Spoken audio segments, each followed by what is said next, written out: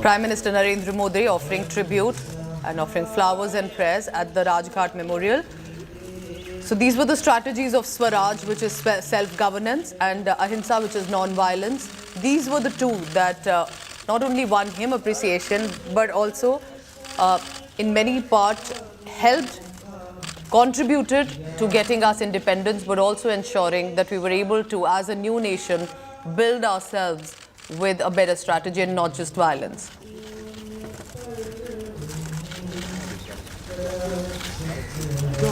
Remember, it's also not just about Mahatma Gandhi today. Our viewer must know that it's as much about Lal Bahadur Shastri Jayanti as it is called as well, the second Prime Minister of India, and who served from 64 to 66. And that also is marked and observed today. Prime Minister Modi has given out statements on both, and just about a short while ago on Lal Bahadur Shastri as well.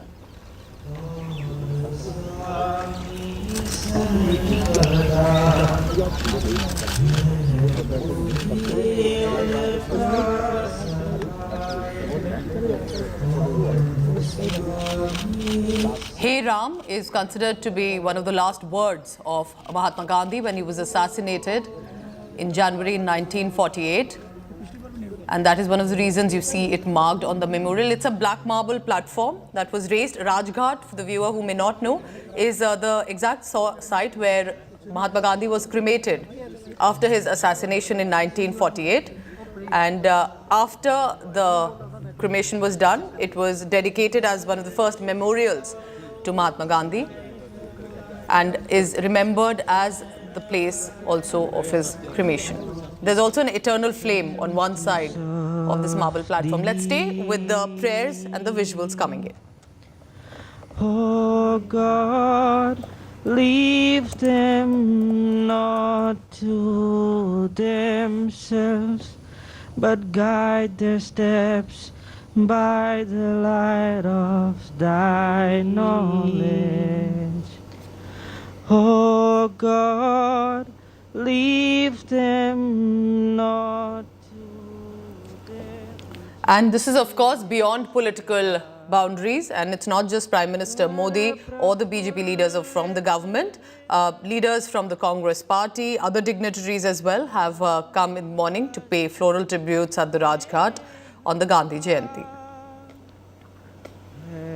तू ही उनका सहायक और स्वामी सर्वदा है, तू ही उनका सहायक और स्वामी सर्वदा.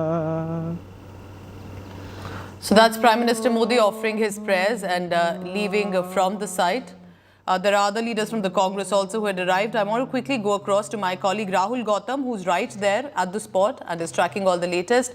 Rahul, this is, of course, in many ways has become a tradition as well for the country, irrespective of the political ideologies or the parties involved.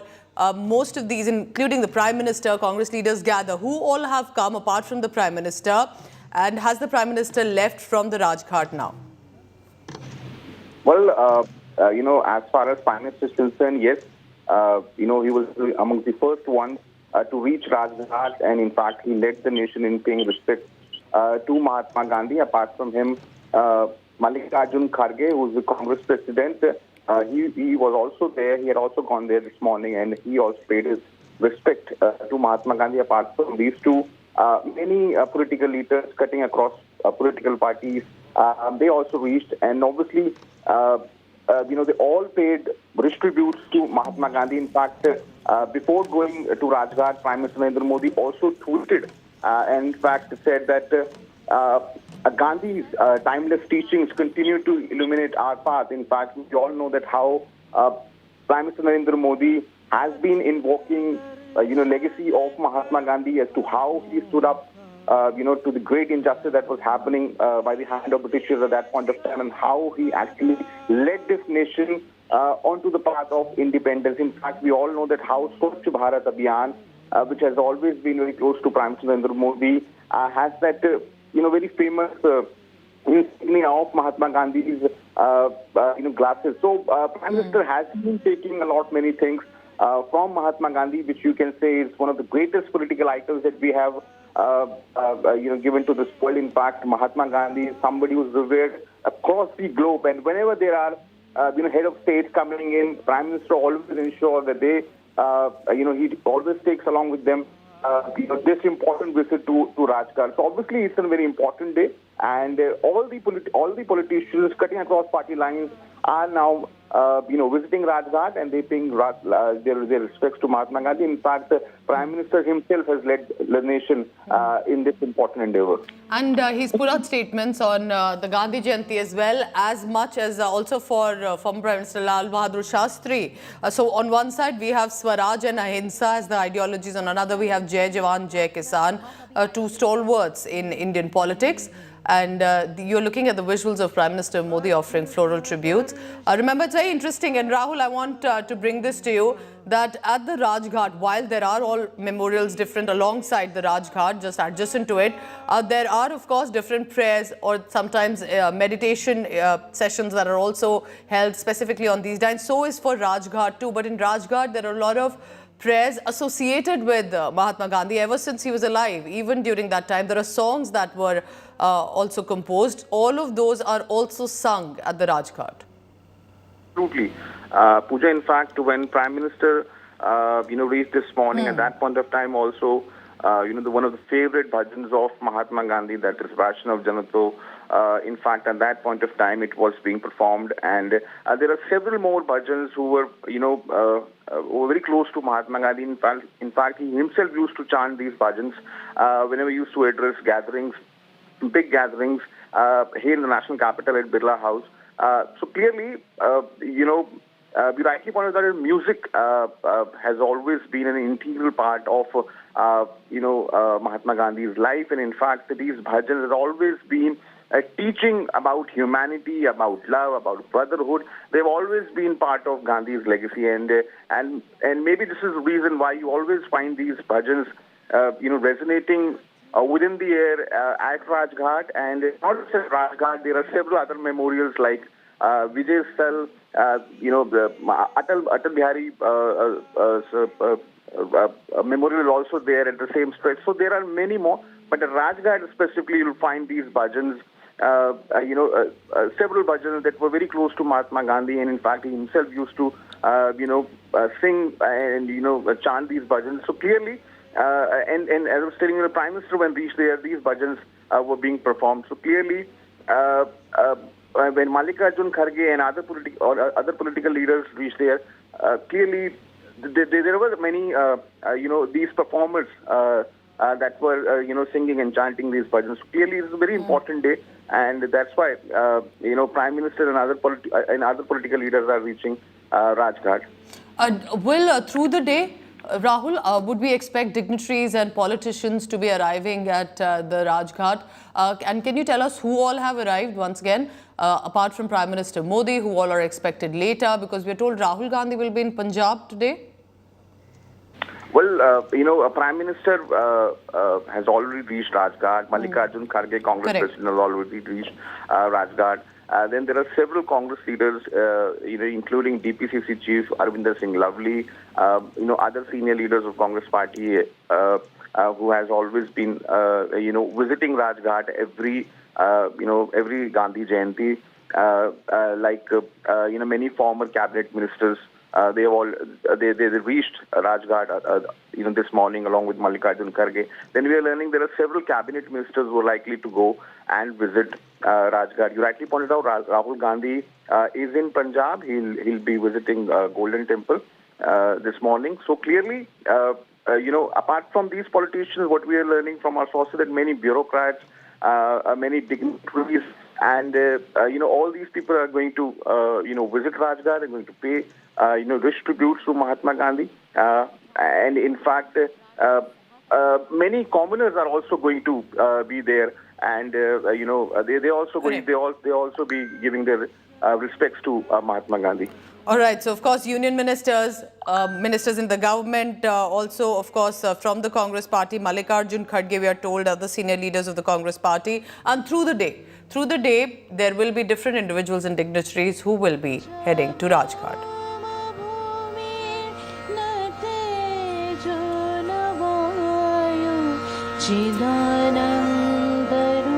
All right, so these are the live latest visuals coming in of Prime Minister Narendra Modi. Interestingly, right behind her is the Aam Aadmi Party MLA from South Delhi, Atishi, also accompanying the Prime Minister. We'll try and go across to our colleague also here. Remember, there are different memorials that are that with Rajghat are alongside as well. And remember, as I said earlier, it's not just the Gandhi Jayanti, but also the Lal Bahadur Shastri Jayanti. And he's put out a statement as well for Lal Bahadur Shastri, which is very interesting because many people sometimes, as we celebrate or mark Gandhi Jayanti, do not tend to remember about former Prime Minister Lal Bahadur Shastri as well. And here, of course, putting out an important statement, Prime Minister Narendra Modi just a short while ago stated, and I read out that statement from him. Remembering Lal Bahadur Shastri ji on his Jayanti, his simplicity, dedication to the nation and iconic call for Jai Jawan, Jai Kisan, which was referring to the soldier and the farmer, resonate even today, inspiring generations. His unwavering commitment to India progress and his leadership during challenging times remain exemplary. May we always work to realize his vision for a strong India. So apart from offering floral tributes at the Mahatma Gandhi Memorial, he was here at the Lal Bahadur Shastri Memorial and is offering the floral tribute there too. Remember, it's not just about remembering Mahatma Gandhi, but importantly his ideals. Swachhta Hi Seva is a campaign that is being run by the government, which is about cleanliness that Mahatma Gandhi also had focused consistently through the years that he was alive. So two different memorials there, the Rajghat and I can also see the Lieutenant Governor there in the backdrop. And of course, there are many other representatives from the government, from the Congress, from the Aam Aadmi Party, seen here at the Lal Bahadur Shastri Memorial. So across the country, in fact, I'd like to say across the world, as it is marked as the International Day of Non-Violence, Swachhta Hi Seva, the Swachh Bharat Abhiyan, all of these are part of the Mahatma Gandhi ideals too. And it's good to see Prime Minister visit both the memorials and offer the floral tribute.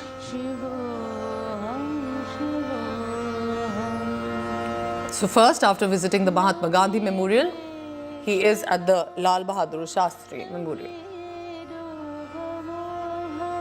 In the backdrop, you can see that there are bhajans that are being sung as Prime Minister Modi has arrived.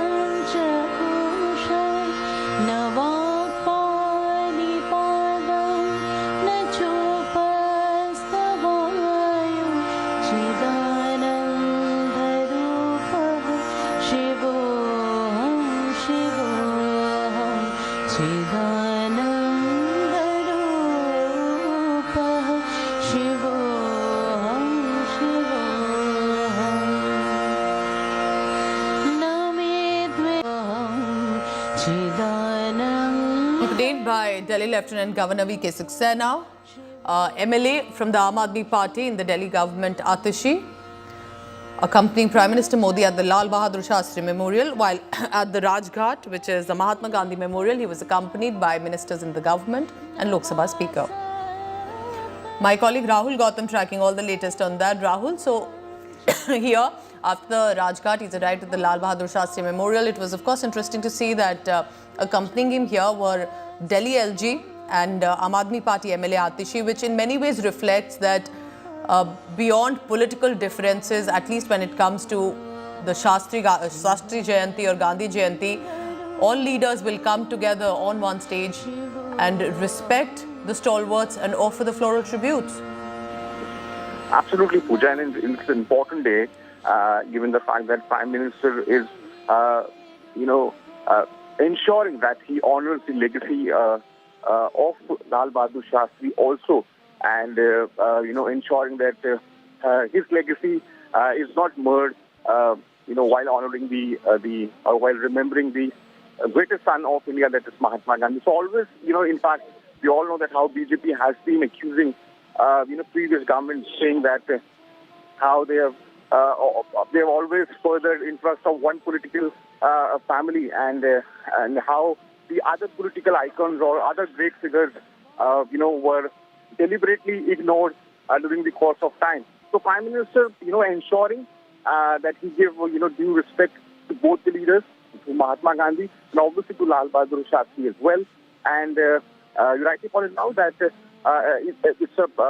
a gesture that, along with Prime Minister Narendra Modi, Delhi's LG, Mr. V.K. Saxena, Atishi, who is also the Cabinet Minister of Aam Aadmi Party government, they're all coming together and sending out a strong message that our forefathers who actually laid the foundation of this country, all political parties setting aside the political differences, they can come together and honor our political icons, greatest one of the greatest political figures. So clearly, is a good gesture, and it actually shows the path ahead as far as India is concerned.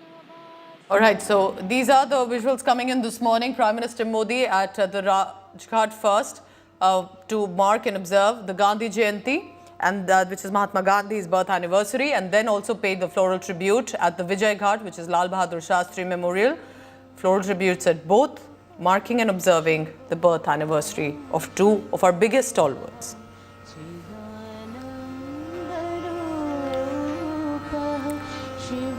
All right, with that, I'm heading into a very short commercial break. Stay tuned to India Today, all the big political stories right after. Thank you for watching.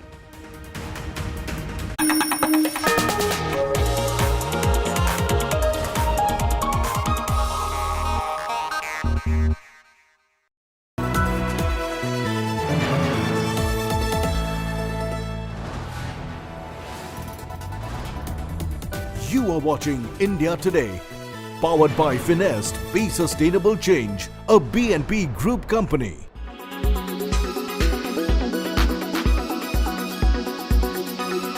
Elon Musk's brain chip startup Neuralink says it has received approval to begin recruiting patients for its first human trial. An independent review board has given the green light for the company to seek people with paralysis to test its experimental device in a 6-year study. The study will use a robot to surgically place a brain-computer interface, or BCI, implant in a region of the brain that controls the intention to move.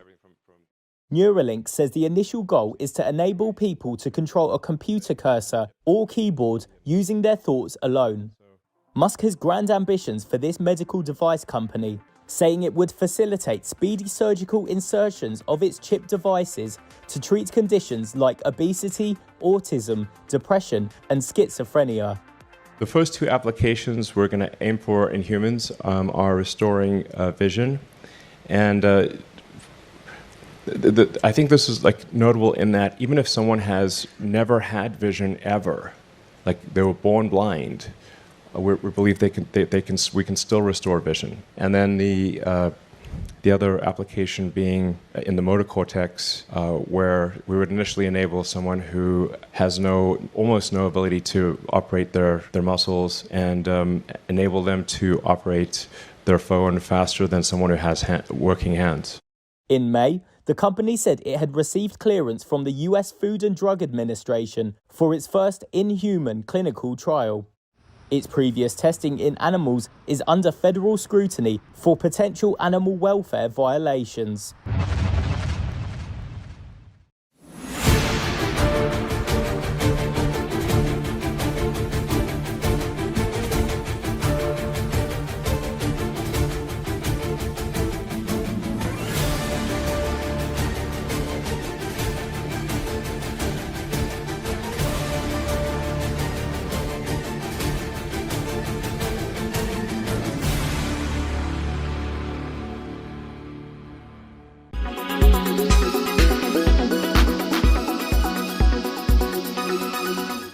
Make your media plan smarter with India Today Live TV on your connected devices.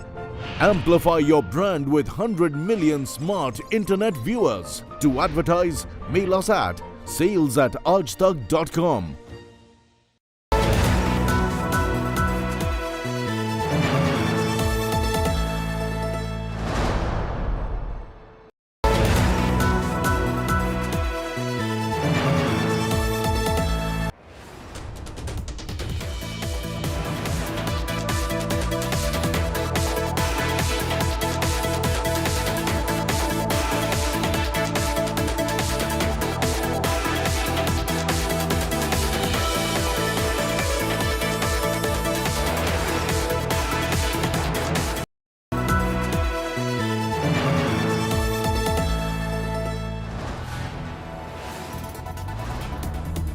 You are watching India Today, powered by Finest, Be Sustainable Change, a BNP Group company.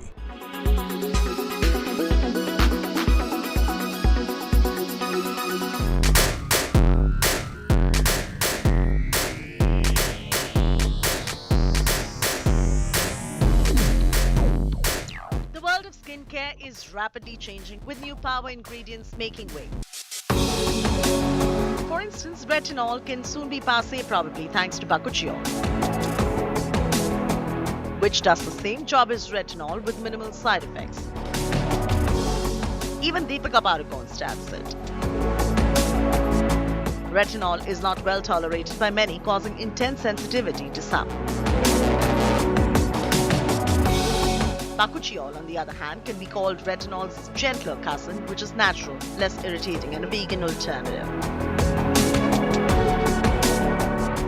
Deep exfoliating scrubs are now replaced with peeling pads with glycolic and salicylic acid, which is Dermat approved. I tried them and found them even better than the in-clinic peels. FCL, for instance, is specially formulated for the Indian skin. You know, acid pads don't suit every skin. You have to take advice, professional advice, before you start using them, because some skins just react to them. And if it suits you, I think once in 2 weeks is good enough, not more frequently than that.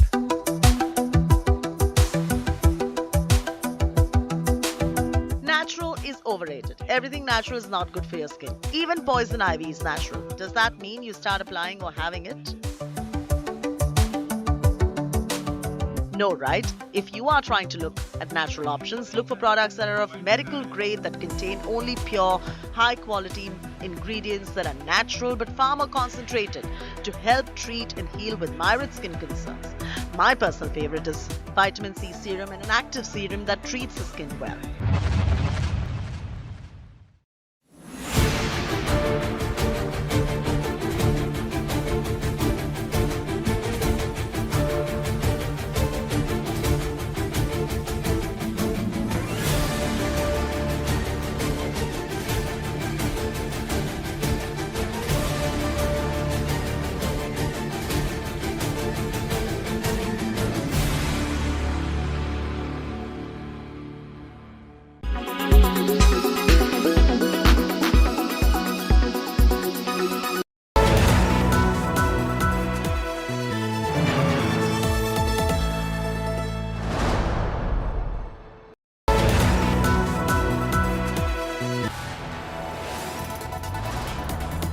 You are watching India Today, powered by Finest, Be Sustainable Change, a BNP Group company.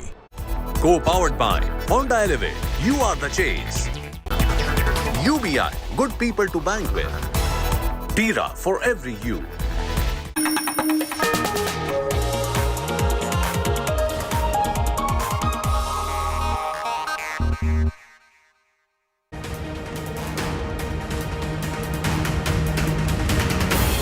Good morning and welcome to the First Step. I'm Pooja Shali. Let's begin first with the headlines at the top of 8 a.m. Rahul Gandhi will be in Punjab today amid the Congress Aam Aadmi Party feud. Days after Congress MLA Khera was arrested by Bhagwant Mann government, Rahul Gandhi will visit the Golden Temple. It's a mega Punjab face-off rocking the India opposition bloc. Communal tension grips Karnataka, Shimoga. Violence during Eid-e-Milad procession. Stones were pelted on the houses of Hindus. Protesters tried to breach police barricade.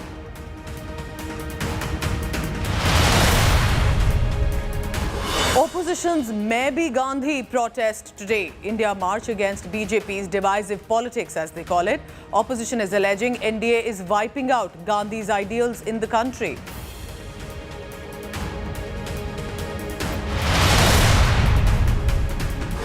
Funds for Bengal showdown escalates. Delhi turns into a battleground over the central government funding. Trinamool Congress will protest against lack of Narega funding to the state.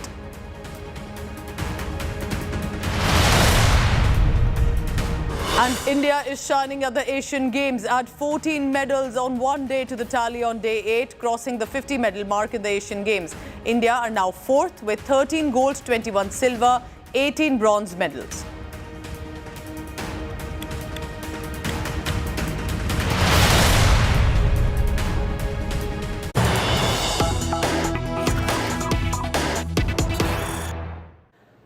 There is outrage that is erupting over TDP chief Chandrababu Naidu's arrest that many are calling illegal. His supporters are out on the streets. His party is escalating the matter.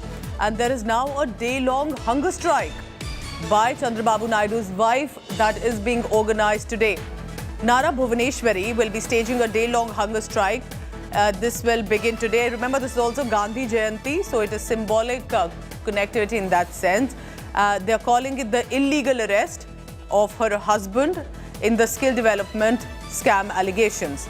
The TDP has urged people to light candles after switching off the light in their house, stay for 5 minutes on October 2nd in the support of the former Chief Minister. TDP has urged people that in the evening to ensure that they are able to light some candles, and also that in support and solidarity for Chandrababu Naidu's arrest. Now, this has been termed as a political vendetta as well. Nagarjun Dwarkanath is joining me for the latest on that. This is a state which is literally showing what political showdowns look like, Nagarjun, isn't it? This is with regard to Chandrababu Naidu's arrest. The government says this is on valid issues. The TDP and its family is saying otherwise. What is the hunger strike about today? Well, good morning, Pooja. Absolutely, that you put it right. That just few months before the election, the politics of Andhra Pradesh has hit its peak. What Chandrababu Naidu's family is saying is that his arrest is illegal. Chandrababu Naidu is not involved in any allegations of corruption or scam. So on the day of Gandhi Jayanti, Nara Lokesh, who is the son of Naidu and wife of Naidu, Mrs. Bhuvaneshwari, both of them will be sitting on a hunger strike from 10 a.m. to 5 p.m. against the arrest of Mr. Naidu. While Lokesh is sitting on a hunger strike in Delhi, his wife, Naidu's wife, will be sitting on a hunger strike in Andhra Pradesh. Both family members of Naidu are putting out a message that their family member, Chandrababu Naidu, has been taken into custody illegally by the Andhra Pradesh government on the Chief Minister, Jagan Mohan Reddy. And tomorrow will be a crucial day also because the Supreme Court will start to hear Chandrababu Naidu's case, and if at all he gets a relief, he would be coming out soon. All right, so Nagarjun Dwarkanath will be tracking all the latest on what's unfolding in Andhra Pradesh. They are united as an opposition bloc of India. Aam Aadmi Party and Congress, however, in the state of Punjab are all guns blazing and fighting amid and against each other. And this is specifically after the Congress incumbent MLA Sukhpal Singh Khera was taken into arrest. Amid all of this, Rahul Gandhi will be in Punjab today. He will be visiting also Amritsar's Golden Temple, pay obeisance at the Akal Takht. As per reports, Rahul Gandhi will also be serving langar at the Golden Temple to the devotees. The visit comes days after Congress MLA Sukhpal Singh Khera was arrested by the Punjab cops, basically by the Bhagwant Mann government, accusing him of being involved in an old drug case. The two parties locked horns over the MLA's arrest, and a delegation of Congress had also met Punjab's governor and raised the issue with him. Speculations around whether Rahul Gandhi will speak on Operation Blue Star that was led by his grandmother, the then Indian Prime Minister Indira Gandhi. Remember, Prime Minister Modi had slammed Congress party for deploying army in the Golden Temple during his speech in the Parliament No Confidence motion in August this year. Could this as a political discourse surface as Rahul Gandhi is in Punjab today?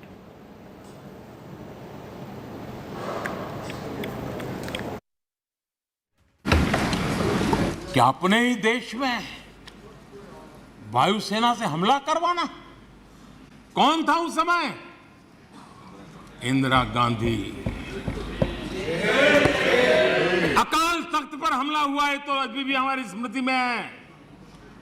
उनको मिजोरम में उसके पहले ही आदत लग गई थी और इसलिए अकाल तख्त पर हमला करने तक वो पहुंचे थे, मेरे ही देश में। और यहां हमें उपदेश दे रहे हैं। Let's go across to my colleague Manjeet Sehgal for the latest on that. Manjeet, good morning. What is the procedure and the itinerary of Rahul Gandhi today? And do you think this historical aspect could bring forth as a political showdown today? Because I think more than BJP, on one side there is BJP to target Congress, on another there is Aam Aadmi Party. What's happening? Good morning, Pooja. Well, Congress leader Rahul Gandhi will be on a day-long visit to the holy city of Amritsar. He is expected to arrive at Amritsar at 10 o'clock. Then he will be accompanied by some of the Congress leaders to the Golden Temple complex, where he will pay obeisance, and after that he will also perform service called Seva in the community kitchen called the Langar. Rahul Gandhi will also be meeting some of the Congress leaders. Remember, Rahul Gandhi's visit is being cited as a personal visit. He may not be speaking to the media, but it is being estimated that some of the Congress leaders will raise the issue of India bloc alliance, as some of the Congress leaders have been objecting to the alliance with Aam Aadmi Party, which, according to the leaders, be it the leader of opposition Pratap Singh Bajwa or the Punjab Congress chief Amrinder Singh Raja Bade, they had also voiced their concern in the past that the ruling Aam Aadmi Party was targeting the Congress leaders, and there should be no alliance in Punjab as well. Interestingly, Pooja, another Congress leader, Navjot Singh Sidhu, who is also expected to meet Rahul Gandhi today, had voiced in favor of the India bloc alliance, saying this alliance is not being made for the assembly elections, but for the national or the general elections. Pooja. All right, keep tracking all the latest on that. Rahul Gandhi will be in Amritsar today and will be offering prayers. Could it also become a political showdown? We'll be tracking the latest on that. All right, from Punjab, I'm taking you to the southern state of Karnataka because communal tensions gripped parts of the state, in Shimoga specifically. There was an Eid procession that was being carried out, and allegedly there were stones pelted from the procession at the houses of some of the Hindu community members. This led to a full-blown communal flare-up after the few miscreants that tried to disturb the law and order. Because Hindu community members then took to the streets to protest against stone pelting. They also pelted stones at the miscreants. Cops resorted to lathi charge to control the situation. Security has been tightened. Section 144 has been imposed to restore peace in Shimoga area. BJP has jumped in on this. BJP has termed this as a pre-planned attack that they are claiming against Hindus.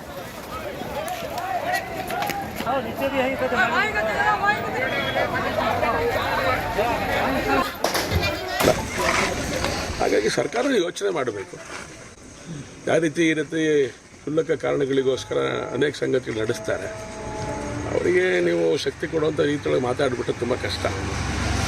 ಅಮಾಯಕರಿಗೆ ಸಮಸ್ಯೆ. ನೋಡಿ, ಅವ್ನು duty ಮಾಡ್ಕೊಂಡು ಬರ್ತಾ ಇದ್ದ, ಅಡುಗೆ ಕೆಲಸ ಮಾಡೋವಂಥ ನಾವು ಅಡುಗೆ ಕೆಲಸ ಮಾಡ್ಕೊಂಡು ಬರ್ತಾನೆ, ಮಂಜಿನ ತಲೆಗೆ ಹೊಡಿತಾರೆ ಅಂತೇಳಿ ಅವ್ನು ಯಾಕೆ ಹೋಗಿದ್ದು? ಶಾಂತಮ್ಮನ ಹೆಣ್ಮಗಳಿಗೆ ತಲೆ ಹಿಡಿದು ಎಲ್ಲಾಡ್ತಿದ್ರು. ಯಾರು ಅನ್ನೋದನ್ನು ಸ್ಪಷ್ಟ ಮಾಡಿದ್ದಾನೆ. Very disturbing to hear that the situation is not looking good there in Shimoga while the situation is under control right now.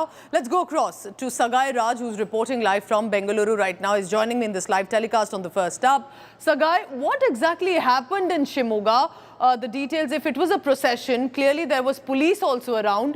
What have you heard about it?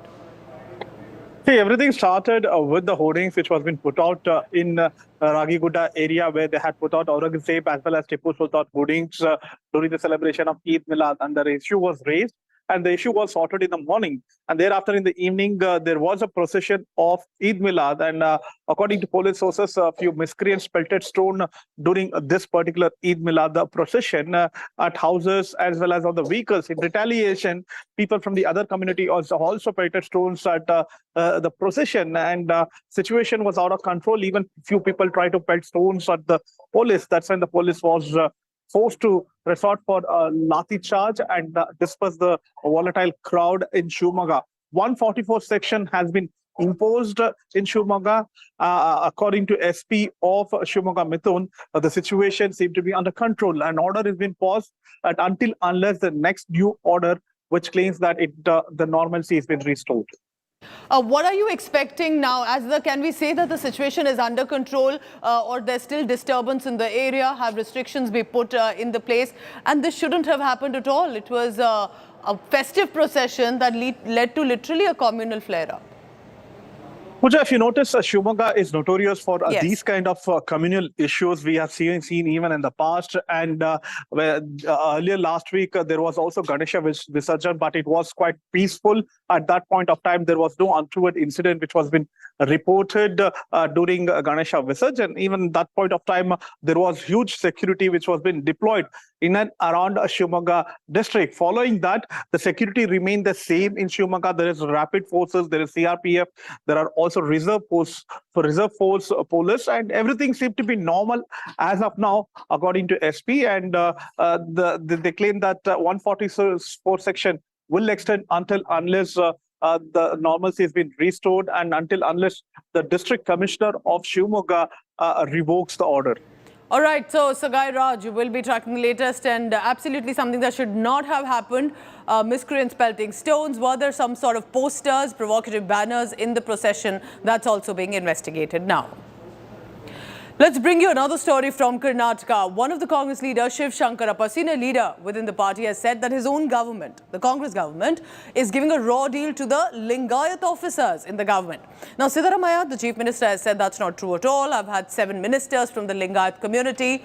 But here's what's happening. Remember, Lingayats are a very important vote bank and do form a good chunk of the population.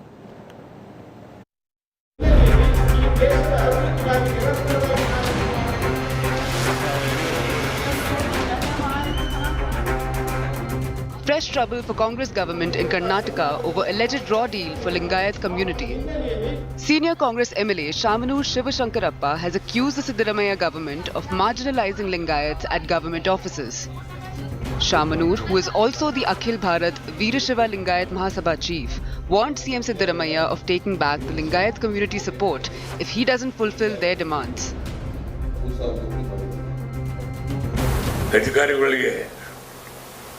ಕೆಲಸ ಕೊಡ್ತಾರಲ್ಲ ಅದರಲ್ಲಿ ಕಡೆಗಣಿಸಿದ್ದಾರೆ ಲಿಂಗಾಯತ್ ವೀರಶೈವರನ್ನ 74 ಜನದ percentage ಲೆಕ್ಕ ಹಾಕಿದ್ರೆ ಜಾಸ್ತಿ ಬರ್ತದೆ. ಬೇರೆ ಇನ್ನೊಬ್ಬರು ಯಾರನ್ನ ಹಿಡ್ಕೊಂಡು ಸರ್ಕಾರನ ಮಾಡ್ಬೋದು. ಸಿಎಂ ಹತ್ರ ಮಾತಾಡ್ತೀರಾ, ಅಧಿಕಾರಿಗಳನ್ನ ಕಡೆಗಣೆ ಮಾತಾಡ್ತಾನೆ, ಅದು ನನಗೇನಂತೆ, ನಾನು ಯಾರಿಗೆ ಹೆದರ್ಬೇಕಾದಿಲ್ಲಲ್ಲ. Rejecting Shamanu's claim, Siddaramaiah pointed out that there are 7 Lingayat ministers in his cabinet. ಅಧಿಕಾರಿಗಳು ಅಂತಂದರೆ 7 ಜನ ಮಿನಿಸ್ಟ್ರಿಗಳಿದ್ದಾರೆ. ಎಷ್ಟು ಜನ ಇದ್ದಾರೆ? ಅನ್ಯಾಯ ಇಲ್ಲ ಆಗ್ತದೆ, ಅನ್ಯಾಯ ಆಗಕ್ಕೆ ಸಾಧ್ಯನೇ ಇಲ್ಲ. ಕಾಂಗ್ರೆಸ್ ಪಕ್ಷದಲ್ಲಿ ಯಾವ ಧರ್ಮದವ್ರಿಗೆ ಯಾವ ಜಾತಿಯವ್ರಿಗೂ ಅನ್ಯಾಯ ಆಗಲ್ಲ.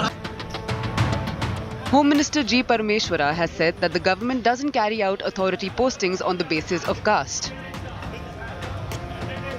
ಯಾರು ಸಮರ್ಥರಿದ್ದಾರೆ, ಪ್ರಾಮಾಣಿಕರಿದ್ದಾರೆ, ಜನರ ಪರವಾಗಿ ಕೆಲಸ ಮಾಡ್ತಾರೆ, ಸರ್ಕಾರದ ಯೋಜನೆಗಳನ್ನು ತಲುಪಿಸ್ತಾರೆ, ಆ ಆಧಾರದ ಮೇಲೆ ಅಧಿಕಾರಿಗಳನ್ನು ನೇಮಕ ಮಾಡ್ತಾರೆ. ಜಾತಿ ಆಧಾರದ ಮೇಲೆ ರಿಕ್ರೂಟ್ಮೆಂಟ್ ಎಲ್ಲ ಆಗುವಾಗ ರಿಸರ್ವೇಷನ್ ಪ್ಯಾಟರ್ನಲ್ಲಿ ಮಾಡ್ಬೋದು, ಆದರೆ ಕೆಲಸ ಕೊಡುವಾಗ ಸರ್ಕಾರದಲ್ಲಿ ಜಾತಿ ಆಧಾರದ ಮೇಲೆ ಪೋಸ್ಟಿಂಗ್ಸ್ ಮಾಡೋದಿಲ್ಲ. BJP backed Shamanu's charges of anti-Lingayat stance of CM Siddaramaiah, accusing the Congress government of appointing minority faces to top government posts and ignoring others. ಮಾತ್ರ ಶಾಮನೂರು ಶಿವಶಂಕರಪ್ಪರು ಹೇಳಿದ್ದನ್ನ ನಾನು ಸ್ವಾಗತ ಬಯಸ್ತೀನಿ. ಅದು ಖರೆ ಐತಿ. ಲಿಂಗಾಯತ ಅಧಿಕಾರಿಗಳಿಗೂ ಬಹಳ ಅವಮಾನಕಾರಿಯಾಗಿ ಯಾರೂ ಒಬ್ಬ ಡಿ ಸಿ ಇಲ್ಲ, ಒಬ್ಬ ಎಸ್ ಪಿ ಇಲ್ಲ. ಕಾರಣ ಅಂದ್ರೆ ಅವ್ರು ಯಾವಾಗಲೂ ಅದು ನೋಡ್ರಿ, ಮೊದಲನೇದು ಹಿಂದೂ ಇರೋದು, ಎರಡನೇದು ಲಿಂಗಾಯತ ಇರೋದು. ಇಡೀ ಅಲ್ಪಸಂಖ್ಯಾತರು ಏನು ಮುಸ್ಲಿಮರು ಅದಾರ, ಅವರೆಲ್ಲ ಅಧಿಕಾರಿಗಳು ಒಳ್ಳೆ ಪೋಸ್ಟಿಗೆ ಬಂದಾರೆ. Lingayats form 17% of Karnataka's population and have influence in 100 of 224 assembly seats. Can CM Siddaramaiah, who is a Kuruba, pacify prominent Lingayat voices? Bureau Report, India Today.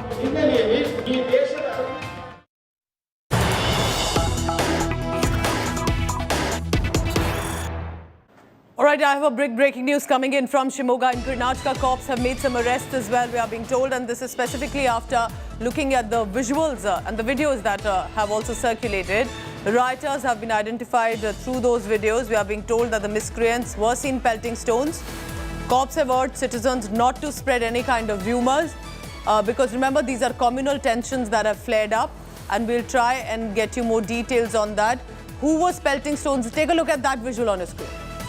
Pelting stones when the cops had to initiate and start lathi charge as well to ensure that the crowd and the miscreants are dispersed. But very disturbing, remember, a festive procession, a religious procession is taken up. Now it is being investigated furthermore. From where did the stone pelting first begin? You can see the stones being pelted here on the cops, definitely, which for which the cops decided to start lathi charging as well. ರಾಗಿಗುಡದಲ್ಲಿ Eid Milad procession ಇರುವಾಗ ಯಾರೋ ದುಷ್ಕರ್ಮಿಗಳು ಕಲ್ಲು ತೋರಿದ್ರು ಅಂತಂದು allegation ಬಂತು. ಅದಾದ ನಂತರ ಸ್ವಲ್ಪ ಸ್ಕಿರ್ಮಿಷಸ್ ಆಯಿತು. ನಾನು ಕೂಡ ಸ್ಪಾಟ್ಗೆ ಹೋದೆ ಇಮಿಡಿಯೇಟ್ಲಿ. ಸ್ಪಾಟಿಗೆ ಹೋದಾಗ ಅವ್ರಿಗೆ ಮಾತಾಡಿ ಕೆಲವರು ಕನ್ವಿನ್ಸ್ ಆದರು, ಕೆಲವರು ಕನ್ವಿನ್ಸ್ ಆಗಲಿಲ್ಲ.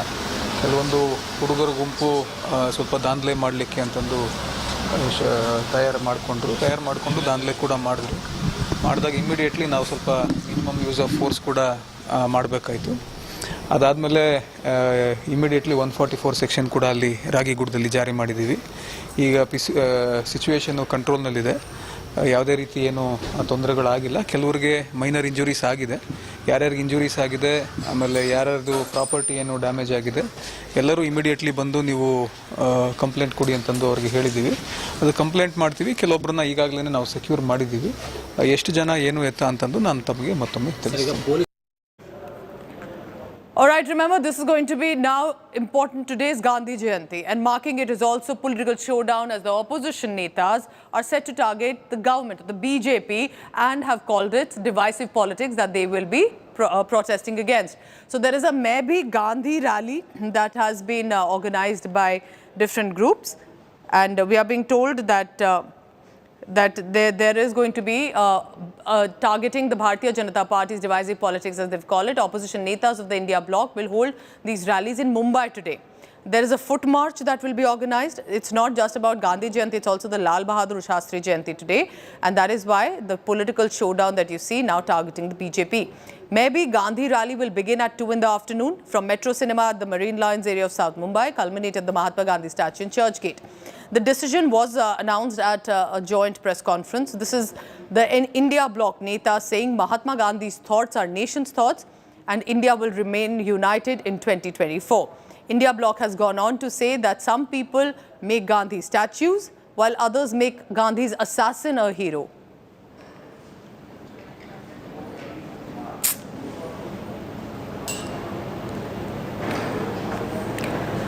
In the national capital, Delhi, today, Trinamool Congress is set to hold a massive protest. The TMC has got its cadres all the way from Bengal in buses who arrived in Delhi. So we are expecting this protest to be organized by the TMC, which is on the alleged delay in the release of funding under the NG-Narega and Pradhan Mantri Awas Yojana to the Bengal government. While TMC was reportedly yet to get permission to protest at Jantar Mantar, the party will hold a peaceful sit-in by its members of parliament and state ministers at Rajghat today. TMC MP Abhishek Banerjee will lead the dharna, saying if needed, TMC will continue protest till Diwali. Banerjee even indirectly challenged ED to stop him if they can. Remember, Abhishek Banerjee has skipped the Enforcement Directorate summons too. It was in connection for School for Jobs scam. BJP is planning, meanwhile, to have a counter-protest in Kolkata over alleged improper use of central government scheme funding by the Mamata Banerjee government. BJP যে গায়ের জোরে বাংলার মানুষের টাকা আটকে রেখেছে, এটা আরেকবার প্রতিষ্ঠিত, প্রমাণিত। এবং বিজেপির রাজ্য সভাপতি সুকান্ত মজুমদার দুদিন আগে সাংবাদিকদের বিবৃতি দেওয়ার সময় স্পষ্টত বলেছেন যেসব আন্দোলন করে কিছু হবে না, আমি একটা ফোন করব, টাকা চলে আসবে। ममता बंदोपाध्याय जो दिल्ली में जाकर छलावा कर रही हैं, मेरा उनसे विनम्र निवेदन है कि उन्होंने तब भी सरकार चलाई थी कांग्रेस पार्टी के साथ जब उनकी घमंडिया अलायंस के नेतृत्व ने तब यूपीए की सरकार का नेतृत्व किया था, तब भी पश्चिम बंगाल के लिए वो विकास के कोई प्रमुख कार्य नहीं कर पाए। आज वो स्वयं सरकार में राज्य में है तो वो ना खुद विकास करती है, ना प्रगतिशील नरेंद्र मोदी सरकार का सहयोग कर जनता तक न्याय पहुंचाती है। So let's try and get an update on this. Rahul Gautam is joining me on the phone line for the latest on this. Rahul, what are we expecting today? TMC getting its full-on cadre, and as you join me live, tell us about what is the strategy of the Trinamool Congress. This is not a protest in her home turf. This is in the national capital. Go ahead, Rahul. But Pooja, TMC is gearing up for a massive showdown. Beginning today with central government on the issue of alleged delay in the funds of Manrega and of for Pradhan Mantri Gram Awas Yojana. Now, TMC is alleging that deliberately the central government is cutting the supply of funds. In fact, it is financially choking the state of West Bengal only because they didn't give mandate to BJP. And for that, a call, Dilli Chalo was given by the TMC top leadership. It's a two-day protest beginning today, and what we're learning from our sources that shortly from now, a senior delegation of BJP MP, of TMC MPs and TMC ministers are now going to, pay their respects to Mahatma Gandhi at Rajghat, and from there they're going to go to Jantar Mantar. In fact, the TMC is also alleging that in order to fail this massive rally and this massive mobilization of TMC workers in the national capital, the central government has in fact cancelled many trains in order to cause inconvenience to TMC workers. However, they are saying that despite all these efforts that were made by central government, hundreds and thousands of TMC workers have already reached the national capital. In fact, 49 buses of TMC workers reached this morning. Abhishek Banerjee is in fact all camping in the national capital. In fact, what we are learning from our sources that he's also going to address a press conference where he's going to brief the media persons about the... So TMC netas, from what you're telling us, are going to be all full guns blazing today in Delhi. And that's going to be very crucial. While he skipped his ED summons, he has decided to organize this protest against government at the centre. This is Mamata and Modi fight that's escalating. Thank you so much, Rahul Gautam, for the latest on that. I'm heading into a very short commercial break. When I return, where will Prime Minister Modi be today? He will be in two states, Rajasthan and Chhattisgarh, two states that are all set for elections. I correct myself, Rajasthan and Madhya Pradesh, because it's these states in the central India belt that are heading for elections. But important, crucial will be Rajasthan, a Congress-ruled state. What is the strategy of Modi government? That and more after a break.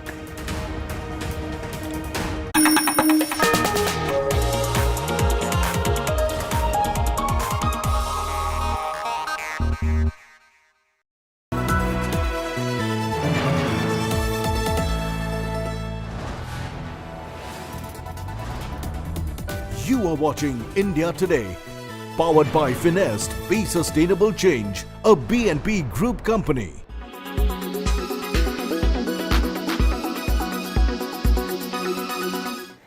There is no end to the ongoing tension between China and the Philippines. Philippines Coastal Guard recently released a video where the Filipinos were seen cutting down the floating barrier installed by the Chinese to prevent Philippines fishermen from entering the South China Sea. Take a look at this full report. Philippines fishermen executed a special operation and cut down a 300-meter floating barrier installed by China in the South China Sea. According to the Philippines Coast Guard, they went ahead with the mission in compliance with the order given by the Philippines President Ferdinand Marcos Jr. The operation follows after China had installed a floating barrier to prevent Filipino fishing boats from entering the disputed area in the Scarborough Shoal in the South China Sea. The fishermen had earlier expressed their anger after the installation of the barriers. Meanwhile, Beijing reacted strongly and warned the Philippines not to provoke. 菲方所谓声明完全是自说自话。 China firmly upholds the sovereignty and maritime rights and interests, and we advise the Philippines not to make provocation and make troubles. 不要挑衅滋事， Hindi tayo naghahanap ng gulo.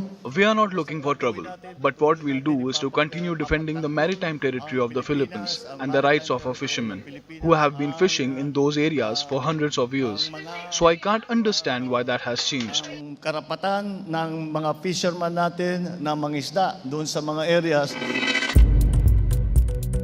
China claims to almost have 90% of the South China Sea area, which had angered not just the Philippines but other countries like Vietnam, Taiwan, Malaysia, and Brunei.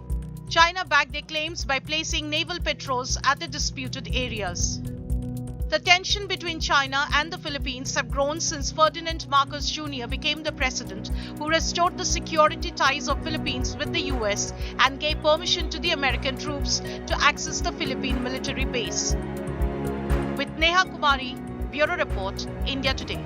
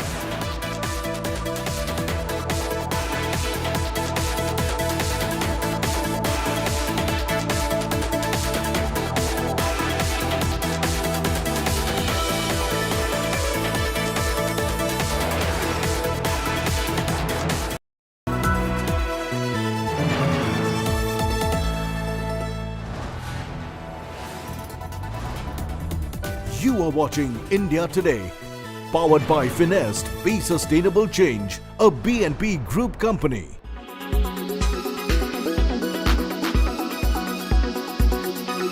Hello everyone, this is Anita Brito in conversation with the one and only Shyam Kaushal. Hello sir, कैसे हो आप? Hello नमस्कार जी. अभी भी आप continue कर रहे हो और आपके बहुत अच्छे अच्छे लाइनअप्स है, जैसे आपने बोला डंकी है, फिर आपके पास जो बंगाली मूवी है वो भी है. ये बंगला बंधु. हाँ जी. प्लीज उसके बारे में थोड़ा इन डेप्थ बात कीजिए, थोड़ा डंकी के बारे में हमें बात कीजिए. It's an all and out action film? No, it is not a, there is action in it. But मुझे ये जानना है आपसे, ये पर्सनल क्वेश्चन है, आपको सबसे ज्यादा कौन से एक्टर के साथ काम करके मजा है, मुझे ये बताइए. मैंने अमित जी के साथ काम किया, अमित जी से लेके सभी के साथ जितने भी आगे ना सभी के साथ काम किया. फिर जो साउथ के भी मोस्टली सुपरस्टार्स उनके साथ भी काम किया. पर आज तक भगवान की दुआ से कभी किसी के साथ इशू नहीं हुआ, कभी कुछ नहीं हुआ, सबसे प्यार ही मिला है. तो मेरा एक मानना होता है, जैसा मैं आज भी ओपनली बोलता हूँ कि पिछले मैं 43 साल में मेरे को कोई बुरा आदमी नहीं मिला. तो मैं कभी सोचता नहीं हूँ कि अगर कुछ कमियां होंगी तो मेरे में होंगी. कोई बुरा आदमी नहीं है कोई भी ऐसा. जब मैं एक्टर्स मेरे जो छोटे हैं, जैसा रणबीर सिंह, रणबीर कपूर, अर्जुन कपूर, उन्होंने मेरे साथ शुरू किया, जब भी मिलते पैर छूते हैं, ऐसा बच्चों की तरह. तो आप अगर उनको प्यार देते हो तो आपको सामने से प्यार मिलेगा ही.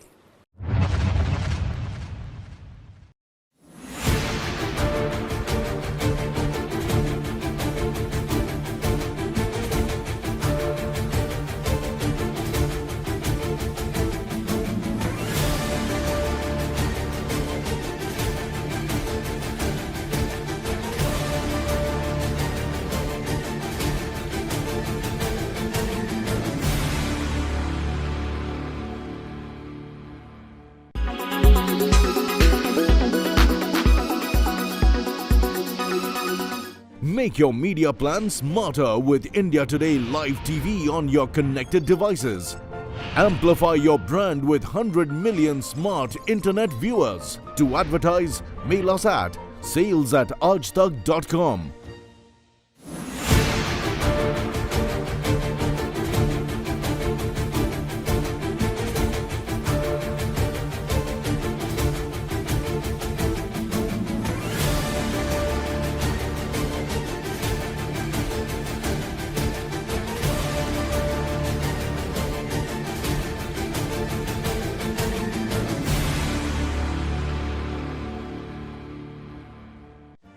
Make your media plan smarter with India Today Live TV on your connected devices. Amplify your brand with 100 million smart internet viewers. To advertise, mail us at sales@aajtak.com.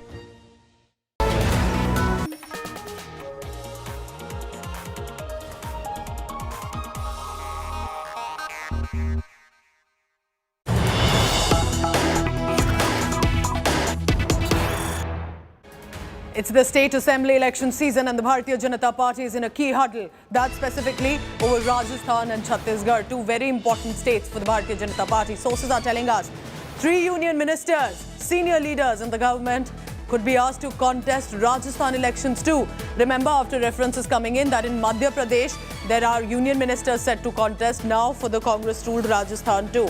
Gajendra Shekhawat, Arjun Ram Meghwal, or senior ministers, both of them in the government, could they be contesting elections? Because Rajasthan and Chhattisgarh members of parliament will likely be asked for that. Sources are telling us that there is, of course, this formula that has been picked up from, for example, from Madhya Pradesh recently for Rajasthan and Chhattisgarh too. Himanshu Mishra joining me on the latest on that. Himanshu, law minister, water minister in the union government to contest possibly for state assembly. Many can call it a, coming down as well for these union ministers. तो क्यों ऐसा decision लिया जा सकता है सरकार की तरफ से या भारतीय जनता पार्टी की तरफ से कि union ministers को state assembly elections में contest किया जाए? देखिए पूजा, बिल्कुल भारतीय जनता पार्टी को ये लगता है कि अगर हम चुनाव जीत सकते हैं जी, अपने बड़े नेताओं को मैदान में उतार के विधानसभा के, तो भारतीय जनता पार्टी में इसमें हिचकती नहीं है। भारतीय जनता पार्टी ने ये एक्सपेरिमेंट पहले भी किए हैं और उसमें कई बार उनको सक्सेस मिला है। इसीलिए आप देखेंगे मध्य प्रदेश, इसीलिए आप राजस्थान में कहा गया है कि जितने सीनियर लोग हैं वो तैयार रहें, चाहे वो मंत्री हैं केंद्र सरकार में या सांसद हैं, उनको तैयार रहना होगा। और यहाँ तक भी एक स्ट्रेटेजी है कि जोधपुर की जो सरदारपुरा सीट है उस पे सीएम अशोक गहलोत को कैसे जो है घेरा जा सकता है, एक मजबूत उम्मीदवार देके, उसको लेकर भी पार्टी की एक प्लानिंग चल रही है। और हो सकता है कोई बड़ा नेता जो है वो जोधपुर की सरदारपुरा सीट से अशोक गहलोत के खिलाफ लड़ता नजर आए। कई सांसदों को मैदान में उतारा जा सकता है। देखिए, जो लोकसभा के चुनाव हैं वो 24 में है, यानी कि विधानसभा चुनाव के बाद 6 महीने बाद अगर सरकार बन जाती है तो भारतीय जनता पार्टी को एक एज मिलता है। अगर बाईपोल भी कराना पड़ता है उन विधानसभा सीटों पर, तो भारतीय जनता पार्टी की ये स्ट्रेटेजी है कि पहले सरकार बनाई जाए, उसके बाद देखा जाएगा कि आगे 24 के लिए क्या निर्णायक भूमिका में किस तरीके से किसको कहाँ एडजस्ट किया जाएगा। Very interesting. Himanshu Mishra will be tracking the latest on that, asking the union ministers to contest assembly elections and win it for the party. It's a big test as much for the BJP. And leading the state election campaigns for the BJP is their star campaigner, Prime Minister Narendra Modi, and he will be in Rajasthan and Madhya Pradesh today. Simultaneously, as he completes one state after another, he will first start with development projects in both these states. Now, we're being told it will start with Congress-ruled Rajasthan. Chittorgarh is where Prime Minister Modi will land at around 10 a.m. Unveil projects worth 7,000 crore rupees, including the Mehsana-Bhatinda-Gurdaspur gas pipeline and 4 land road connection national highways. Moreover, the railway projects being dedicated to the nation by Prime Minister include projects involving the doubling of Chittorgarh-Neemuch railway line and Kota-Chittorgarh electrified railway line. In Madhya Pradesh's Gwalior, Prime Minister Modi will then reach there and launch initiatives worth 19,000 crore rupees. Projects include Delhi-Vadodara Expressway, which has been developed at a cost of about 11,895 crore rupees.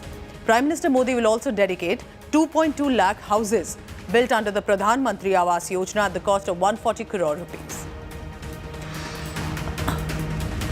Let's go across now to our colleagues joining us both from Rajasthan and Madhya Pradesh. First to you, Devankur, because that is where Prime Minister Modi will be arriving first in Chittorgarh. What are we expecting in Rajasthan? How crucial do you think it's for BJP that Prime Minister himself unveiling projects there? Well, Pooja, today's visit of Prime Minister Narendra Modi to Chittorgarh in Rajasthan will be his 10th visit to Rajasthan this year itself. Rajasthan is a poll-bound state.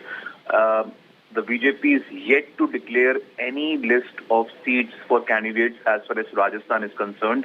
And as far as sources within the political circles are concerned, they maintain that soon after Prime Minister's visit, perhaps later today or tomorrow, the first list of the BJP of candidates for Rajasthan can come out.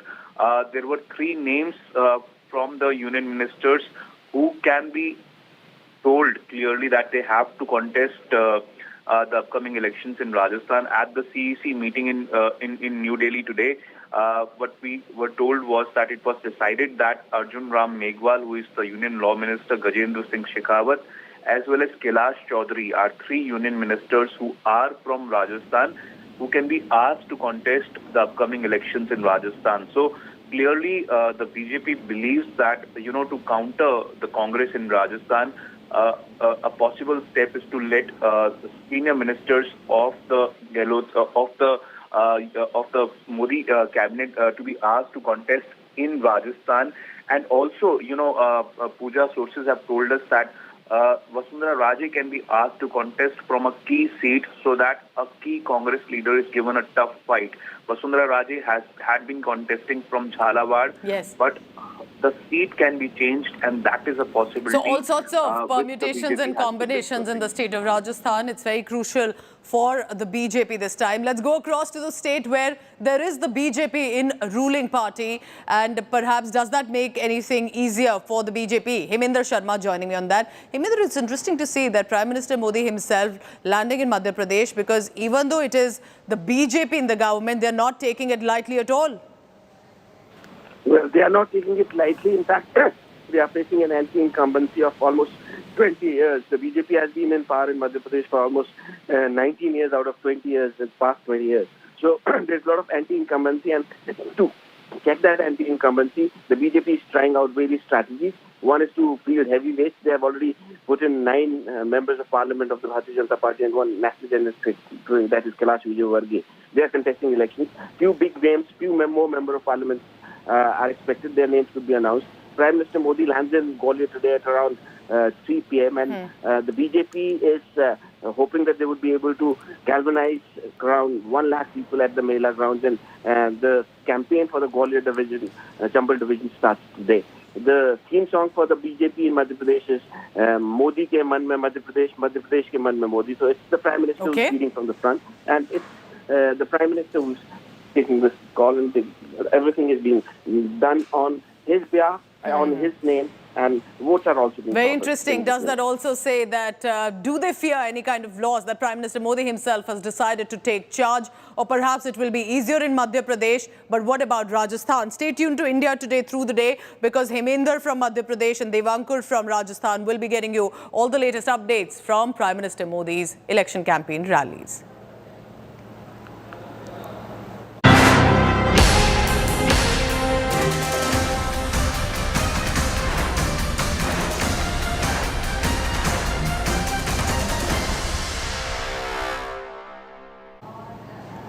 The state assembly elections are to be held not just in Rajasthan, Madhya Pradesh and Chhattisgarh, but also in the southern state of Telangana very soon.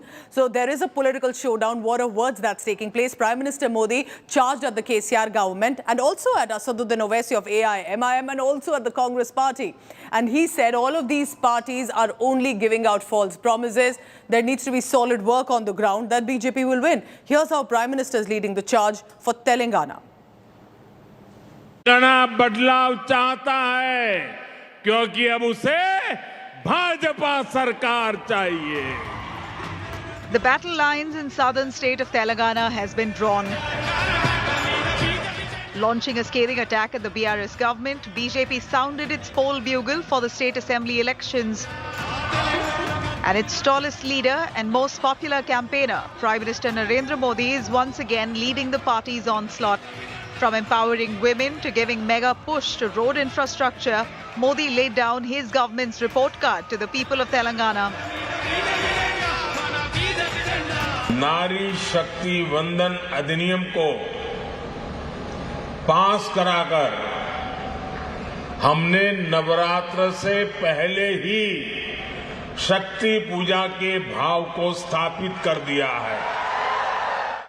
2014 तक तेलंगाना में 2500 kilometre national highway का निर्माण किया गया था.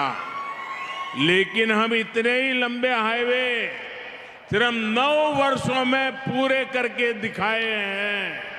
हमारा प्रयास है कि हर छोटे शहर, गांव, कस्बे के लोगों की बड़े शहरों तक पहुंच आसान हो। तेलंगाना में हमारी सरकार नहीं है, फिर भी हमने तेलंगाना के किसानों की मदद करने का भरपूर प्रयास किया। He also didn't mince his words in attacking the BRS for encouraging dynasty politics, targeting OAC's AIMIM without naming anyone.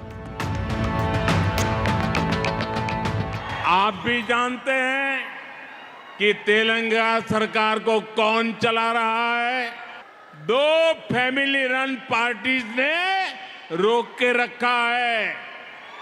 इन दोनों ही फैमिली रन पार्टीज की पहचान करप्शन और कमीशन से है। ये प्रधानमंत्री जी बटन दबाकर अनावरण करें। Earlier in Telangana's Mehboob-Nagar, Prime Minister also laid the foundation stone and dedicated to the nation multiple developmental projects worth more than 13,500 crores. These projects include in the areas of road, rail, petroleum and natural gas as well as higher education. 13,500 crore से ज्यादा की ये परियोजनाएं तेलंगाना को विकास की नई बुलंदियों पर पहुंचाएगी। इनसे तेलंगाना के युवाओं के लिए बड़ी संख्या में रोजगार के नए अवसर भी बनेंगे। Meanwhile, Prime Minister Modi's visit to Telangana also saw a major political face-off between the BJP and ruling BRS. BJP workers put out posters calling CM KCR the state's biggest MLA purchaser. In retaliation, BRS Minister KTR called Modi's trip to the state political tourism and accused him of doing nothing for the state. This is regular rhetorics and political bashanbazi of Prime Minister Modi ji, and this is nothing new. So these election promises, till they actually become reality, till then people do not believe Bharatiya Janata Party. With the state going to polls and CM KCR facing anti-incumbency, the Saffron Party is really trying to make inroads in Telangana, pitting itself against both BRS and the Congress.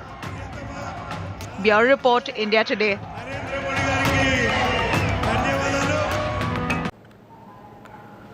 Well-known Kannada actor Nagabhushan has got into a big controversy, and this time when last evening he was driving his car and rammed it into an elderly couple. Nagabhushan rammed his car into this couple who were walking on the footpath in Bengaluru on Saturday night. He first hit the couple and then straight away rammed into an electric pole. However, the actor himself took the couple to the hospital, but sadly, the woman succumbed to the injuries on the way to the hospital while her husband is still undergoing treatment.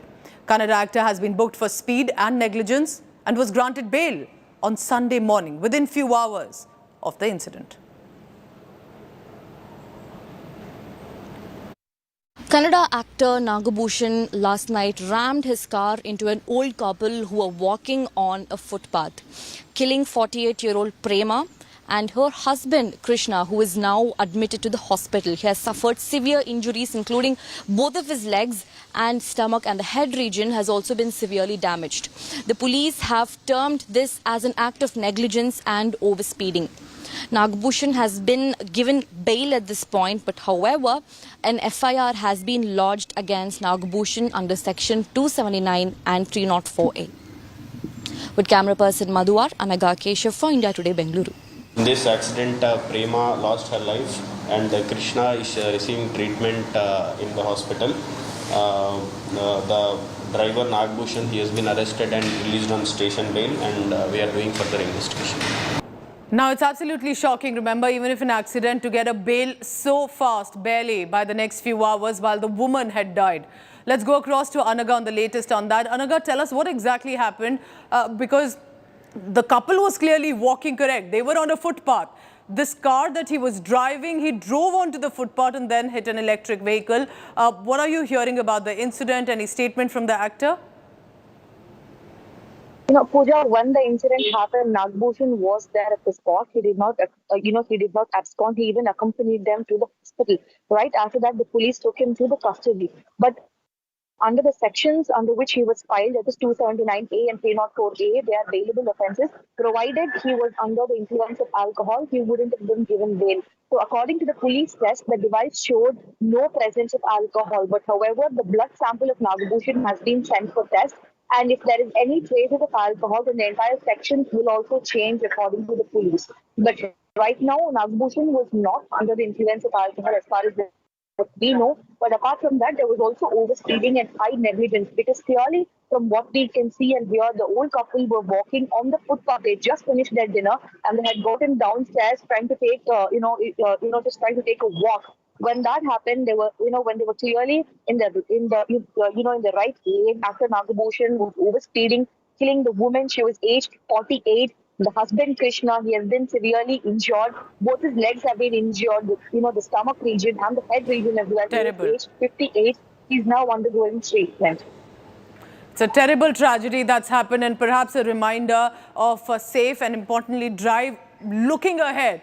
Driving onto the footpath where this elderly couple was taking for a walk. One is dead, one is fighting for life. The actor has got bail within few hours. I'm heading into a very short break. When we return, I get you some news that we can cheer about, and that's from sports. It's the Asian Games. India has been winning gold one after another. 3 golds yesterday, and this was specifically the track and field and athletics event where India is shining. More on that after a break.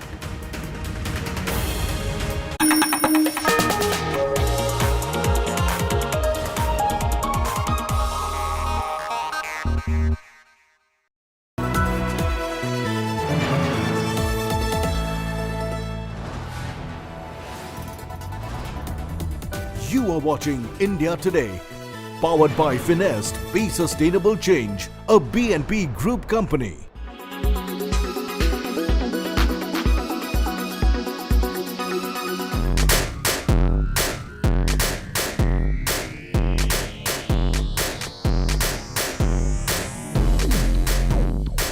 The world of skincare is rapidly changing, with new power ingredients making way. For instance, retinol can soon be passé probably thanks to bakuchiol, which does the same job as retinol with minimal side effects.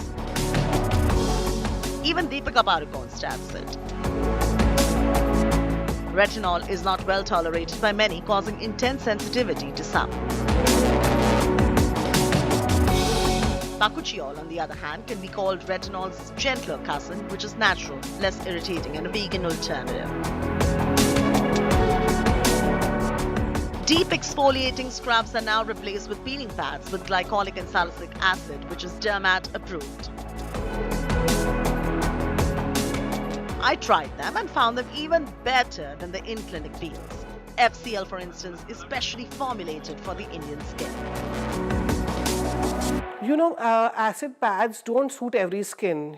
You have to take advice, professional advice, before you start using them, because some skins just react to them.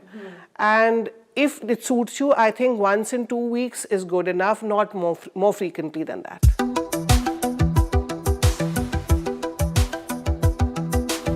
Natural is overrated. Everything natural is not good for your skin. Even poison ivy is natural. Does that mean you start applying or having it? No, right? If you are trying to look at natural options, look for products that are of medical grade, that contain only pure, high-quality ingredients that are natural but far more concentrated to help treat and heal with myriad skin concerns. My personal favorite is vitamin C serum and an active serum that treats the skin well.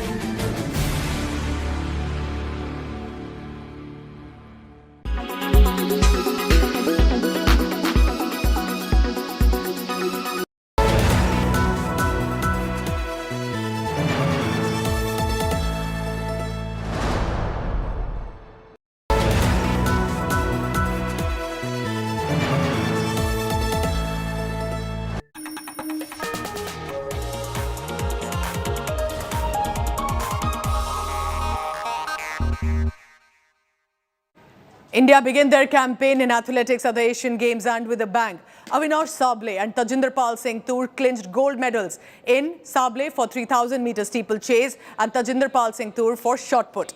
Now here's what happened. Avinash Sable put on a dominating show in steeplechase event at the Asian Games in Hangzhou. Sable dominated the field, established a massive gap between his opponents. Sable cruised to the finish line to secure the gold medal for the first time in the history of the Asian Games.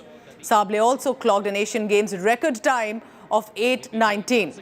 Now, let's go to other event as well. India's athletes continued to shine. In the men's shot put event, Tajinder Pal Singh Toor put on a brilliant display to win the gold medal.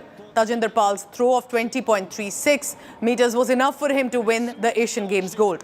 With his victory in athletics, India's gold medal tally has now increased to 13. Murli Srishankar, one of India's favourite, pushed India's medal surge in athletics with a magnificent show in the men's long jump. Srishankar jumped 8.19 meters to win silver medal and give India their first long jump medal since 1978. Athletics continue to push the medal tally. Harmilan Bains and Ajay Kumar Sarauj got the silver medal in 1,500 meter event along with Jinson Johnson's bronze medal. Seema Punia won the bronze too in the discus throw event while Nandini Asgara secured the heptathlon bronze medal. Was always a contender, has made her sporting family proud. On that note, I'm wrapping up the first up, but stay tuned. Big political story coming in from Punjab today. Aam Aadmi Party and Congress may be together as the India bloc, but in Punjab there's a political showdown ever since incumbent MLA Sukhpal Singh Khera was arrested. And today, Rahul Gandhi, their senior most leader, is in Punjab to visit the Golden Temple in Amritsar. Will it lead to a political showdown on Operation Blue Star? That and more after a break.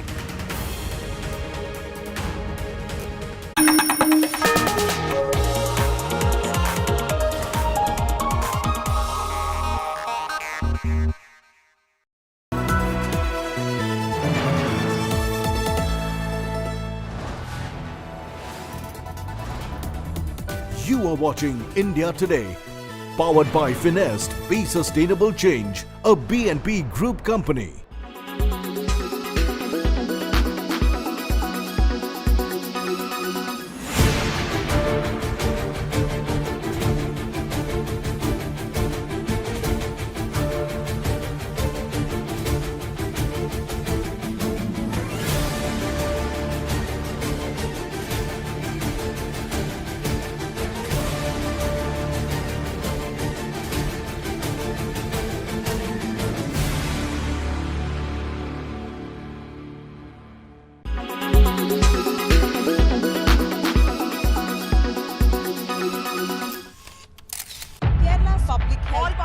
Traveling from different parts. Armed with facts, Looking at political background. she takes the news by its horns. Do you think the future of these students are not hampered?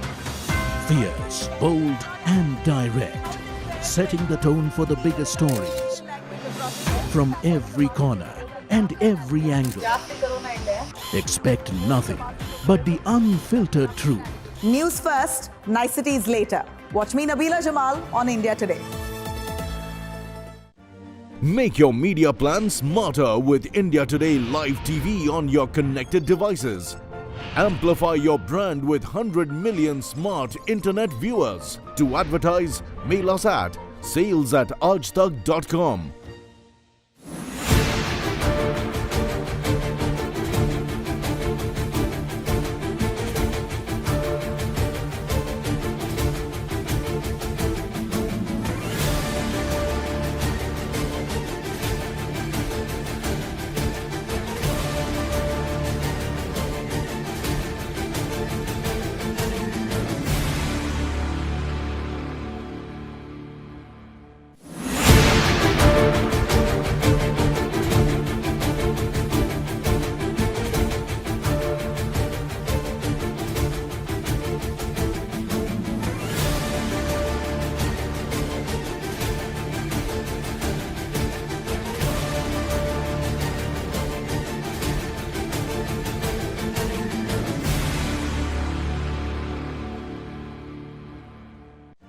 Make your media plan smarter with India Today Live TV on your connected devices.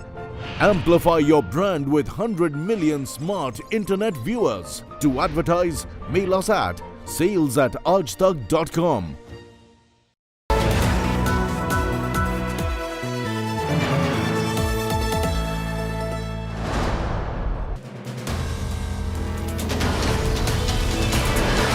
politics, everyone has an opinion. But I have the data. Whose stock is rising? Whose graph is falling? Track India's political stock exchange. Unmatched, unmissable data analytics. The only show on News TV where numbers do the talking. India's most credible poll tracker. The Political Stock Exchange with Rahul Gandhi only on India Today. So sorry.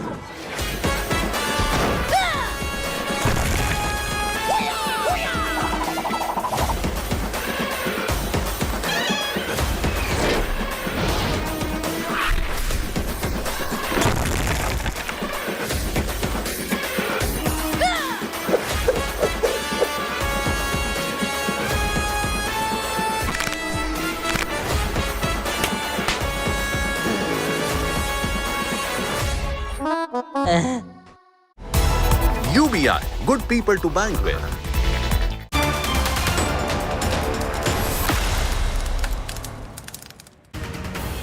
Good morning and welcome to India Today Television. I'm Pooja Shali. I'll be bringing you news from across India and the world. Let's begin first with the headlines.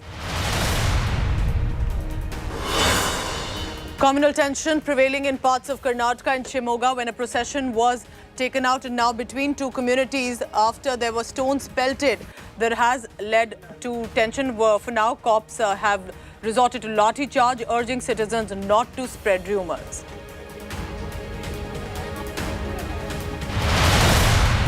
Opposition organizes Main Bhi Gandhi protest rally on Gandhi Jayanti anniversary. India bloc is marching against BJP's, as they call it, divisive politics. Opposition is alleging that NDA is wiping out Gandhi's ideals.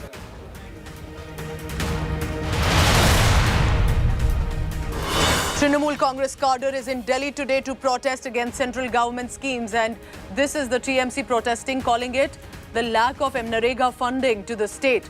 Delhi is turning into a battleground over the Mamata versus Modi fight. They may be united on the surface in India bloc, but in Punjab, as Rahul Gandhi arrives in Amritsar today, just days after Sukhpal Singh Khera, Congress MLA, was arrested by Bhagwant Mann government. But amid all this, as he visits Golden Temple, will it be the mention of Operation Blue Star that was led by his grandmother, then Prime Minister?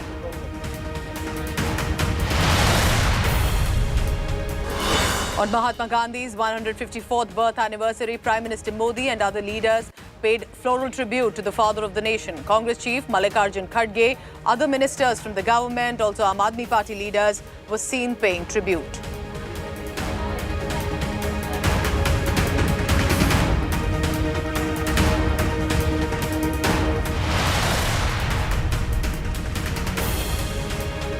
The top in international stories since the past few days have been between the worsening relations between India and Canada over Canadian Prime Minister Justin Trudeau's allegations over Hardeep Singh Nijjar's killing.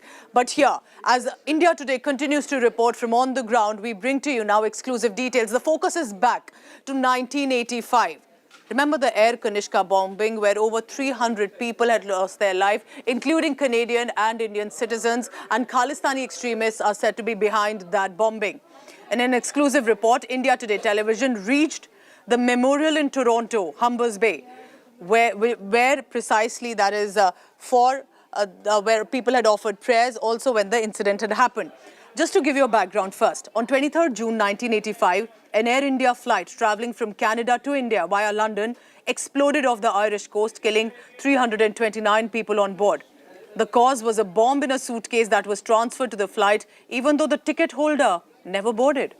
The victims included 268 Canadian citizens, mostly of Indian origin, and 24 Indians. Only 131 bodies were recovered from the sea, and this was the Khalistani extremism that was considered to be behind this bombing. As the diplomatic spat between India and Canada continues, India Today has now reached the site of the Kanishka bombing memorial. This is the memorial where the names of the 329 persons killed when Air India Flight 182 went down after a Khalistan-backed bombing in June 1985. And here in Toronto, at the Humber Bay waterfront, this memorial stands witness to what can happen if terrorism, separatism is allowed to go unchecked. This memorial is also a silent witness to the fact that it was not just one country or one community that is affected by terrorism. People from India, Canada, Japan, 3 countries died. Ireland was traumatized. This particular memorial, the sundial, contains stones from India, Canada, Japan, Ireland, and USA as a memorial, as a tribute to those who died in the bombing in 1985. And at the moment, as diplomatic tensions are on a high and the question of rifts between communities and terrorism is back in focus, India Today brings to you the message that the Kanishka Memorial Site gives for humanity in general. It says that time flies, suns rise, and shadows fall. Let it pass, because love reigns forever over all. And that's the message we want to give to our viewers today as we speak from here, the Flight 182 Memorial Site in Toronto. It's innocent people who are affected by movements, and the most tragic part of this, it was mostly women and children, and you can see there was entire families that were affected, and it's just that we shouldn't forget this tragedy. And in light of the recent news, it's more important that I educate my children to know about our past. Significant in the sense it remembers the tragedy that these people innocently were involved in. Okay. And it was horrific at the time. 1985 airline crash, and it was a big disaster. A lot of Canadians died, but they were all Indian origin. And so that's really sad for humanity that, we let those things happen. So I'm hopeful and I wish that this doesn't happen again, but in memory of everybody, we're just stopping by here.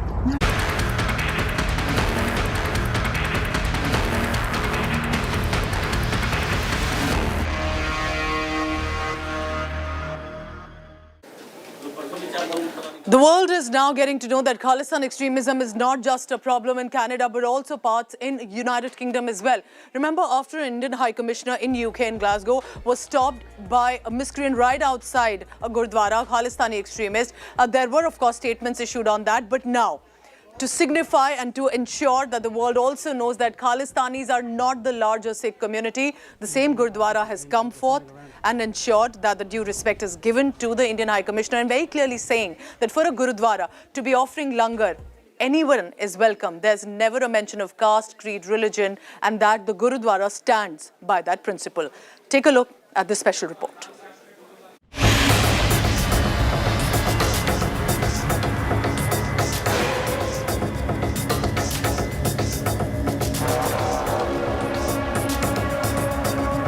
After death threats to Indian diplomats in Canada, Sikhs living in London are facing heat attacks from Khalistani thugs. Sikhs who oppose Khalistanis and are pro-India are being systematically targeted. This Sikh restaurant owner, whose identity is being protected by India Today, was shot at and his cars were vandalized by a Khalistani mob. The victim and his wife revealed that the windshield of their car was pierced when a bullet was fired. Speaking to India Today, the victims revealed that their daughter is also getting rape threats from Khalistanis. We are outside, we are coming to attack you. बच के रह तू, हम तो को जान से मार देंगे. This Sikh family alleges this is the fourth attack in 8 months, adding that they filed multiple complaints, but the police have not taken any action yet. Attack हुए, 3 अटैक मेरे पहले हुए, जालेवा हमले हुए मेरे पे, घर पे हुए, व्यापार पे हुए. आज तक पुलिस ने किसी को अरेस्ट नहीं किया. I don't know वजह क्या है. क्या कहती है police? We are still investigating and उन्होंने कोई बड़ा we don't have enough evidence to arrest anyone. वो वेट कर रहे हैं कि मुझे कोई जान से मार जाए, उसके बाद वो अरेस्ट करेंगे. They know everyone. They know their criminal records, but they don't want to arrest anyone because I don't know the reasons behind it. हम भारतीय सारे खड़े हैं कि गोली खाने के लिए, लेकिन हम चुप नहीं होंगे. The attack started in May this year after the victim posted a video on social media criticizing the Khalistani hate-mongering against India. ये जनवरी से शुरू हुआ है मामला और अब क्या अक्टूबर आ गया. ये कितने महीने हो गए? 9 महीने. 10 महीने 9 महीने हो गए. हम लड़ भी रहे हैं, सफर भी कर रहे हैं, लेकिन आप लोग मुझे मार सकते हो, लेकिन आप हमारी विल पावर तोड़ नहीं सकते. Whether it is the Kapoor family or the Indian High Commissioner, or an attack that was just about to happen on the Indian High Commissioner Vikram Doraiswamy on his visit to Gurdwara in Glasgow, every time the police has maintained that the investigations are ongoing. One wonders what the police is waiting for and why the perpetrators have not been brought to justice. Earlier, Indian High Commissioner to UK, Vikram Doraiswamy, was physically stopped from entering a Gurdwara by lumpen Khalistani extremists in Glasgow.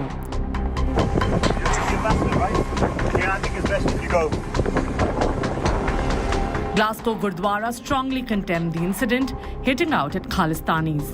The Gurdwara issued an apology, saying it was open to all communities. The incident was condemned both in India and in the United Kingdom. It sort of highlights and it demonstrates just how concerning the issue of both Khalistan extremists are, but also how the pro-Khalistan sort of activists. And I think that's completely wrong, and they need to be dealt with for what they're doing. Our High Commissioner should not be deterred.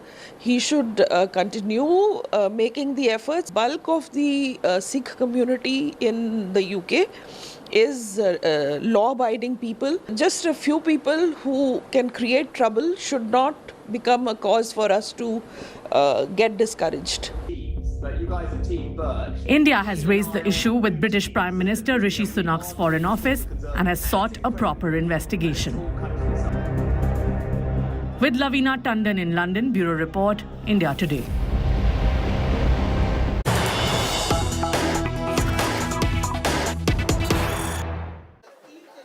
After communal tensions flared in Shimoga after a religious procession that was being carried out, allegedly from the procession, stone pelting was done at houses of the Hindus after some objections were raised, led to a full-blown communal tensions in the area. Police had to lathi charge. Look at the visuals on your screen. Stones being pelted at the cops in Shimoga. It's led to political showdown. A minister in the Modi government has jumped onto this and lashed out at the Siddaramaiah government, which is the Congress government. And BJP has charged with a Tughlaq government attack at the Congress party, accusing Congress of fanning the communal riots. Remember, this was yesterday evening when the Eid al-Milad Nabi of procession was being carried out. And from there, stone pelting has been reported. What happened? The details are still not clear. We're trying to ascertain more information on this. Police had to resort to lathi charge as well. Now, police is looking at the videos that were being recorded at that time as evidence to try and nab. Arrests have taken place, but political showdown as BJP is targeting the Congress-ruled state. Let's go across to my colleague Sagai Raj, who's joining me live in this bulletin. Sagai, you tell us, now apart from the investigation, how has this become a political showdown? BJP only too eager to jump onto this because this is a Congress-ruled government state. Absolutely. The BJP has hit out at Congress government saying that they are given a complete liberty for the minorities in the state of Karnataka, and they have posted pictures of Chief Minister in attire of Tipu Sultan with his clothes as well as the cap that he is wearing, criticizing that Chief Minister is the one who is trying to provoke the people, who is trying to encourage the minority community in Shimoga or the other parts of Karnataka. And in fact, they are also connecting all these issues with the violence which was been reported yesterday. And meanwhile, if you notice, just before the Eid Milad procession took place in Shimoga, early in the morning, there were a controversy which has erupted due to the hoardings which was being put out in Shimoga of Aurangzeb and Tipu Sultan. And leaders have questioned why they had to put out these kind of banners in Shimoga. And they also raised the question that when Ganesh Visarjan happened, there was no any kind of untoward incident. Why an untoward incident has been reported during Eid Milad procession? All right, stay on with me, Sagai, because it's very disturbing to see how event that was supposed to be passing peacefully, it went on to become this disturbing incident in Shimoga. Politics, meanwhile, has broken out.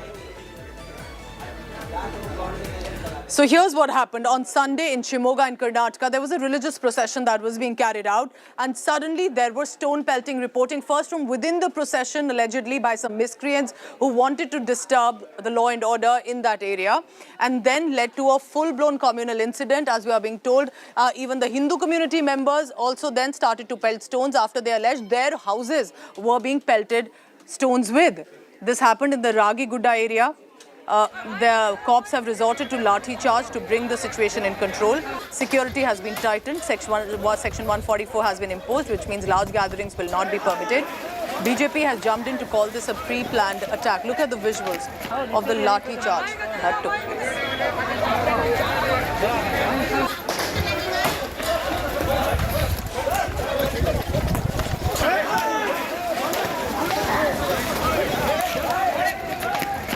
ರಾಗಿಗುಡದಲ್ಲಿ Eid Milad procession ಇರುವಾಗ ಯಾರೋ ದುಷ್ಕರ್ಮಿಗಳು ಕಲ್ಲು ತೋರಿದ್ರು ಅಂತಂದು allegation ಬಂತು. ಅದಾದ ನಂತರ ಸ್ವಲ್ಪ ಸ್ಕಿರ್ಮಿಷಸ್ ಆಯಿತು. ನಾನು ಕೂಡ ಸ್ಪಾಟಿಗೆ ಹೋದೆ ಇಮಿಡಿಯೇಟ್ಲಿ. ಸ್ಪಾಟಿಗೆ ಹೋದಾಗ ಅವ್ರಿಗೆ ಮಾತಾಡಿ ಕೆಲವರು ಕನ್ವಿನ್ಸ್ ಆದರು, ಕೆಲವರು ಕನ್ವಿನ್ಸ್ ಆಗಲಿಲ್ಲ. ಕೆಲವೊಂದು ಹುಡುಗರ ಗುಂಪು ಸ್ವಲ್ಪ ದಾಂಧಲೆ ಮಾಡಲಿಕ್ಕೆ ಅಂತಂದು ತಯಾರು ಮಾಡಿಕೊಂಡು ದಾಂಧಲೆ ಕೂಡ ಮಾಡಿದ್ರು. ಮಾಡಿದಾಗ ಇಮಿಡಿಯೇಟ್ಲಿ ನಾವು ಸ್ವಲ್ಪ ಮಿನಿಮಮ್ ಯೂಸ್ ಆಫ್ ಫೋರ್ಸ್ ಕೂಡ ಮಾಡಬೇಕಾಯಿತು. ಅದಾದಮೇಲೆ ಇಮಿಡಿಯೇಟ್ಲಿ 144 ಸೆಕ್ಷನ್ ಕೂಡ ಅಲ್ಲಿ ರಾಗಿಗುಡದಲ್ಲಿ ಜಾರಿ ಮಾಡಿದ್ದೀವಿ. ಹಾಗಾಗಿ ಸರ್ಕಾರ ಯೋಚನೆ ಮಾಡಬೇಕು. ಯಾವ ರೀತಿ ಈ ರೀತಿ ಕ್ಷುಲ್ಲಕ ಕಾರಣಗಳಿಗೋಸ್ಕರ ಅನೇಕ ಸಂಗತಿಗಳು ನಡೆಸ್ತಾರೆ. ಅವರಿಗೆ ನೀವು ಶಕ್ತಿ ಕೊಡುವಂಥ ರೀತಿಯೊಳಗೆ ಮಾತಾಡಿಬಿಟ್ಟು ತುಂಬ ಕಷ್ಟ. ಅಮಾಯಕರಿಗೆ ಸಮಸ್ಯೆ. ನೋಡಿ, ಅವ್ನು ಡ್ಯೂಟಿ ಮಾಡ್ಕೊಂಡು ಬರ್ತಾಯಿದ್ದ, ಅಡುಗೆ ಕೆಲಸ ಮಾಡೋವಂಥ ನಾವು ಅಡುಗೆ ಕೆಲಸ ಮಾಡ್ಕೊಂಡು ಬರ್ತಾನೆ, ಮಂಜು ತಲೆಗೆ ಹೊಡಿತಾರೆ ಅಂತೇಳಿ ಅವ್ನು ಯಾಕೆ ಹೋಗಿದ್ದು? ಶಾಂತಮ್ಮನ ಹೆಣ್ಮಗಳಿಗೆ ತಲೆ ಹಿಡಿದು ಎಲ್ಲಾಡ್ತಿದ್ರು. ಯಾರು ಅನ್ನೋದನ್ನು ಸ್ಪಷ್ಟ ಮಾಡಿದ್ದಾನೆ. Sagai Raj continues to be with me now on this big story. Sagai, so this was whenever a religious procession goes from an area where perhaps there are communal differences, there's always police deployed. There are, of course, intelligence sources. The situation is, for a reason, kept under check and control. And yet this happens. What are you picking up about the initial details? Have arrests taken place too? Now, they have detained a lot of people. According to Mithun, the SP of Shimoga, they have detained a lot of people in connection with this particular violence, which has been reported last night, but he has not revealed the numbers. He has not revealed the sections which has been imposed.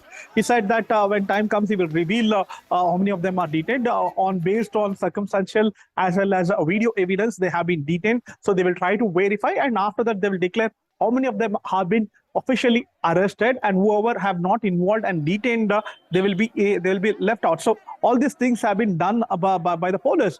And on the other side, if you notice that if you know the history of Shimoga is known for these kind of communal violence. It is a notorious district when it comes to these kind of communal violence. We have seen how the violence was being reported during after the murder of Harsha Hindu, one of the right-wing activist in Shimoga, and after that there were several few incidents which has been reported in Shimoga, and even this particular incident was not anticipated, but still this has happened in Shantinagar 8th Cross when the procession has reached in that particular area.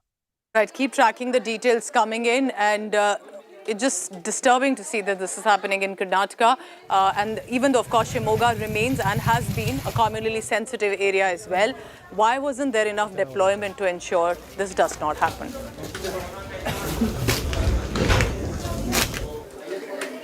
Rahul Gandhi will be in Punjab today. It's going to be very interesting for two reasons. One, Congress MLA incumbent, sitting MLA, Sukhpal Singh Khera was recently taken into arrest by Punjab police in an old drugs case, the allegation against Bhagwant Mann government of the Aam Aadmi Party, even though Congress and Aam Aadmi Party are together on the same page on India bloc.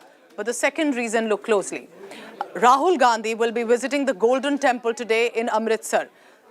It was his own grandmother, then Prime Minister Indira Gandhi, who had to lead an operation at the Golden Temple because Khalistani extremists Bhindranwale had taken refuge in the place of worship, expecting it will not, of course, have the army coming in, but army did. And it was to flush out the terrorists. But this has become a huge political showdown. Prime Minister Modi had mentioned this in the parliament too. Could this be, again, reignited as he enters into the Golden Temple today? We are being told he'll also be serving the langar, and he will be at the Golden Temple for some time.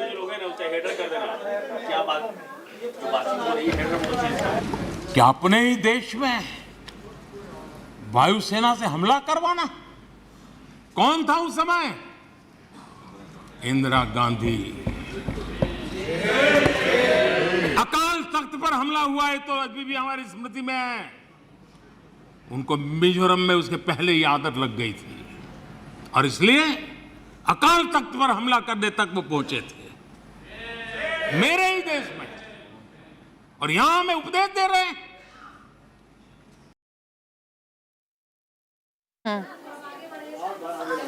All right, so you heard Prime Minister Modi himself mentioning that in the parliament. Could that be reignited? Will, in fact, many questions are being asked if Rahul Gandhi himself could be making a statement at the Golden Temple about the historical issue. What will he have to say today? Will he simply be offering prayers, and also will be a part of serving the langar as well? But as you can see, these are of course not today's visuals, earlier as well. If I'm correct, this is during the Bharat Jodo Yatra when he had gone to Punjab. So there had been a visit earlier, but we'll be tracking the latest when Rahul Gandhi arrives at the Golden Temple in Amritsar. So one is the political issue of his own sitting MLA who was taken into arrest in an old NDPS case.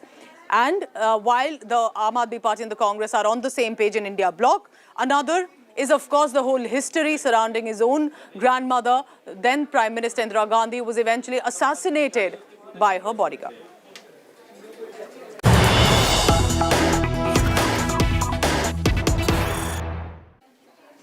All right, big news coming in from the National Investigation Agency. We are being told that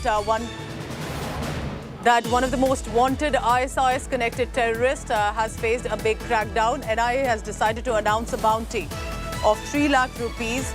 His name is Shahnawaz, alias Shafi, and he was an engineer by profession, escaped from Pune police custody, nabbed in Delhi. So he had a bounty of him, on him about for 3 lakh rupees. We are being told that Inquiry is still on in this case, but the terrorist has been arrested. Let me go across to Arvind Oja for the details on this.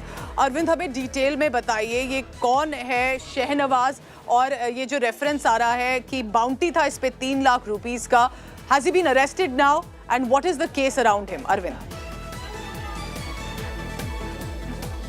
देखिए, Delhi police special cell की team ने शहनवाज को arrest किया है. इस वक्त मैं special cell के ऑफिस के बाहर ही मौजूद हूं. और शहनवाज की बात करें तो इसी साल पुणे पुलिस ने एक IAS के मॉड्यूल का खुलासा किया था जिसमें कई लोगों को अरेस्ट किया गया था. उसमें शहनवाज पुणे पुलिस की कस्टडी से फरार हो गया था. उसके बाद जांच NIA को दी गई थी और NIA ने शहनवाज पर 3 लाख रुपए का इनाम रखा हुआ था. शहनवाज भागकर दिल्ली आ गया था और यहाँ पर एक IAS के नया मॉड्यूल खड़ा कर रहा था. जब दिल्ली पुलिस स्पेशल सेल को जानकारी मिली, उसके बाद शहनवाज को साउथ ईस्ट दिल्ली इलाके से अरेस्ट किया गया है. उससे पूछताछ की जा रही है और उसकी पूछताछ के बाद 3 से 4 लोगों को दिल्ली पुलिस स्पेशल सेल ने हिरासत में लिया. उनसे पूछताछ की जा रही है. कुछ जिहादी मटेरियल भी रिकवर हुआ है. लगातार जो स्पेशल सेल के सीनियर ऑफिशियल हैं वो शहनवाज से पूछताछ कर रहे हैं. शहनवाज पेशे से सिविल इंजीनियर है, लेकिन इंजीनियरिंग की आड़ में वो पहले पुणे में IAS का स्लीपर सेल मॉड्यूल खड़ा कर रहा था. उसके बाद वो पुणे पुलिस के कस्टडी से जब फरार हुआ तो उस पर NIA ने 3 लाख रुपए का इनाम रखा, वांटेड की लिस्ट में उसको शामिल किया. उसके बाद शहनवाज दिल्ली आकर रह रहा था साउथ ईस्ट दिल्ली इलाके में, वहां से उसको पकड़ा गया है. 3 से 4 लोग को डिटेन किया स्पेशल सेल की टीम ने और उनसे लगातार interrogation Delhi police special cell के इस ऑफिस में लगातार उससे पूछताछ की जा रही है. लेकिन जो सोर्सेज है स्पेशल सेल के वो बता रहे हैं कि दिल्ली में बड़े आतंकी हमले का प्लान था इनका, क्योंकि शहनवाज पर लगातार जो सेंट्रल एजेंसीज थी उनकी नजर 2018 से ही थी. लेकिन उसके बाद दिल्ली से वो पुणे शिफ्ट हो गया और पुणे में उसने स्लीपर सेल का मॉड्यूल खड़ा किया. हालांकि बस्ट किया था पुणे पुलिस ने, कई लोगों को पुणे से अरेस्ट किया था, लेकिन पुलिस कस्टडी से शहनवाज फरार हो गया था और उसके बाद दिल्ली में छिपा हुआ था और दिल्ली में रहकर वो स्लीपर सेल का एक नया मॉड्यूल खड़ा कर रहा था. जब स्पेशल सेल को जानकारी मिली कि NIA का एक वांटेड टेररिस्ट जो पेशे से इंजीनियर है वो कहीं पर रह रहा है और वहां पर लोगों को कहीं ना कहीं रेडिकलाइज कर रहा है, उसके बाद स्पेशल सेल की टीम ने शहनवाज को अरेस्ट किया और उससे इंटरोगेशन के बाद 2 से 3 लोगों को स्पेशल सेल की टीम ने डिटेन किया है. अरविंद, थोड़ा सा इसका हमें और डिटेल में बैकग्राउंड बताइए. क्यों इसको मोस्ट वांटेड कहा जा रहा है? इसका कनेक्शन IS से क्यों जोड़ा जा रहा है? किस तरह से इसको इतना सीरियसली लिया जा रहा है कि इस पे बाउंटी लगाई गई? पुणे पुलिस कस्टडी से एस्केप कर जाता है, अब उसको अरेस्ट किया. कैसे अरेस्ट हुआ इस बार? कुछ डिटेल्स अगर आपके पास अभी है. नहीं, बिल्कुल. देखिए, आपको याद होगा पुणे पुलिस ने एक IAS के मॉड्यूल का खुलासा किया था जब जानकारी मिली थी कि कुछ लोग पुणे और मुंबई समेत महाराष्ट्र में बड़े आतंकी हमले की प्लानिंग कर रहे हैं. उसके बाद जब सेंट्रल एजेंसी से पुणे पुलिस को इनपुट मिला था, उसके बाद पुणे पुलिस ने कई लोगों को अरेस्ट किया था, जिसमें कई पढ़े लिखे लोग थे जो पॉश सोसाइटी में रह रहे थे और बकायदा IED बनाने की प्लानिंग कर रहे थे. वो उसमें अरेस्टिंग हुई थी कई लोगों की, लेकिन उसमें से जो ये शहनवाज है उसके अलावा तकरीबन 4 ऐसे लोग थे जो उस मॉड्यूल के जो फरार हो गए थे. उन पर NIA ने जब केस लिया तो 3-3 लाख रुपए का रिवॉर्ड रखा और उनको वांटेड की लिस्ट में जारी किया, लिस्ट में शामिल किया, उनको पिक्चर भी रिलीज किया था. उनमें से एक शहनवाज था. शहनवाज पहले सेंट्रल दिल्ली इलाके में रहता था, उसके बाद वो साउथ ईस्ट दिल्ली इलाके में शिफ्ट हो गया था. वहां पर वो रेंटेड अकोमोडेशन लेके और लगातार जो आसपास के यूथ से उनको बुलाकर रेडिकलाइज कर रहा था. उसके अलावा सोशल मीडिया पर भी रेडिकलाइज कर रहा था और कहीं ना कहीं उसने एक स्लीपर सेल का मॉड्यूल भी रेडिकलाइज करके खड़ा कर लिया था.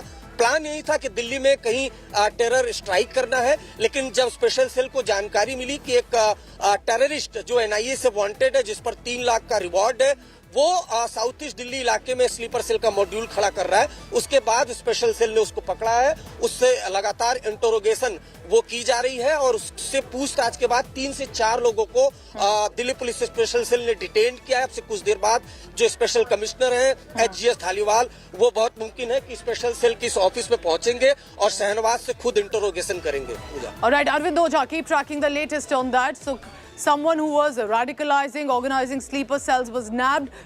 managed to escape from Pune police custody and even had a bounty on him, has been now nabbed by the National Investigation Agency. The arrest is on, the questioning is on as well. It's a big story. It's set to develop through the day. I'll be getting you the latest on that after some time as Arvind Oja continues to be with us.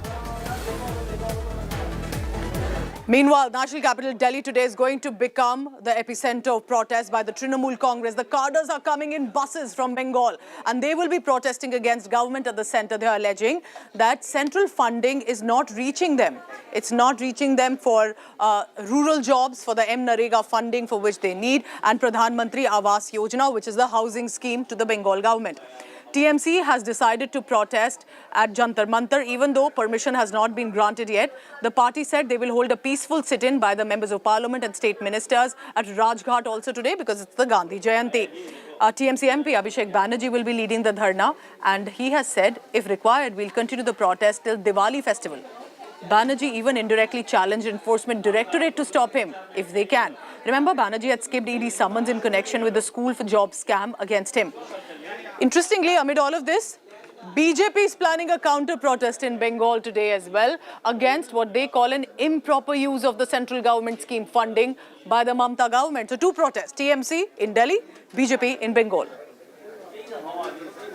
BJP যে গায়ের জোরে বাংলার মানুষের টাকা আটকে রেখেছে এটা আরেকবার প্রতিষ্ঠিত প্রমাণিত এবং বিজেপির রাজ্য সভাপতি সুকান্ত মজুমদার দুদিন আগে সাংবাদিকদের বিবৃতি দেওয়ার সময় স্পষ্টত বলেছেন যেসব আন্দোলন করে কিছু হবে না আমি একটা ফোন করব টাকা চলে আসবে। ममता बंदोपाध्याय जो दिल्ली में जाकर छलावा कर रही हैं, मेरा उनसे विनम्र निवेदन है कि उन्होंने तब भी सरकार चलाई थी कांग्रेस पार्टी के साथ जब उनकी घमंडिया अलायंस के नेतृत्व ने तब यूपीए की सरकार का नेतृत्व किया था। तब भी पश्चिम बंगाल के लिए वो विकास के कोई प्रमुख कार्य नहीं कर पाई। आज वो स्वयं सरकार में राज्य में हैं तो वो ना खुद विकास करती हैं, ना प्रगतिशील नरेंद्र मोदी सरकार का सहयोग कर जनता तक न्याय पहुंचाती हैं। All right, so that's the big story that's expected today. The Trinamool Congress and its cadres coming in buses and thronging the national capital, Delhi, where these protests are likely to be held today at Jantar Mantar, while permission, we are being told, not yet specifically granted on that. While BJP is organizing the protest in Bengal, the reason TMC is here, because they are saying that and alleging that the central government is not giving us funding for the Pradhan Mantri Awas Yojana, which is the housing scheme for the poor, and also for the M-Narega or the rural jobs for which the fund for the salaries and the money that needs to be put into it. BJP is protesting in Bengal, saying that the Mamata Banerjee is indulging in improper use of central government funding scheme. Moving in from Bengal to other states as well, because this is the state assembly election season. So what is happening presently? Prime Minister Modi, as the star campaign of the Bharatiya Janata Party, will be heading election rallies in two states together, and that will start from Congress-ruled Rajasthan and BJP-ruled Madhya Pradesh. He will be launching several development projects in both these states. Prime Minister Modi, according to our information, first will reach Rajasthan's Chittorgarh at 10 a.m. and unveil projects worth 7,000 crore rupees. The projects include Mehsana-Batinda-Gurdaspur gas pipeline, 4 land road connection of national highways. Railway projects dedicated to the nation by Prime Minister will include the doubling of Chittorgarh-Neemuch railway line and Kota-Chittorgarh electrified railway line. Then he will head to BJP-ruled Madhya Pradesh, and in Gwalior, Prime Minister Modi will launch initiatives worth 19,000 crore rupees, including the Delhi-Vadodara Expressway, which has been developed at a cost of about 11,895 crore rupees. Prime Minister Modi will also dedicate 2.2 lakh houses built under the Pradhan Mantri Awas Yojana at the cost of 140 crore rupees.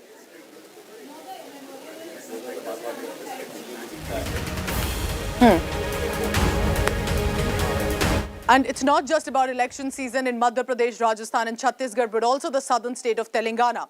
So Prime Minister Modi went all guns blazing against KCR government, but also Asaduddin Owaisi of the AIMIM, who is Hyderabad Member of Parliament, and also the Congress party. He said all these parties indulge in only false promises, and Telangana and its people need solid work on the ground that, according to him, only BJP can bring.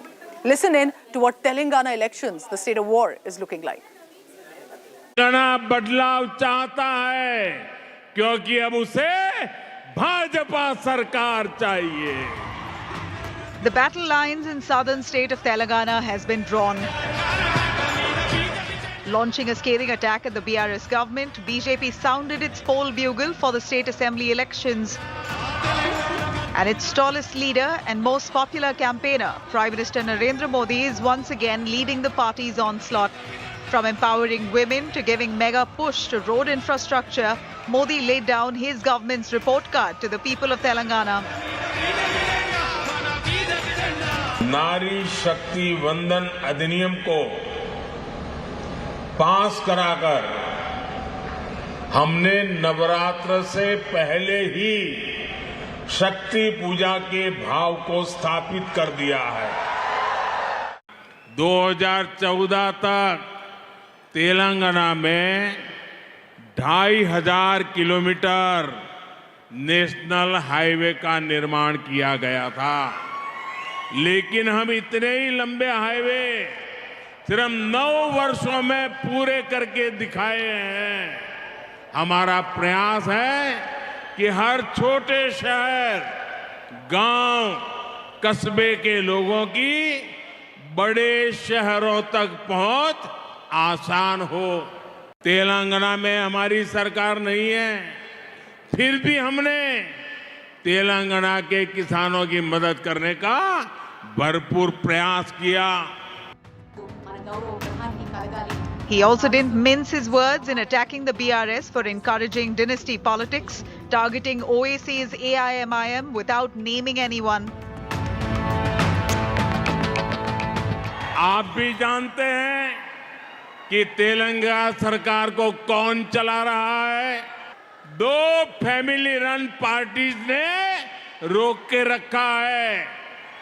इन दोनों ही family run parties की पहचान corruption और commission से है. प्रधानमंत्री जी button दबाकर अनावरण करें. Earlier in Telangana's Mehboob-nagar, Prime Minister also laid the foundation stone and dedicated to the nation multiple developmental projects worth more than 13,500 crores. These projects include in the areas of road, rail, petroleum and natural gas as well as higher education. 13,500 crore से ज्यादा की ये परियोजनाएं तेलंगाना को विकास की नई बुलंदियों पर पहुंचाएगी. इनसे तेलंगाना के युवाओं के लिए बड़ी संख्या में रोजगार के नए अवसर भी बनेंगे. Meanwhile, Prime Minister Modi's visit to Telangana also saw a major political face-off between the BJP and ruling BRS. BJP workers put out posters calling CM KCR the state's biggest MLA purchaser. In retaliation, BRS Minister KTR called Modi's trip to the state political tourism and accused him of doing nothing for the state. This is regular rhetorics and political bashanbazi of Prime Minister Modi ji, and this is nothing new. So these election promises, till they actually become reality, till then people do not believe Bharatiya Janata Party. With the state going to polls and CM KCR facing anti-incumbency, the Saffron Party is really trying to make inroads in Telangana, pitting itself against both BRS and the Congress. Bureau Report, India Today.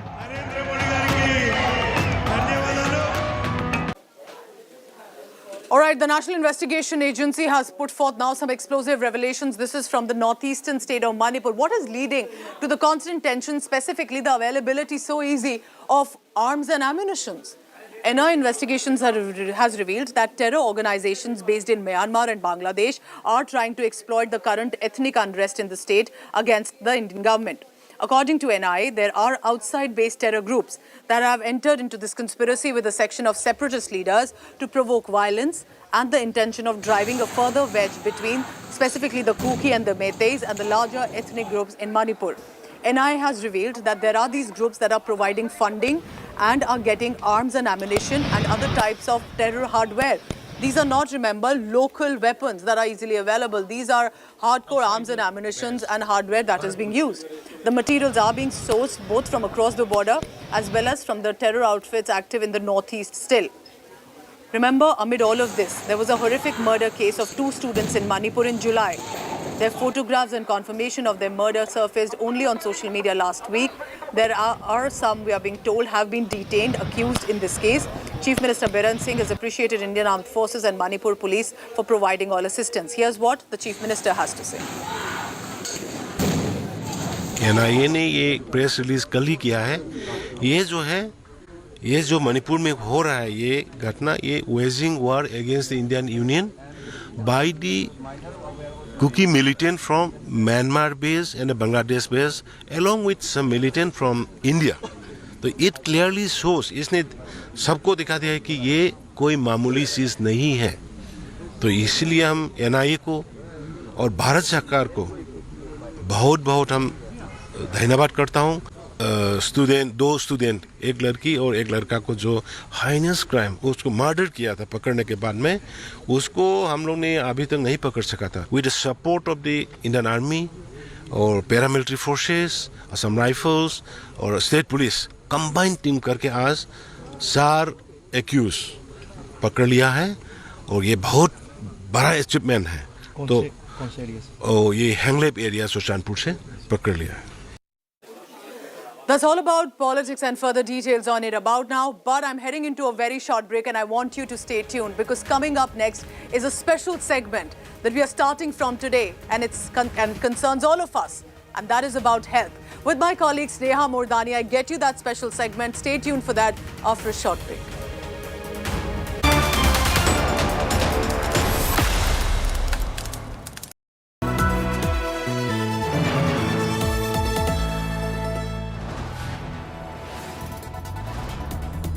You are watching India Today, powered by Finest, Be Sustainable Change, a BNP Group company.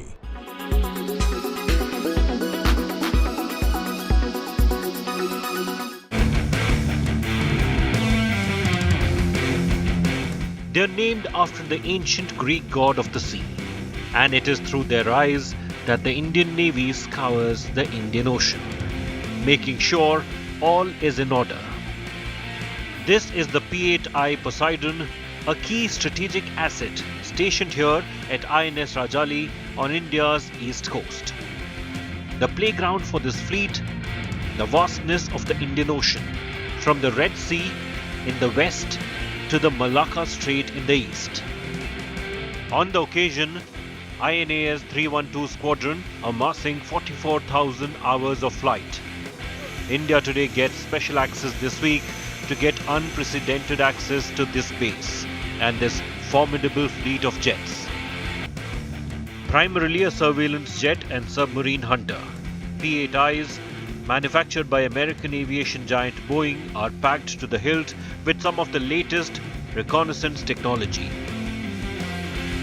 allowing the aircraft to be used for all sorts of maritime roles, from surface and subsurface search to actively tracking to destroying submarines.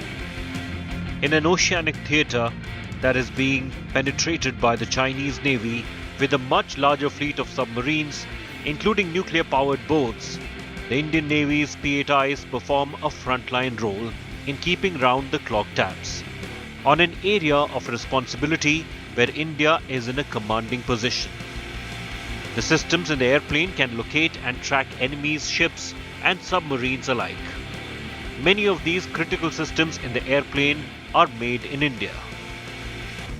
But it isn't just maritime reconnaissance that the P-8I is deployed for.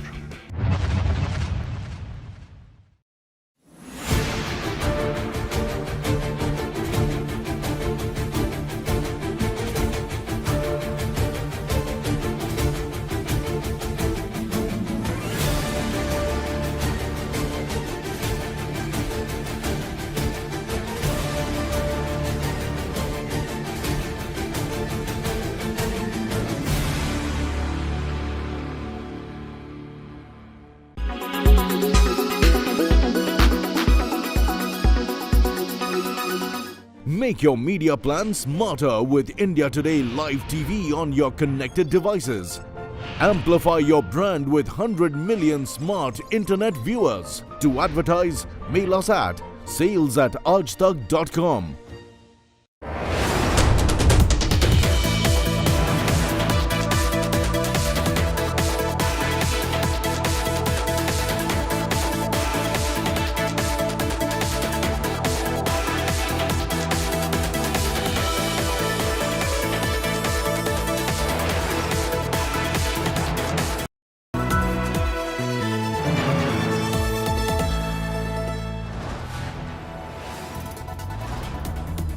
You are watching India Today, powered by Finest, Be Sustainable Change, a BNP Group company.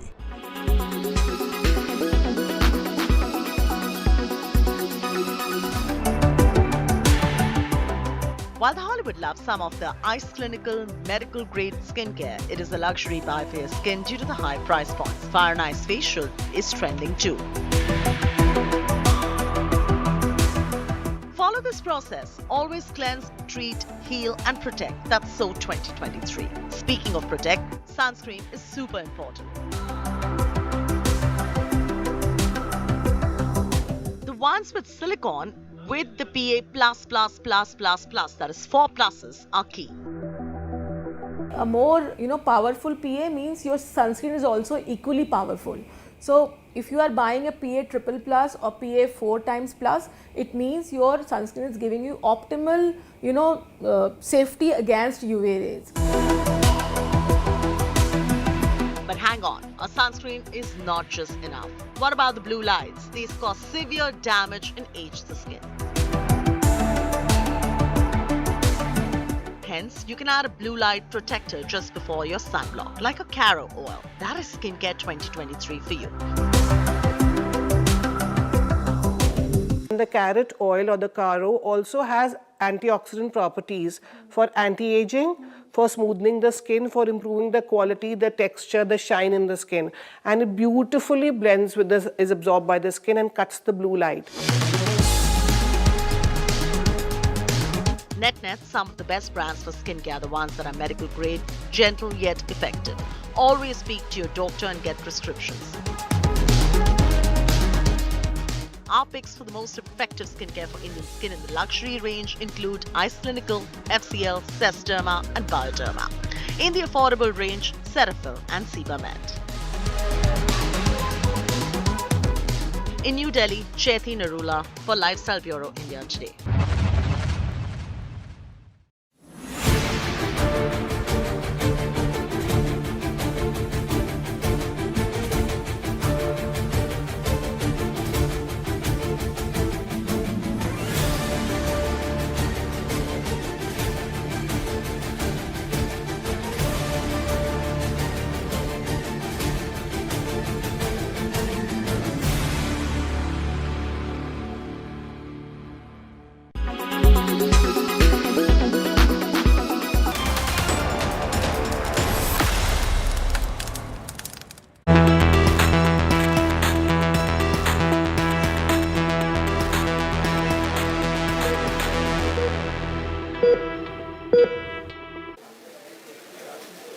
So from today morning on Gandhi Jayanti anniversary, we are starting a fresh segment and something that concerns each one of us.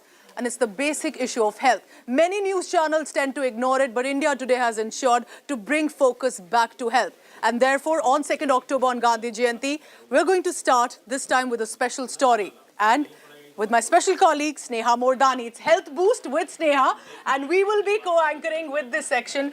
Sneha, I think it's a brilliant initiative to be talking about health. That's and right. to be talking about in morning prime time bulletins as well. So today's story, and while we were discussing about Mahatma Gandhi's diet, it's often been discussed. That's right. How did he manage to, what did he eat, what kind of food did he like? And from what we discussed, Sneha, it's very restrained. It was intermittent fasting, it was salt-based diet. many will say, is this really easy to do? Should we do it now in 2023? That's right. You tell us about That's right. So, Pooja, first of all, I'll call it Gandhi's experiments with food. Okay. All right. And it was the low salt diet that Gandhi really focused on. And intermittent fasting, like you said. And most important, and that's something that we'll take forward with our guest as well, the diet is most relevant today. At a day and age where young Indians, younger than 40, are dying of heart attacks, where hypertension is the biggest health concern even amongst young Indians. Gandhi spoke about a low salt diet. Gandhi spoke about intermittent fasting. Gandhi followed intermittent fasting, and that's what we see today. Different types of diets. Now, West has made it fashionable, intermittent fasting, but Gandhi saw it decades and decades ago, and he followed it. Apart from that, the use of salads extensively in his diet, that is something that he's spoken about. These are issues that Gandhi spoke about, most importantly, years ago, even before they became fashionable and relevant today. Without much ado, I'm going to introduce our guest today. Pooja Malhotra is a well-known nutritionist joining us on the show this morning. Thank you so much, Pooja, for your time. I want to begin by asking you, Gandhi's diet, most relevant today in this day and age, where we see a huge burden of non-communicable diseases, diabetes, obesity, diabesity as we see it. And that's the reason why Gandhi becomes even more relevant today, Pooja. First of all, I'll begin by thanking you for inviting me, Sneha. It's a special occasion today. It's Gandhi Jayanti, and we are talking about the Gandhian diet and how it is so very relevant today, because Gandhiji's focus was on a low salt diet. His focus was on a high fiber diet, which was primarily based on fruits and nuts. He completely avoided animal food as a part of his commitment towards ahimsa. Of course, he was born in a Gujarati family, so his background also contributed to his choices. Low salt diet is very, very relevant today because, a recent report by WHO has reported that Indians are consuming way more sodium than we should be. The recommendation is to consume 5 milligrams of sodium in a day, and Indian men are consuming about 8, and women are consuming about 7, which is way too high. And a high salt diet can lead to hypertension, to heart diseases, and even stroke. He also promoted a primarily fruit-based diet, which is very rich in fiber, antioxidants, a lot of vitamins and minerals. Now, fiber is mainly prebiotics, and prebiotics feed the probiotics, that is the live microorganisms in our gut, and it promotes gut health, it promotes digestion, which is so very important to our overall well-being. Talking about intermittent fasting as a way of life, it can greatly improve health because it helps to reduce the insulin levels, which thus helps to overcome insulin resistance, which is a major cause of diabetes. Yes. And India is becoming the diabetes capital of the world. The incidence of the lifestyle related diseases, diabetes, heart disease, is greatly increasing. Yes. And as that's you right, rightly Pooja, but the most beautiful aspect of the Gandhian diet really is that when Gandhi was following it, India was not the diabetes capital of the world. India was not having patients as young as 40 getting severe hypertension like we've seen. Indians were not dying of strokes as we see today. That's the reason why this diet is all the more so important and so relevant for this day and age, isn't it? Yes, yes. You see, Gandhiji was way ahead of his times. And why we see a rapid rise in all these diseases now is because, to a large extent, we are aping the West. We are eating a lot of processed food right now. And processed food is not only high in sodium, it's got a lot of sugar, it's got a lot of preservatives and chemicals. And, there is so much stress, and people are not doing enough of physical activity and workout. So if you look at Gandhiji, lifestyle, his diet was very, very simple. There was probably zero processed food in his diet. He used to eat millets. He used to eat pulses. He used to eat a lot of. So there was a period of time when he also adopted some raw food diet, wherein he was consuming soaked grains. although he could not adopt it for long because eating soaked and uncooked grains can also lead to various side effects. But he was eating a very, very simple diet, and so he was way ahead of his times. Was eating a simple diet. A couple of things that he spoke about, Pooja, and now we're talking about food miles. Why we must eat local. Why are counting food miles important? These were concepts that were alien to us a few years ago, but Gandhi knew it decades ago, and that's the reason why stressing upon eating on local and also counting food miles that we do today. And it's considered fashionable to count food miles, isn't it? Absolutely. See, traditionally speaking, we only ate local and seasonal. Now, local and seasonal is very, very beneficial because when the fruits and vegetables are picked, they are at their maximum nutritive value. Now, during the process of storage and transportation, nutrient loss happens. Also, some deterioration and spoilage of food can happen. So, of course, now we have technology to prevent all that spoilage and contamination, but the nutrient loss definitely happens. Also, when food is transported thousands of miles, it adds to the carbon footprint because so much of fuel is burnt in transporting all the food across thousands of miles. Therefore, food miles become a very important concept. So the local and seasonal is always at its peak nutritive value. Also, when we eat local and seasonal, then we are promoting our own farmers, we are promoting our own economy, and most importantly, we save the environment when we eat local and seasonal. Pooja, I'm going to thank you for joining us this morning. It's a very special day for us because this is the start of, our special segment focusing on health and wellness and issues that are most talked about in this sector. And we'll continue to bring our viewers up to speed with all the developments in the health and wellness sector. I'm thanking Pooja for joining us on this very special broadcast because today is Gandhi Jayanti. It's anyway special and it just shows how Gandhi was just so ahead of his times. The Mahatma's experiments with food essentially is what we follow today. Talk about detoxification that the Mahatma did.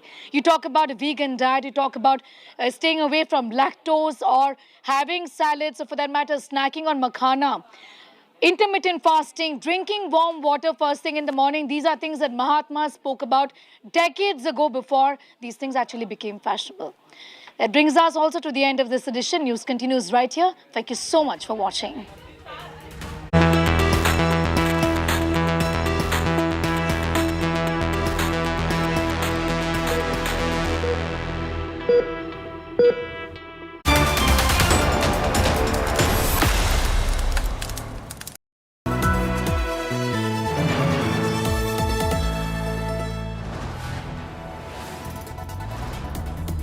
You are watching India Today, powered by Finest, Be Sustainable Change, a BNP Group company.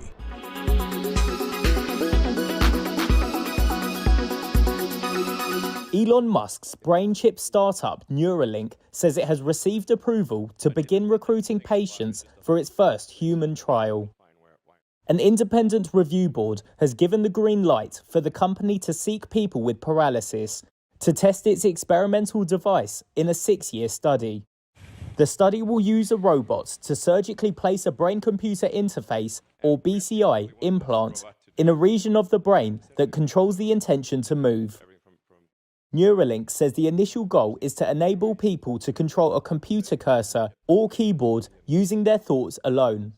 Musk has grand ambitions for this medical device company, saying it would facilitate speedy surgical insertions of its chip devices to treat conditions like obesity, autism, depression, and schizophrenia. The first two applications we're going to aim for in humans are restoring vision. And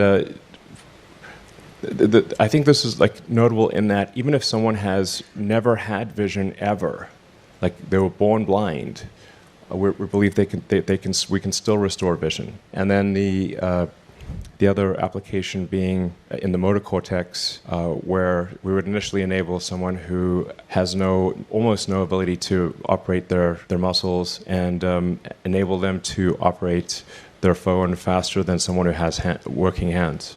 In May, the company said it had received clearance from the US Food and Drug Administration for its first in-human clinical trial. Its previous testing in animals is under federal scrutiny for potential animal welfare violations.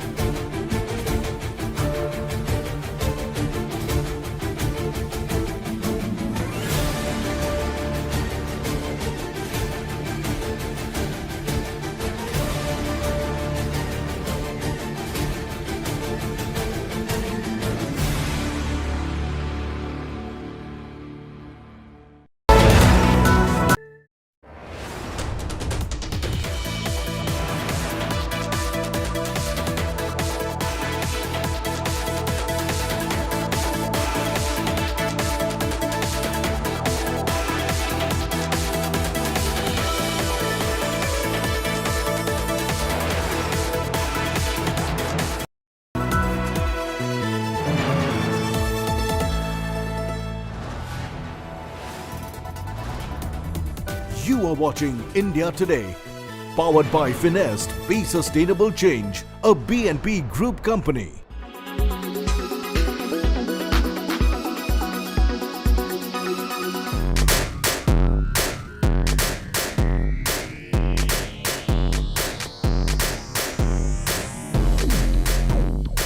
The world of skincare is rapidly changing with new power ingredients making way. For instance, retinol can soon be passé probably thanks to bakuchiol, which does the same job as retinol with minimal side effects. Even Deepika Padukone stabs it. Retinol is not well tolerated by many, causing intense sensitivity to some. Bakuchiol, on the other hand, can be called retinol's gentler cousin, which is natural, less irritating, and a vegan alternative. Deep exfoliating scrubs are now replaced with peeling pads with glycolic and salicylic acid, which is Dermat approved. I tried them and found them even better than the in-clinic peels. FCL, for instance, is specially formulated for the Indian skin. You know, acid pads don't suit every skin. You have to take advice, professional advice, before you start using them, because some skins just react to them. And if it suits you, I think once in 2 weeks is good enough, not more frequently than that.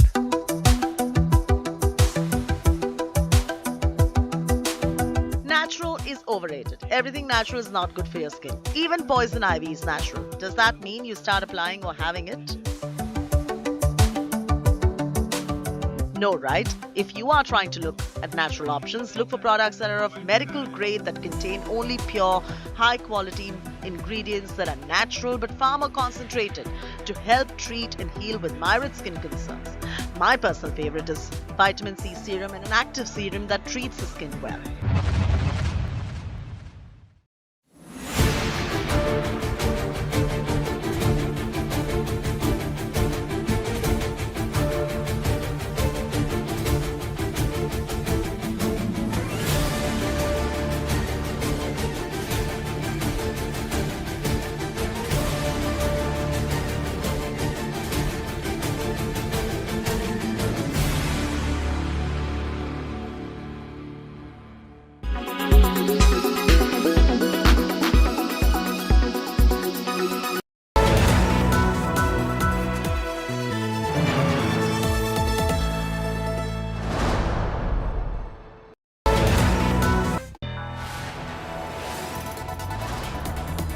You are watching India Today.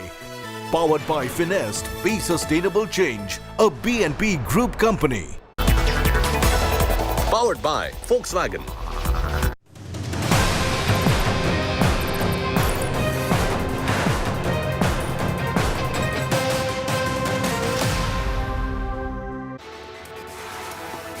Hello, a very good morning. You're watching India Today TV. I'm Sneha Mordani. Let's get started with the headlines this Monday morning first.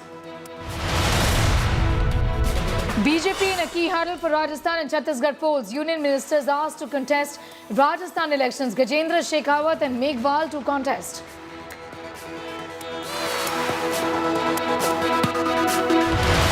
Tension grips Karnataka, Shimoga. Violence during Eid el-Milad procession. Stones pelted on houses of Hindus. Cops urged citizens to not spread rumours.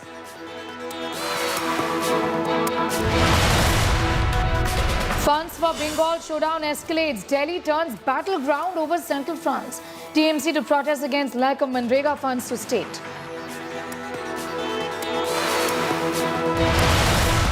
World exclusive from Canada. India Today is the only channel at Kanishk bombing memorial, remembering the 329 people who perished in Khalistani plane bomb. Here at Humber Bay Park, where this memorial stands silent sentinel and a reminder to what happens when hatred and terrorism is left unchecked. On Mahatma Gandhi's 154th birth anniversary, the Prime Minister pays floral tributes to the father of the nation. Congress Chief Mallikarjun Kharge and other Modi mantris also pay tribute.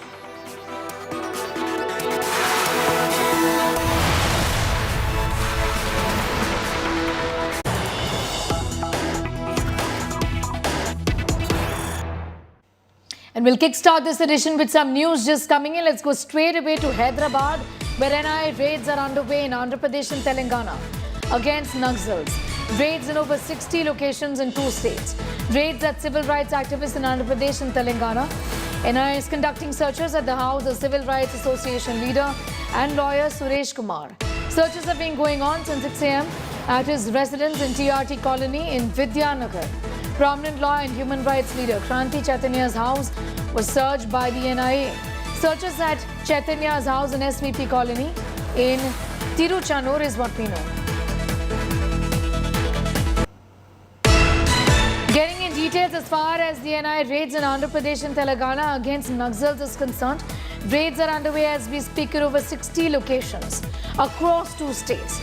Raids are the civil rights activists in Andhra Pradesh and Telangana. NIA is conducting searches at the house of Civil Rights Association leader and lawyer Suresh Kumar.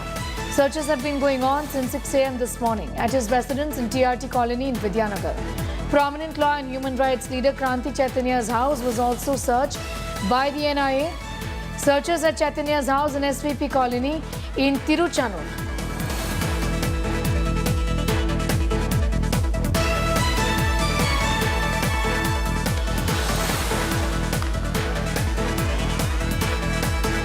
Raids are currently underway in several locations, about 60 locations. This by the National Investigation Agency against Naxals is what we've been given to understand. We'll be getting in more details from Hyderabad city in a moment from now.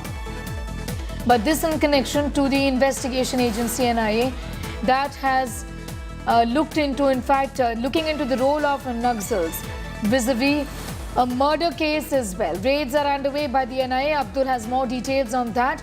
Raids over 60 locations across 2 states. Abdul, tell us a little more about what these raids are in connection with. Abdul Bashir.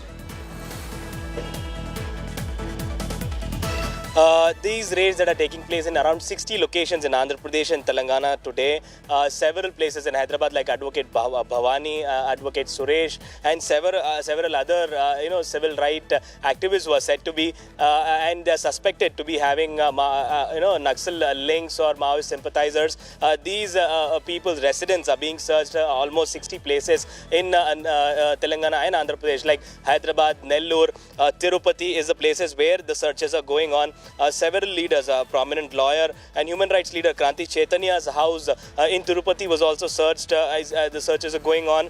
And apart from that, if we see that since 6 a.m. today, the Civil Rights Association leader and lawyer Suresh Kumar's house in Hyderabad, Advocate Bhavani's residence in Hyderabad, are being raided by the NIA team here in Telangana and Andhra Pradesh. Over to you. What has been the response as far as those who are being raided is concerned? Whose houses and which are the locations specifically, Abdul, that are getting raided? See, specifically if we see in Hyderabad, in the area of Vidyanagar, Advocate Suresh residence is being raided by the NIA, and several other locations in Andhra Pradesh also, that is Prakasham, Rajamandri and Srikakulam districts, where the houses of Duddu Venkateshwar Rao, the leader of caste education struggle in Chimakurti of Prakasham district, and also the house of Srinivas Rao at Santa Mangaluru. And apart from that, our civil rights leader Nasser of Rajamandri is also under the radar, where the NIA are right now carrying on raiding the residence of these leaders. Kunnala Lazar is also one of the leader whose house is being searched by the NIA. All these are said to be suspected. What we are getting to know through our sources is that they are suspected Maoist sympathizers or having Naxal links. That is the reason these the residents of these houses, these people are being raided by the NIA. All right, Abdul, I'm going to thank you for the moment for getting us up to speed with those developments as far as NIA raids in several locations across Andhra Pradesh and Telangana is concerned.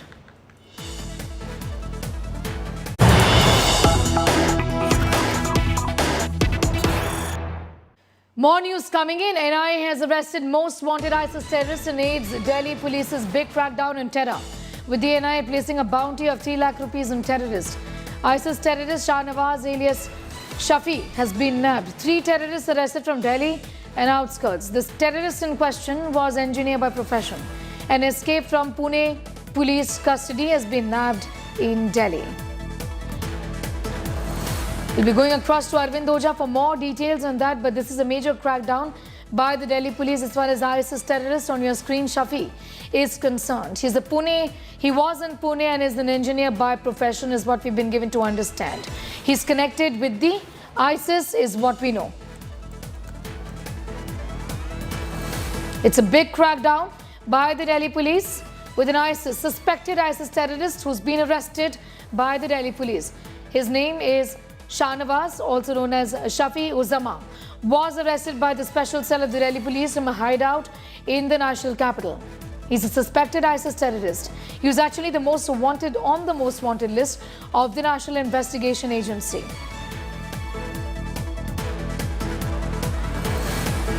The Delhi Police Special Cell, remember, is among several agencies that are working very closely with the National Investigation Agency to crack down on terror network across several states. Shahnawaz, who was an engineer by profession, is wanted in the ISIS Pune module case. Shahnawaz is believed to be originally from Delhi. He'd earlier been arrested in Pune but managed to escape. He then fled to Delhi and had been living in a hideout since. He is being questioned, is what we know.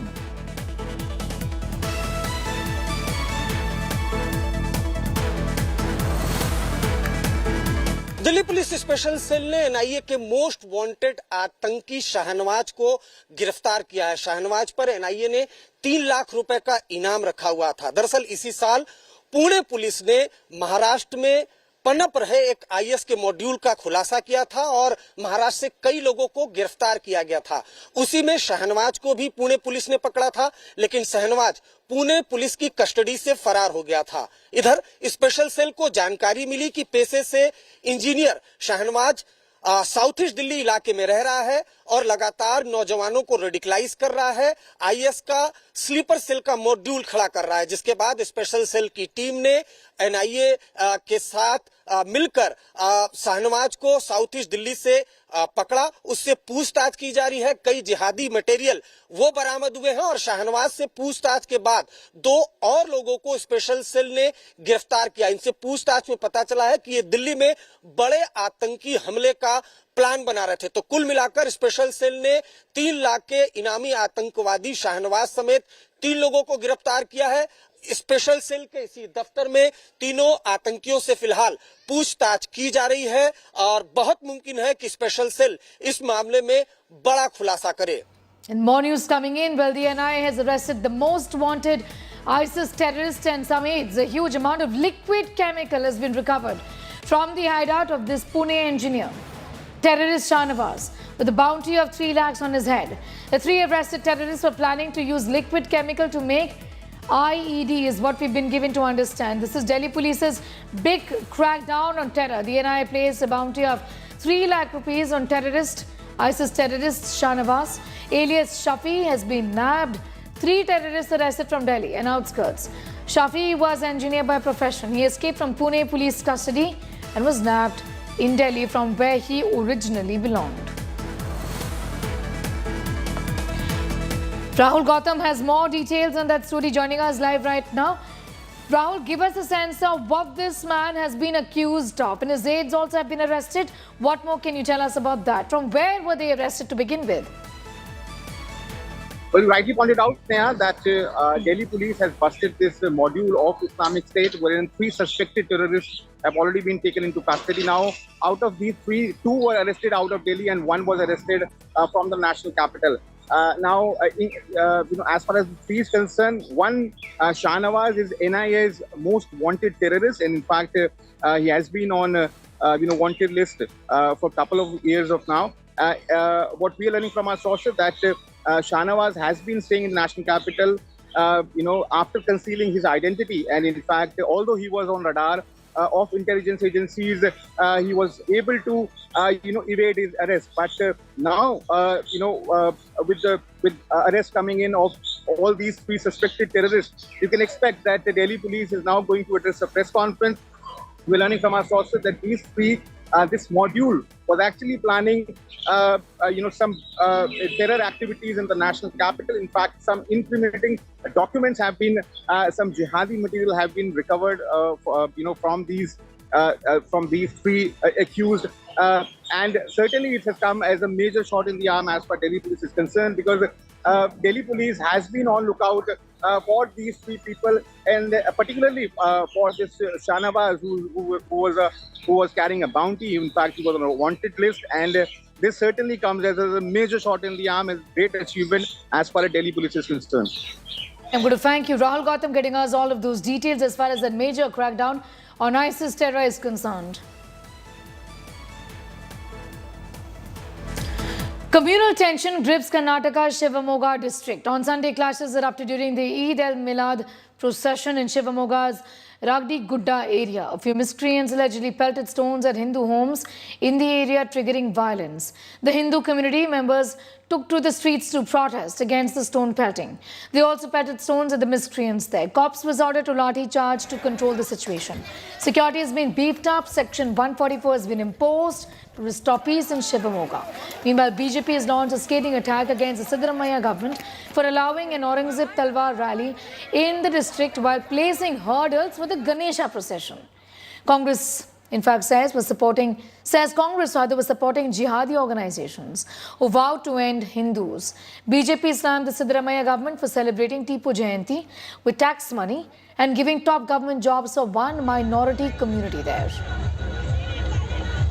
ರಾಗಿಗುಡದಲ್ಲಿ Eid Milad procession ಇರುವಾಗ ಯಾರೋ ದುಷ್ಕರ್ಮಿಗಳು ಕಲ್ಲು ತೋರಿದ್ರು ಅಂತಂದು allegation ಬಂತು.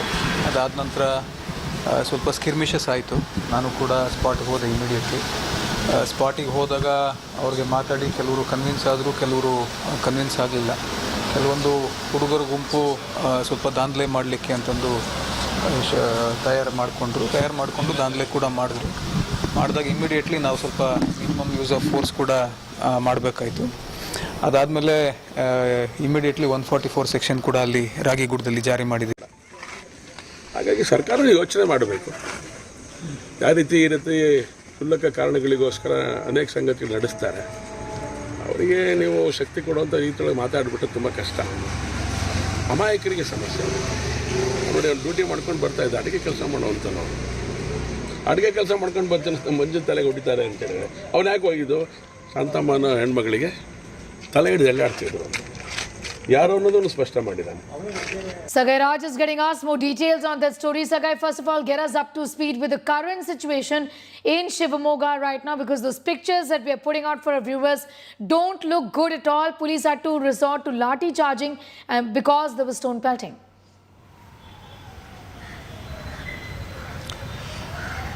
What we get to learn through our police sources is that the current situation is under control. 144 sections have been imposed across the city of Shimoga. GK Mithun, who is the SP of Shimoga, have categorically said that 144 section will be imposed unless the situation is back to normal. And they have also detained a lot of people in connection with this particular violence with circumstantial as well as video evidence which is in possession of the police. And so far they have not declared how many of them have been arrested in this detention. They have to look into the video evidence, and whoever have involved in this stone pelting, they will be arrested. On the other side, the politics has been broke out in this particular controversy, where BJP has hit out at Congress government, stating that it is a Congress government who is encouraging as well as provoking one particular community in Shimoga and the other parts of the state. And they have also said that there was several provoking banners which has been put out by the people, which has also instigated the other community. And now they have questioned the handling of law and order situation by the Congress government in the state. Thanking you for the moment, Sagai Raj, getting us up to speed with the current situation in Shimoga. Moving on, the deadly bombing of an Air India flight in 1985 is back in news after relations between India and Canada hit a new low.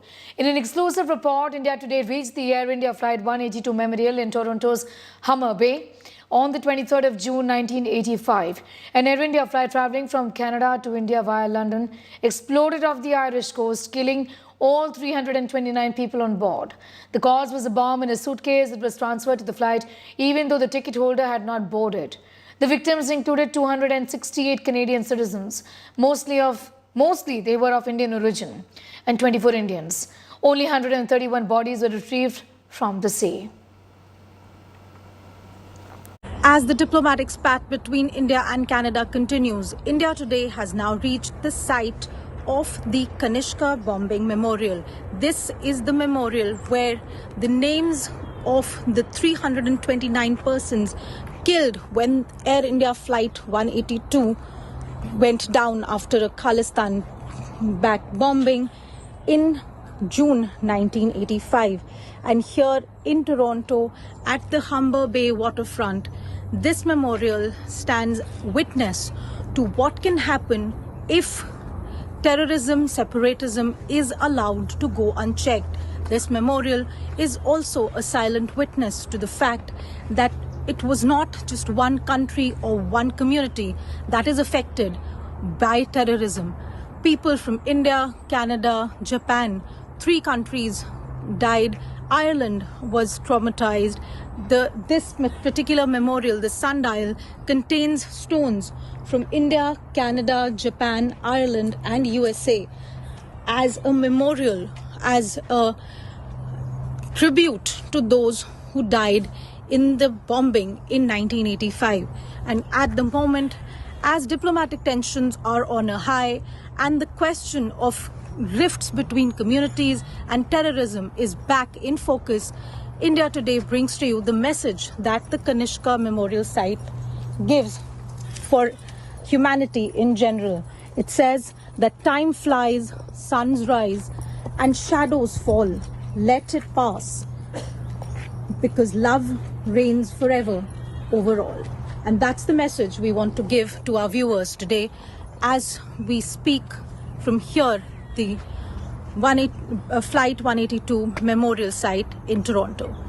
It's innocent people who are affected by movements, and the most tragic part of this, it was mostly women and children, and you can see there was entire families that were affected, and it's just that we shouldn't forget this tragedy. And in light of the recent news, it's more important that I educate my children to know about our past. Significant in the sense it remembers the tragedy that these people innocently were involved in. Okay. And it was horrific at the time. 1985 airline crash, and it was a big disaster. A lot of Canadians died, but they were all Indian origin. And so that's really sad for humanity that, we let those things happen. So I'm hopeful and I wish that this doesn't happen again, but in memory of everybody, we're just stopping by here.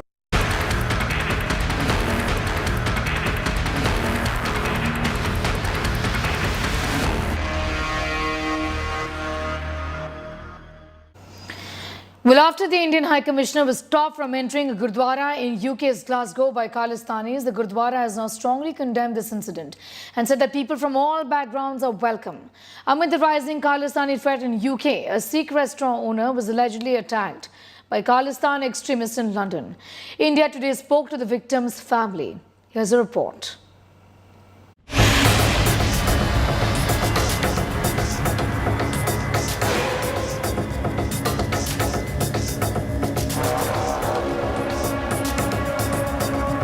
After death threats to Indian diplomats in Canada, Sikhs living in London are facing heat attacks from Khalistani thugs.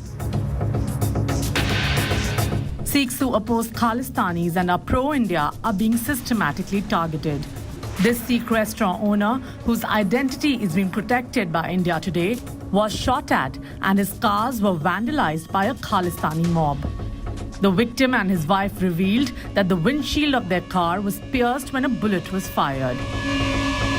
Speaking to India Today, the victims revealed that their daughter is also getting rape threats from Khalistanis. We are outside, we are coming to attack you. बच के रह तू, हम तो को जान से मार देंगे. This Sikh family alleges this is the 4th attack in 8 months, adding that they filed multiple complaints, but the police have not taken any action yet. Attack हुए 3 अटैक मेरे पहले हुए, जालेवा हमले हुए मेरे पे, घर पे हुए, व्यापार पे हुए. आज तक पुलिस ने किसी को अरेस्ट नहीं किया. I don't know वजह क्या है. क्या कहती है police? We are still investigating and उन्होंने कोई बड़ा we don't have enough evidence to arrest anyone. वो वेट कर रहे हैं कि मुझे कोई जान से मार जाए, उसके बाद वो अरेस्ट करेंगे। They know everyone, they know their criminal records, but they don't want to arrest anyone because I don't know the reasons behind it. हम भारतीय सारे खड़े हैं कि गोली खाने के लिए, लेकिन हम चुप नहीं होंगे। The attack started in May this year after the victim posted a video on social media criticizing the Khalistani hate-mongering against India. ये जनवरी से शुरू हुआ है मामला और अब क्या अक्टूबर आ गया। ये कितने महीने हो गए? 9 महीने। 10 महीने 9 महीने हो गए। हम लड़ भी रहे हैं, सफर भी कर रहे हैं, लेकिन आप लोग मुझे मार सकते हो, लेकिन आप हमारी विल पावर तोड़ नहीं सकते। Whether it is the Kapoor family or the Indian High Commissioner or an attack that was just about to happen on the Indian High Commissioner Vikram Doraiswamy on his visit to Gurdwara in Glasgow, every time the police has maintained that the investigations are ongoing.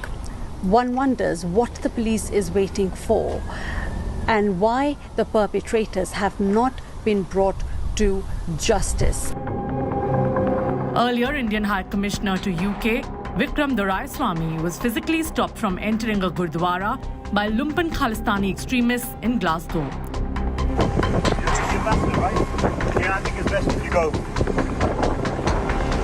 Glasgow Gurdwara strongly condemned the incident, hitting out at Khalistanis.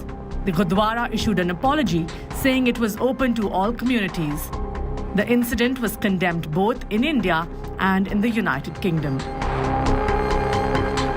It sort of highlights and it demonstrates just how concerning the issue of both Khalistan extremists are, but also how the pro-Khalistan sort of activists. And I think that's completely wrong, and they need to be dealt with for what they're doing. Our High Commissioner should not be deterred. He should continue making the efforts. Bulk of the Sikh community in the UK is law-abiding people. Just a few people who can create trouble should not become a cause for us to get discouraged. India has raised the issue with British Prime Minister Rishi Sunak's Foreign Office and has sought a proper investigation. With Lavina Tandon in London, Bureau Report, India Today. Moving on, the Trinamool Congress is all set for a showdown with the centre with a two-day protest in the national capital. TMC's protest is to begin today over the alleged delay in the release of funds under Manrega and Pradhan Mantri Awas Yojana to the West Bengal government. While TMC was reportedly set to get permission to protest at Jantar Mantar, the party will hold a peaceful sit-in by its MPs and state ministers at Rajghat today. TMC MP Abhishek Banerjee, who will lead the dharna, said that if needed, TMC will continue to protest till Diwali. Banerjee even indirectly challenged the ED to stop him if they can. Remember, Abhishek Banerjee has skipped the ED summons in connection with the school job scam. Meanwhile, BJP is planning to protest in Kolkata over alleged improper use of central government scheme funds by the Mamata government. BJP যে গায়ের জোরে বাংলার মানুষের টাকা আটকে রেখেছে এটা আরেকবার প্রতিষ্ঠিত প্রমাণিত এবং বিজেপির রাজ্য সভাপতি সুকান্ত মজুমদার দুদিন আগে সাংবাদিকদের বিবৃতি দেওয়ার সময় স্পষ্টত বলেছেন যেসব আন্দোলন করে কিছু হবে না আমি একটা ফোন করব টাকা চলে আসবে I want to ask the same question to Mr. Abhishek Banerjee, that even after so many months have passed, why isn't the West Bengal government not giving accounts to the central government? You will remember that there are 4 districts in West Bengal. They have accepted that corruption has happened and they had to pay compensation. Has a single person been arrested? I would ask the villagers, the local people of West Bengal, go to your nearest thana and file an FIR against these TMC leaders. ममता बंदोपाध्याय जो दिल्ली में जाकर छलावा कर रही हैं, मेरा उनसे विनम्र निवेदन है कि उन्होंने तब भी सरकार चलाई थी कांग्रेस पार्टी के साथ जब उनकी घमंडिया अलायंस के नेतृत्व ने तब यूपीए की सरकार का नेतृत्व किया था, तब भी पश्चिम बंगाल के लिए वो विकास के कोई प्रमुख कार्य नहीं कर पाए। आज वो स्वयं सरकार में राज्य में हैं, तो वो ना खुद विकास करती हैं, ना प्रगतिशील नरेंद्र मोदी सरकार का सहयोग कर जनता तक न्याय पहुंचाती हैं। बंगाल में भी ले लीजिए, अगर गरीब आदमी को अगर आयुष्मान भारत योजना का लाभ मिल जाए तो उनका क्या जाएगा, लेकिन क्योंकि मोदी साहब योजना लेकर आए, हमने लागू नहीं करनी है। इसी प्रकार से वहां पर बंगाल के अंदर गैस की पाइपलाइन डालनी है, परमिशन नहीं मिलती हैं। हाईवेज बनाने हैं, काम रुके पड़े हैं, राज्य सरकार लैंड एक्वायर करके नहीं दे रही है। तो अपने कुकर्मों को छुपाने के लिए और लोगों से सिंपैथी लेने के लिए, नौटंकी करने के लिए मुझे लगता है दिल्ली में लोग आ रहे हैं। TMC is bringing its fight to Delhi city, where several leaders of the Trinamool Congress are going to be protesting today. This comes at a time when the TMC has been saying that funds are not being allocated to the Trinamool Congress government in West Bengal, and people of Bengal are suffering. This has got to do with the TMC's Manrega protests in Delhi, where they say that they have been denied their rights.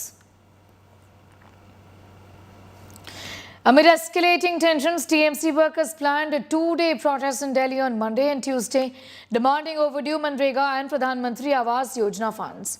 Abhishek Banerjee, the TMC General Secretary, has accused the centre of suppressing Bengal's poor. Take a look at this detailed report.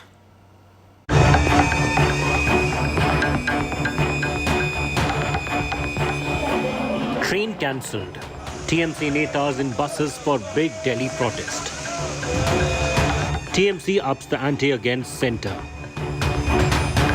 Mega protest planned by Mamta's party in the national capital on Gandhi Jayanti.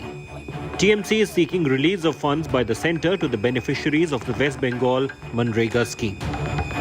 As per the party's plan, TMC netas are to begin protest at Rajghat on Monday and move on to Krishi Bhavan, housing the Railway Development Ministry, which governs the Manrega.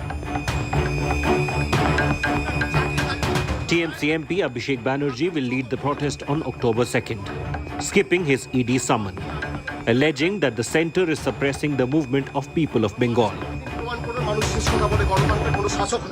BJP যে গায়ের জোরে বাংলার মানুষের টাকা আটকে রেখেছে, এটা আরেকবার প্রতিষ্ঠিত, প্রমাণিত। এটা স্পষ্ট যে বাংলার মানুষকে এরা ভাতে মারতে চাইছে, কিন্তু এত চেষ্টা করেছে তাও এই আন্দোলনকে আটকাতে পারেনি। The Congress too voiced support for the TMC's protest, terming it entirely justified. Demand बढ़ गई है तो इधर से एलोकेशन, जो फंड एलोकेशन है बंद कर दिया गया है। कर्ज में हैं और राज्यों ने काम करा लिए हैं, लेकिन पैसा देने को नहीं रह गया है, तो टीएमसी का विरोध बिल्कुल जायज है। The centre has denied depriving funds to Bengal. The BJP accused Mamta of concealing her own wrongdoings. उन्होंने अपने अपराधों को छुपाने के लिए कुछ नाटक कर रहे हैं, जिसका जवाब पश्चिम बंगाल की जनता देगी। Will the Gandhi Jayanti face-off in the capital escalate the Bengal political feud between BJP and TMC?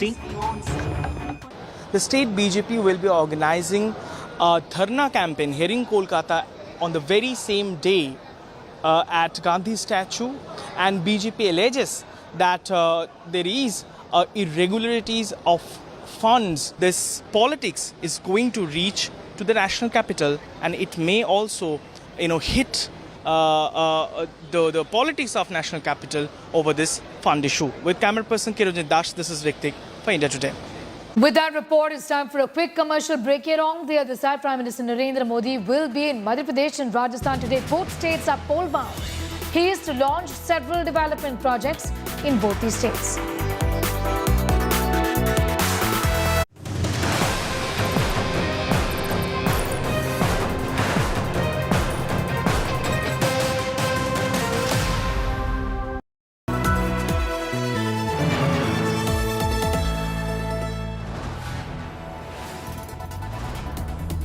You are watching India Today, powered by Finest, Be Sustainable Change, a BNP Group company.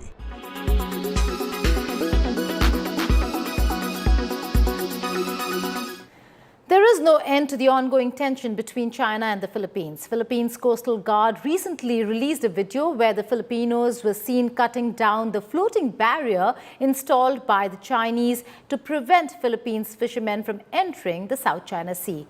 Take a look at this full report.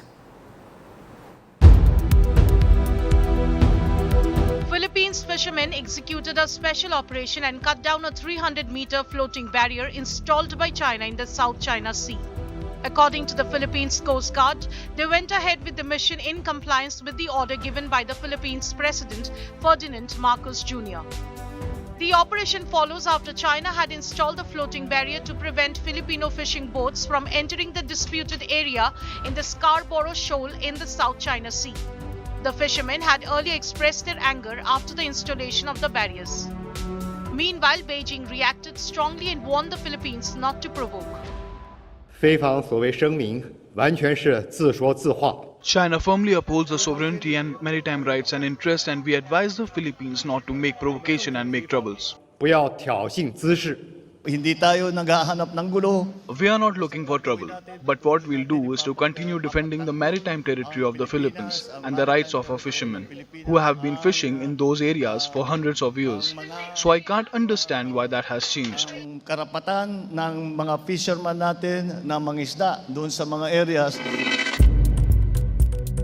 China claims to almost have 90% of the South China Sea area, which had angered not just the Philippines but other countries like Vietnam, Taiwan, Malaysia and Brunei. China backed their claims by placing naval patrols at the disputed areas. The tension between China and the Philippines have grown since Ferdinand Marcos Jr. became the president, who restored the security ties of Philippines with the US and gave permission to the American troops to access the Philippine military base. With Neha Kumari, Bureau Report, India Today.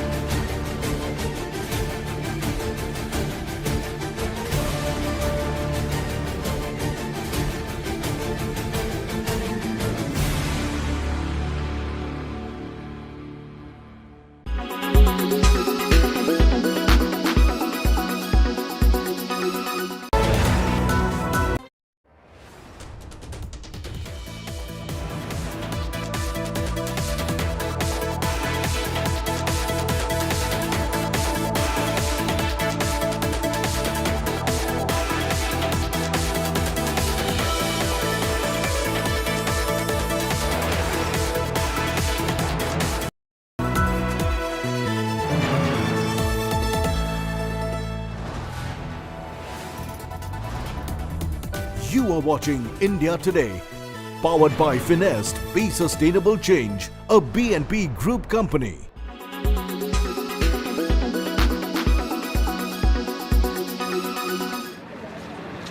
This is the human cost of war.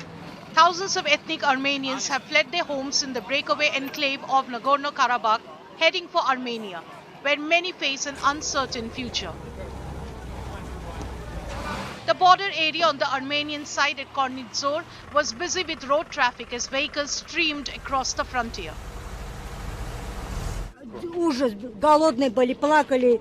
It was horrible. Children were hungry and they were crying. Yes, a child fainted.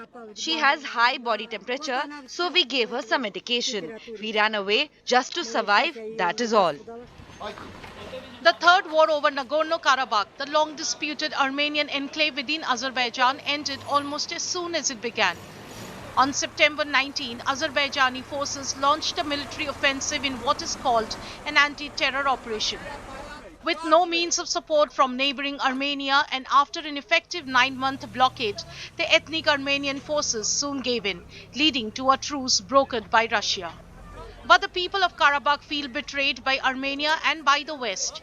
One such instance was when US aid chief reached the area to oversee the refugee crisis. She was heckled for America's inaction. Our folks in Azerbaijan will go back to your country. You don't care, stop the lies. Apart from Russia, EU also held talks with Armenia. The focus of the West is to see stability in the region and probably maintain status quo rather than support Armenia. However, Russia, the main stakeholder in the region, lashed out at Western interference in the South Caucasus. Under the terms of the truce outlined by Azerbaijani and Russia, which has peacekeepers on the ground, local Karabakh forces must commit to being completely disbanded as well as disarmed. Nagorno-Karabakh is internationally recognized as part of Azerbaijan, but its population of 120,000 is overwhelmingly ethnic Armenian. Earlier, a significant flare-up in fighting began in late September 2020 and continued for 44 days. The fighting ended with a Russian-brokered peace agreement on November 9, 2020.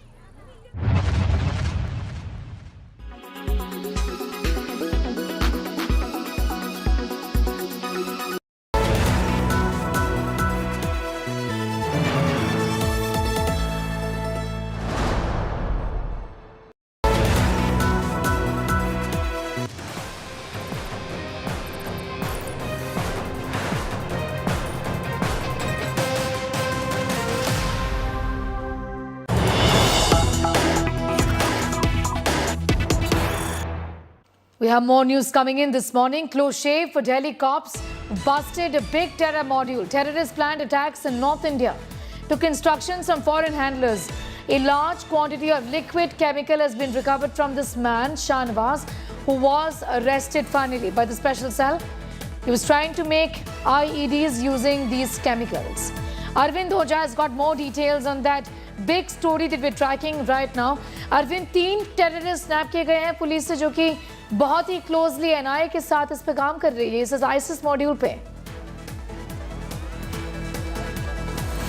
नहीं, बिल्कुल देखिए, और इसमें जो एक terrorist arrest हुआ है जिसका नाम शहनवाज है और एनआईए की वांटेड लिस्ट में ये शामिल है। एनआईए ने 3 लाख का इस पर रिवॉर्ड भी रखा हुआ है। शहनवाज दिल्ली के साउथ ईस्ट दिल्ली इलाके में रह रहा था और लगातार स्लीपर सेल मॉड्यूल को वो खड़ा कर रहा था। शहनवाज को पहले स्पेशल सेल की टीम ने अरेस्ट किया, उसके बाद उससे इंटरोगेशन के बाद 2 और लोगों को अरेस्ट किया है। इंटरोगेशन के दौरान ये पता चला है कि शहनवाज और गिरफ्तार 2 और लोग, ये सभी एक आईएस के स्लीपर सेल मॉड्यूल का हिस्सा है और नॉर्थ इंडिया में ये टेरर स्ट्राइक की प्लानिंग कर रहे थे। इनके पास से बड़ी मात्रा में जो लिक्विड केमिकल है वो रिकवर हुआ है। इस लिक्विड केमिकल का इस्तेमाल आईईडी बनाने के लिए किया जाने वाला था। इसमें इंपॉर्टेंट बात यह है कि दरअसल शहनवाज पुणे से फरार हुआ था। पुणे में इसी साल पुणे पुलिस ने एक आईएस के मॉड्यूल का खुलासा किया था, जिसमें सबसे पहले 3 लोगों को बाइक चोरी करते वक्त पुणे पुलिस ने रोका था, जिसमें 2 लोग पकड़े गए थे। एक जो शहनवाज था वो मौके से फरार हो गया था। पहले पुणे पुलिस ने सोचा कि ये बाइक चोर है, लेकिन जब उनको इंट्रोगेट किया गया तो पता चला कि ये एक आईएस के स्लीपर सेल मॉड्यूल का हिस्सा है। उसके बाद एनआईए को जांच दी गई, कुल 7 लोगों को अरेस्ट किया गया। उनसे इंटरोगेशन में पता चला कि महाराष्ट्र में बड़ा आतंकी हमला करने वाले थे। इन्होंने लिक्विड केमिकल से बॉम्ब बनाया था और पुणे के जंगल में उसका ट्रायल भी किया था, जो सक्सेसफुल रहा था। लेकिन शहनवाज समेत कुल 4 ऐसे टेररिस्ट हैं जिन पर 3-3 लाख रुपए का रिवॉर्ड एनआईए ने रखा, वो सभी फरार हो गए, जिसमें शहनवाज की लोकेशन दिल्ली में ट्रैक हुई। उसके बाद स्पेशल सेल की टीम ने उसको पकड़ा, उसको इंटरोगेट किया गया। उसके बाद 2 और लोगों को अरेस्ट किया है स्पेशल सेल की टीम ने और उनके पास से लिक्विड केमिकल रिकवर हुआ है, जिसका इस्तेमाल वो आईडी के लिए करने वाले थे। साथ ही साथ इंटरोगेशन में इस बात का भी खुलासा हुआ है कि ये नॉर्थ इंडिया में बड़े टेरर अटैक की प्लानिंग कर रहे थे। जी बिल्कुल, अरविंद ओझा getting us all of those details. I'm going to thank you for the moment for getting us up to speed with the SIT of the Delhi police along with the NIA making that huge crackdown as far as the ISIS module is concerned. Shahnawaz has been arrested. He was on the run, was arrested in Pune, escaped custody, came to Delhi, and this is where he was finally picked up again. In political developments today, Prime Minister Narendra Modi has started his Blitzkrieg to poll-bound states. Now, as assembly polls approach nearer, Prime Minister is going to be in Madhya Pradesh and Rajasthan. He will be launching several development projects in both of these states. Prime Minister will reach Rajasthan's Chittorgarh shortly, where he will be unveiling projects worth 7,000 crore rupees. These projects include the Mehsana, Batinda, Gurdaspur gas pipeline and 4-lane road connection national highways. Moreover, the railway projects being dedicated to the nation by the Prime Minister include the projects involving doubling of Chittorgarh-Nimach railway line and Kota-Chittorgarh electrified railway line. In Madhya Pradesh's Gwalior, the Prime Minister will launch initiatives worth 19,000 crore. These projects include the Delhi-Vadodara Expressway, which has been developed at a cost of over 11,895 crores. He will also be dedicating 2.2 lakh houses built under the Pradhan Mantri Awas Yojana at the cost of 140 crores.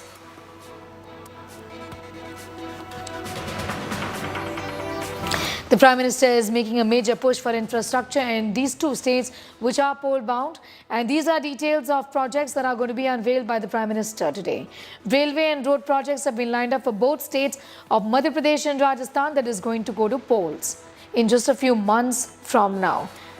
The Prime Minister's infrastructure push includes the foundation stone of the Jal Jeevan Mission project, foundation stone of 9 health centres under the Ayushman Bharat scheme. Also, inauguration of academic building of IIT in Indore.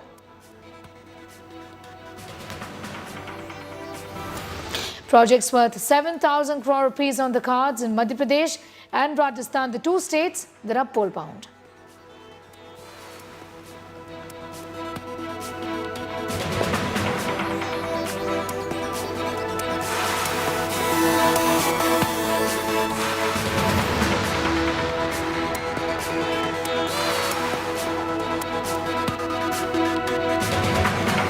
Modi's infrastructure push in the state of Rajasthan, where he's also talking about doubling of the Chittorgarh-Nimach of Kota railway line, tourism facilities at Nathwada under Swadesh Darshan scheme as well.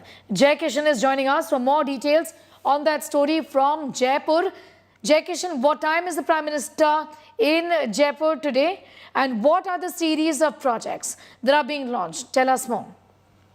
This is the 11th visit of Prime Minister Narendra Modi in last 13 months. Recently visited Jaipur, and on 5th he would be in Jodhpur, which is bastion of Chief Minister Ashok Gehlot. Now he is expected to arrive by afternoon in Chittorgarh, but this is important visit of Prime Minister Narendra Modi because BJP is going all guns blazing after Congress party elections are due on 6th or 7th. Any time elections could be announced. Yesterday, Election Commission had a meeting. So this visit, especially in that Marwad area, Mewad area of Rajasthan, which has 28 to 30 seats, and the area has been lying vacant after Gulab Chand Kataria was made governor of Assam. Here, it is considered a stronghold of BJP, but BJP doesn't want to take any chance, so they have called Prime Minister Modi here. Earlier in the same region, he was in the Mangad Dham. He has visited Rajsaman Nadwara temple. So this Mewad area of BJP is very important for Bharatiya Janata Party, and very shortly, I think after, according to our sources, this is on today he is visiting Chittorgarh. 5th he would be in Jodhpur. Then first list of BJP is expected, and 65 candidates could be declared, which could have name of 3 member of parliament, just like Madhya Pradesh.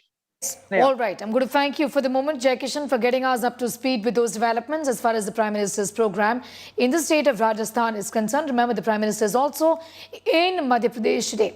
Now, as the state of war Telangana intensifies, the Prime Minister launched a scathing attack at the ruling KCR government as well as the Congress party. He indirectly took a jab at Owaisi and KCR, saying that the state was currently being run by 2 family parties.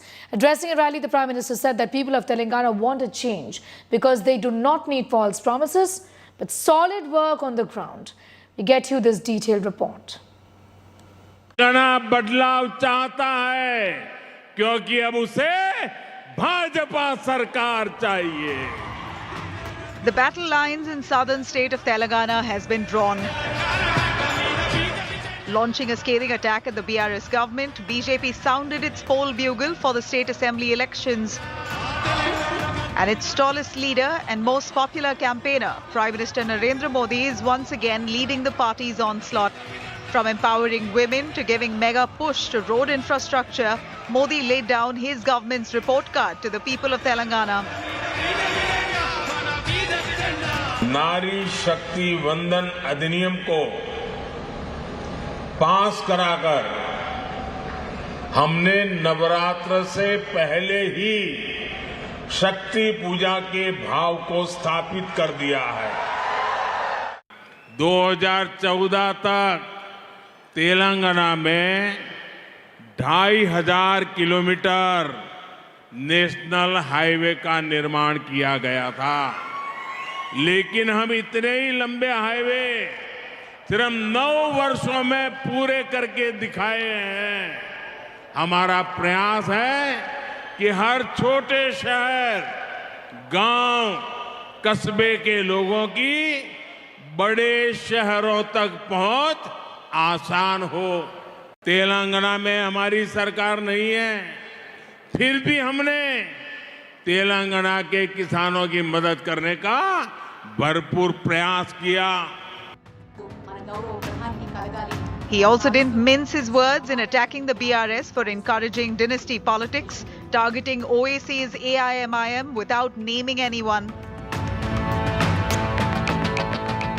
आप भी जानते हैं कि तेलंगाना सरकार को कौन चला रहा है। 2 फैमिली रन पार्टीज ने रोक के रखा है। इन दोनों ही फैमिली रन पार्टीज की पहचान करप्शन और कमीशन से है। ये प्रधानमंत्री जी बटन दबाकर अनावरण करें। Earlier in Telangana's Mehboob-nagar, Prime Minister also laid the foundation stone and dedicated to the nation multiple developmental projects worth more than 13,500 crores. These projects include in the areas of road, rail, petroleum and natural gas as well as higher education. 13,500 crore से ज्यादा की ये परियोजनाएं तेलंगाना को विकास की नई बुलंदियों पर पहुंचाएगी। इनसे तेलंगाना के युवाओं के लिए बड़ी संख्या में रोजगार के नए अवसर भी बनेंगे। Meanwhile, Prime Minister Modi's visit to Telangana also saw a major political face-off between the BJP and ruling BRS. BJP workers put out posters calling CM KCR the state's biggest MLA purchaser. In retaliation, BRS Minister KTR called Modi's trip to the state political tourism and accused him of doing nothing for the state. This is regular rhetorics and political bashanbazi of Prime Minister Modi ji, and this is nothing new. So these election promises, till they actually become reality, till then people do not believe Bharatiya Janata Party. With the state going to polls and CM KCR facing anti-incumbency, the Saffron Party is really trying to make inroads in Telangana, pitting itself against both BRS and the Congress. Bureau Report, India Today.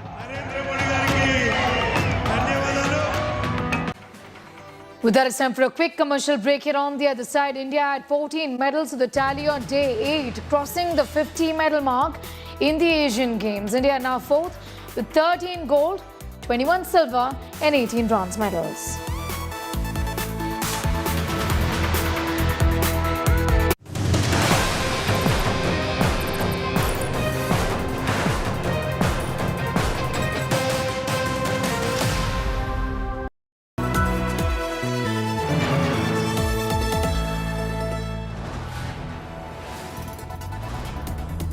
You are watching India Today, powered by Finest, Be Sustainable Change, a BNP Group company.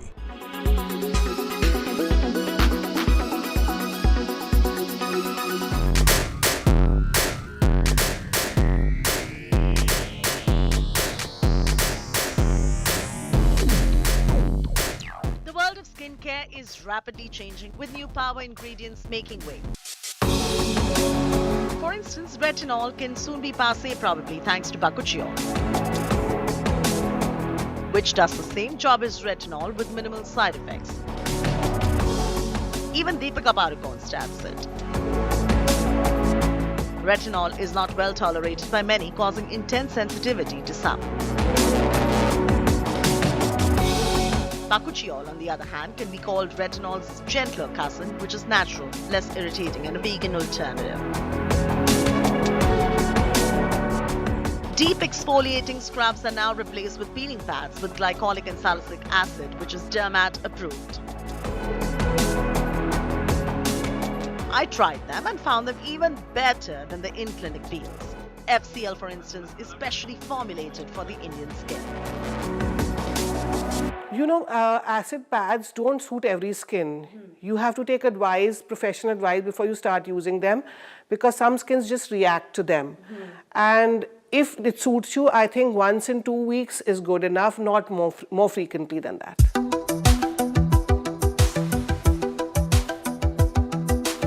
Natural is overrated. Everything natural is not good for your skin. Even poison ivy is natural. Does that mean you start applying or having it? No, right? If you are trying to look at natural options, look for products that are of medical grade that contain only pure, high-quality ingredients that are natural but far more concentrated to help treat and heal with myriad skin concerns. My personal favorite is vitamin C serum and an active serum that treats the skin well.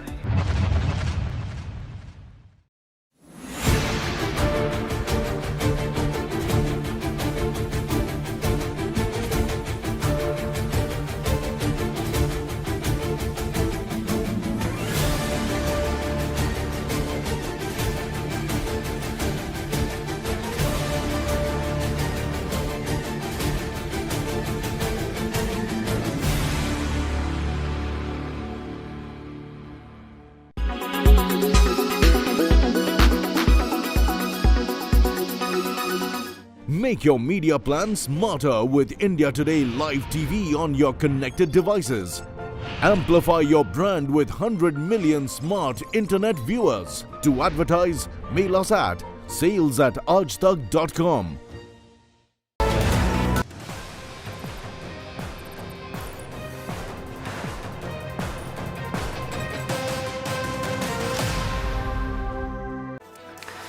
Welcome back. You're watching India's Agenda. Now, India began the campaign in athletics at the Asian Games 2022 with a big bang.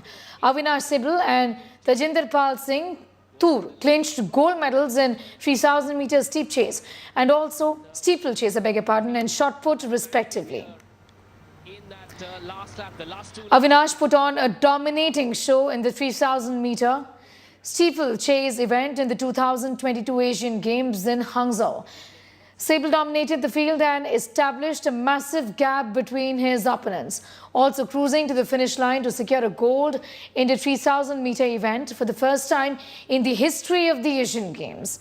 He also clocked an Asian Games record time of 8 minutes and 8:19:54. Indian athletes continue to do the country proud in the Asian Games. In the men's shot put event, Tajinder Pal Singh Toor put on a brilliant display to win the gold medal.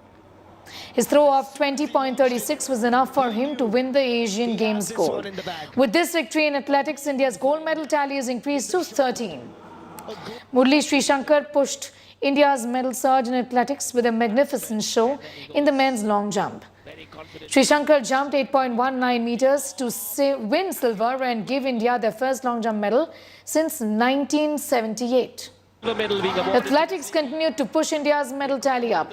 Harmilan Bains and Ajay Kumar Saroj got the silver medal in the respective 1500 meter event, along with Jinson John's bronze. Seema Punia won the bronze in the discus event, while Nandini Asgara secured the heptathlon bronze. Her mother also won the silver in the 800 meters at the 2002 Asian Games in Busan. It's time for a quick commercial break. Here on the other side, ISIS terrorist Shahnawaz has been arrested by the telepolice in a major breakthrough. We're getting you that detailed report on the other side of this break.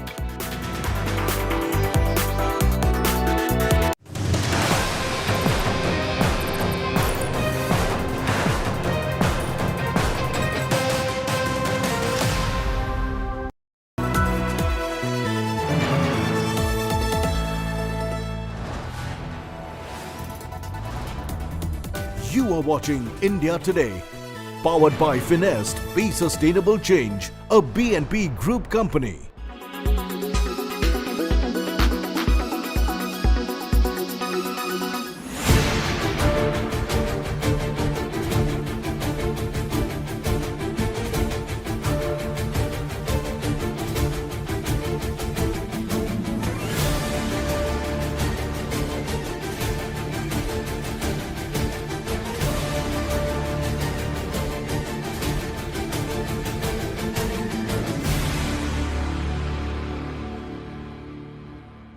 Weather forecast now. Delhi, maximum 37 and minimum 23 degrees. Mumbai, maximum 29 and minimum 25 degrees. Kolkata, maximum 32 and minimum 25 degrees. Bengaluru, maximum 28 and minimum 20 degrees. Chennai, maximum 33 and minimum 26 degrees. Hyderabad, maximum 29 and minimum 21 degrees.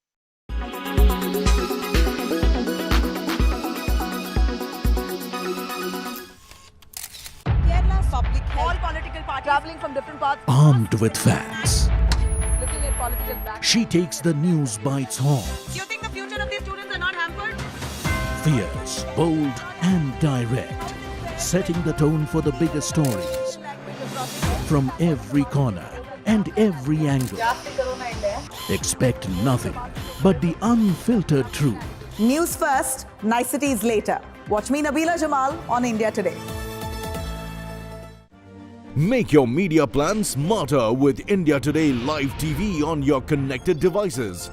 Amplify your brand with 100 million smart internet viewers. To advertise, mail us at sales@aajtak.com.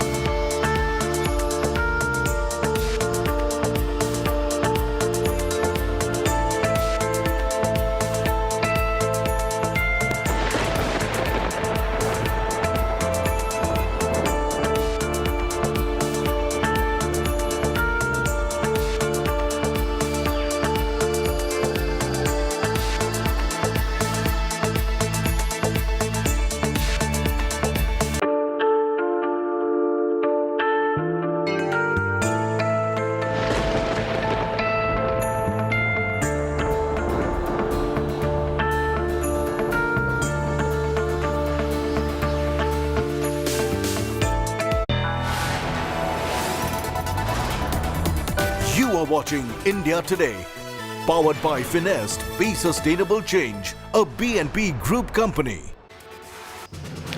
Hello, a very good morning. You're watching India Today TV. I'm Sneha Murdani. Let's get started with the top stories in this edition first. Crochet for Delhi as a big terror module was busted in the capital. 3 terrorists planned attacks in North India who've been nabbed. Chemicals for IED have been recovered. BJP is in a key huddle for Rajasthan and Chhattisgarh polls. Union ministers asked to contest Rajasthan elections. Gajendra Shekhawat and Meghwal to contest. Tension grips Karnataka, Shimoga. Violence during Eid-e-Milad procession. Stones pelted on houses of Hindus. Cops urge citizens to not spread rumours. Funds for Bengal showdown escalates. Delhi turns battleground over central funds. The Trinamool Congress to protest against lack of Manrega funds to state. This is a mega world exclusive from Canada. India Today is the only channel at Kanishk bombing memorial, remembering the 329 people who perished on the Khalistani plane bomb. And on Mahatma Gandhi's 154th birth anniversary, the Prime Minister pays floral tributes to the father of the nation. Congress Chief Mallikarjun Kharge and other Modi mantris also pay tributes. I'm here at Humber Bay Park, where this memorial stands silent sentinel and a reminder to what happens when hate.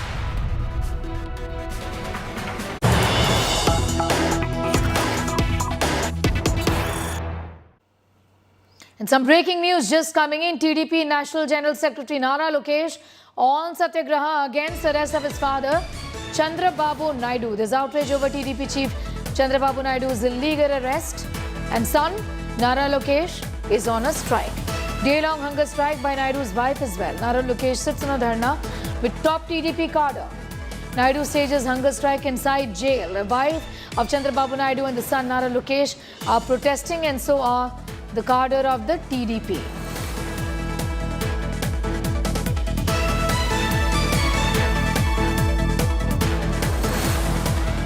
Nagarjun Dwarkanath is getting us more details on that big story. The TDP, in fact, leaving no stone unturned to cry political vendetta. All of them on a dharna today. Naga?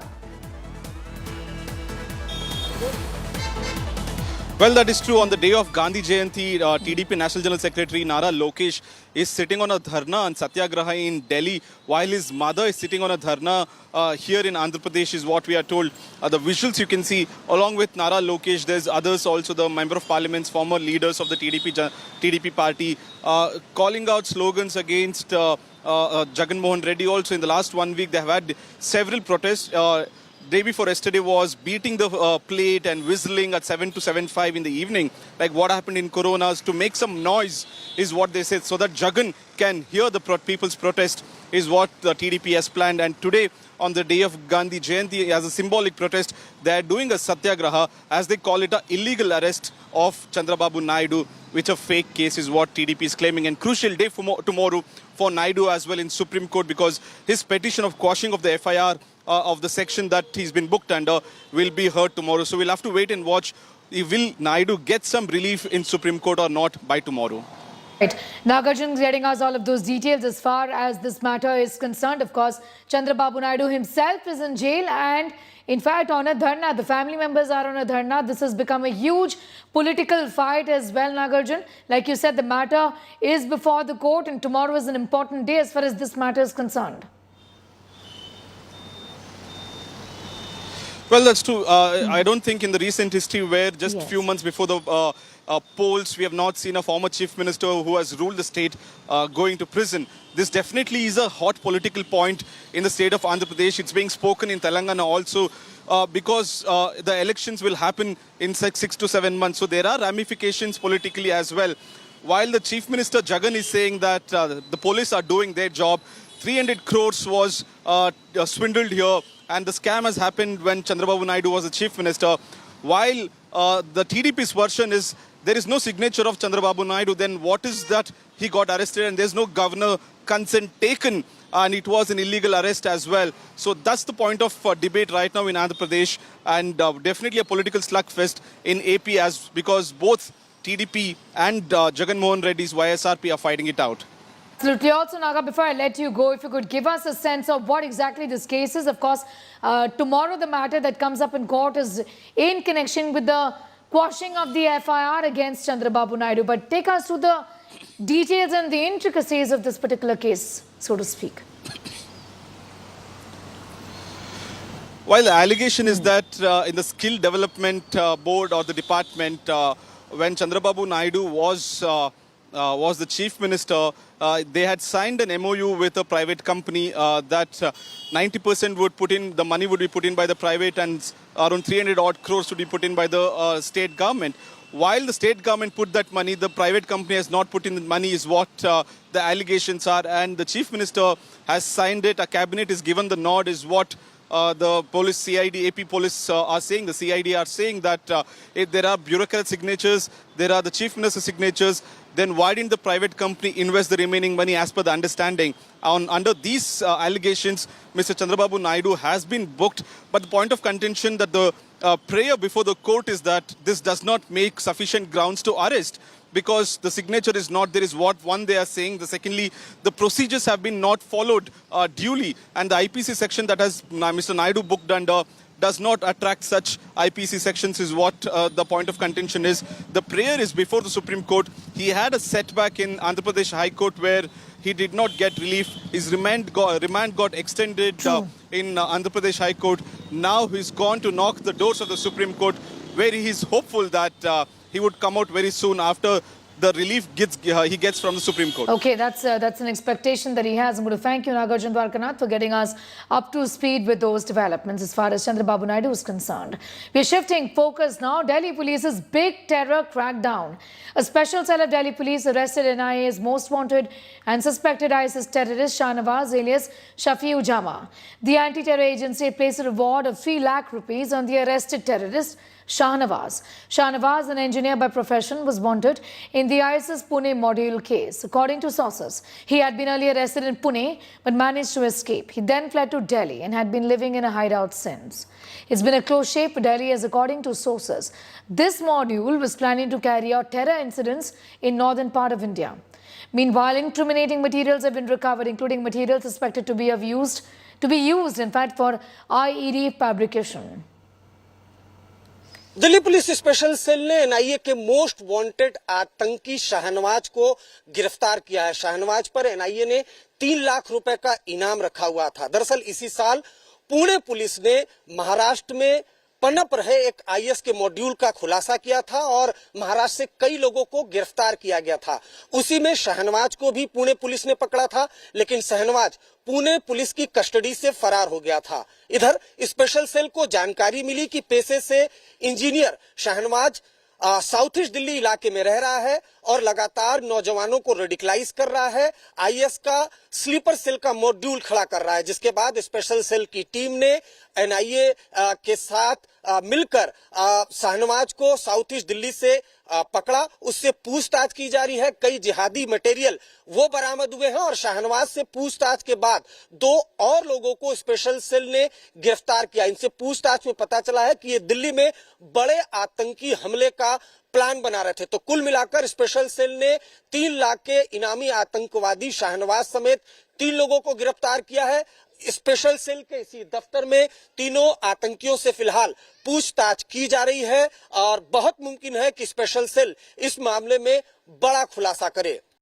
Arvind Oja is getting us more details on that story. Arvind, ये बड़ा crackdown है Delhi police के special से जो NIA के साथ काम करती है आईएसआईएस टेरर मॉड्यूल में, क्या इनकी प्लानिंग थी, इसके बारे में डिटेल्स बताइए। नहीं, देखिए, जो अभी तक इंटरोगेशन हुई है उसके मुताबिक ये नॉर्थ इंडिया में बड़े टेरर स्ट्राइक को अंजाम देने वाले थे और शाहनवाज ये काफी डेस्परेट है क्योंकि पुणे पुलिस की कस्टडी से शाहनवाज फरार हो गया था, जिसके बाद जब केस एनआईए ने लिया था तो मोस्ट वांटेड की लिस्ट में इसको शामिल किया था, इसका पिक्चर रिलीज किया था और 3 लाख का इनाम शाहनवाज पे एनआईए की टीम ने रखा था।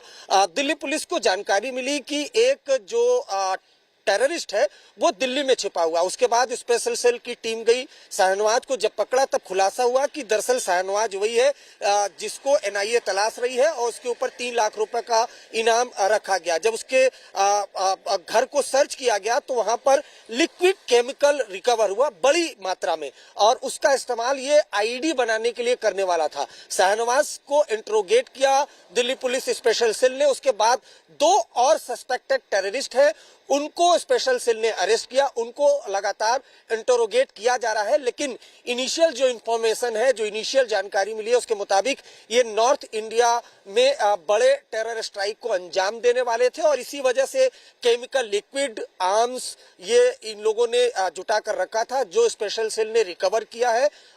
तीनों से लगातार जो दिल्ली पुलिस के सीनियर ऑफिशियल हैं वो इंटरोगेशन कर रहे हैं। ये जो पूरा मॉड्यूल है, इस मॉड्यूल की शुरुआत पुणे से हुई थी। पुणे पुलिस ने जब पकड़ा था तब 7 लोगों को पकड़ा था, जिसमें हाईली एजुकेटेड लोग थे। शाहनवाज खुद भी इंजीनियर है, सिविल इंजीनियर है।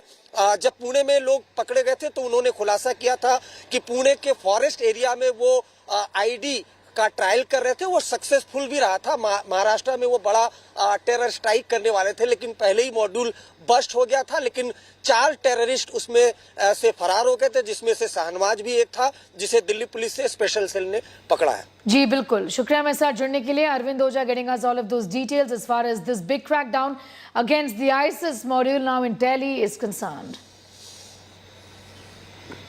In other news, communal tensions grips Karnataka's Shimoga district. On Sunday, clashes erupted during the Eid procession in Shimoga's Ragigudda area. A few miscreants allegedly pelted stones at Hindu homes in the area, triggering violence. Hindu community members took to streets to protest against the stone pelting. They also pelted stones at the miscreants. Cops resorted to lathi charge to control the situation. Security has been beefed up. Section 144 has been imposed to restore peace in Shimoga.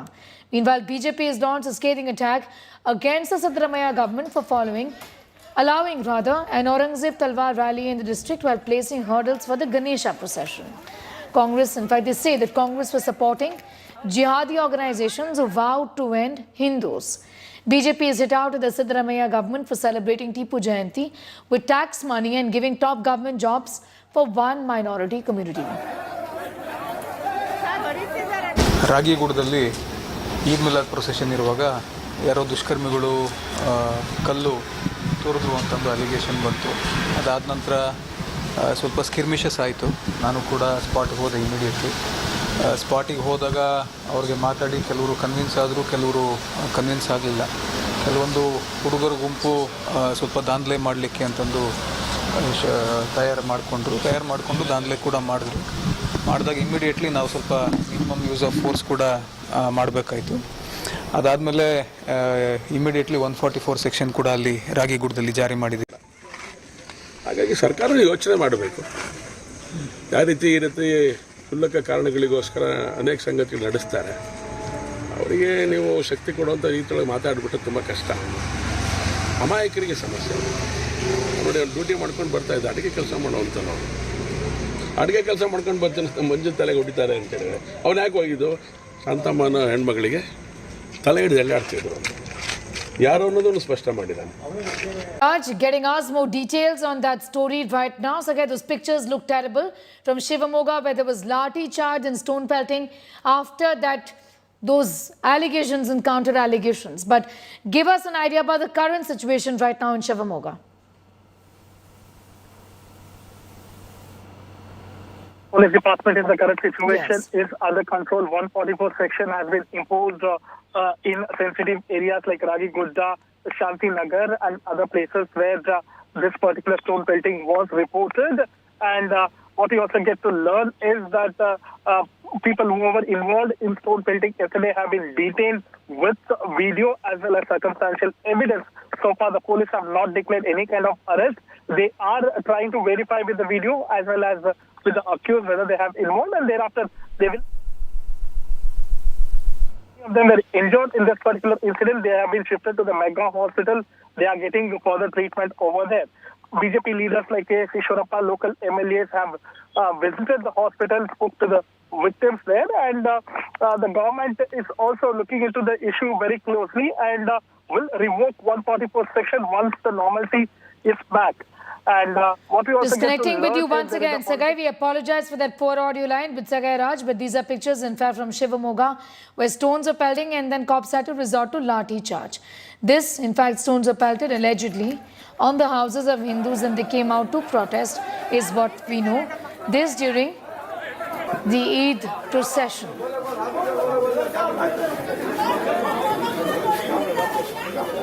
Pictures are in fact from Shimoga from the 1st of October, that is yesterday, where protests broke out between two communities where stones are pelted allegedly, in fact on the houses of one particular community. After which they also came out on the streets to protest.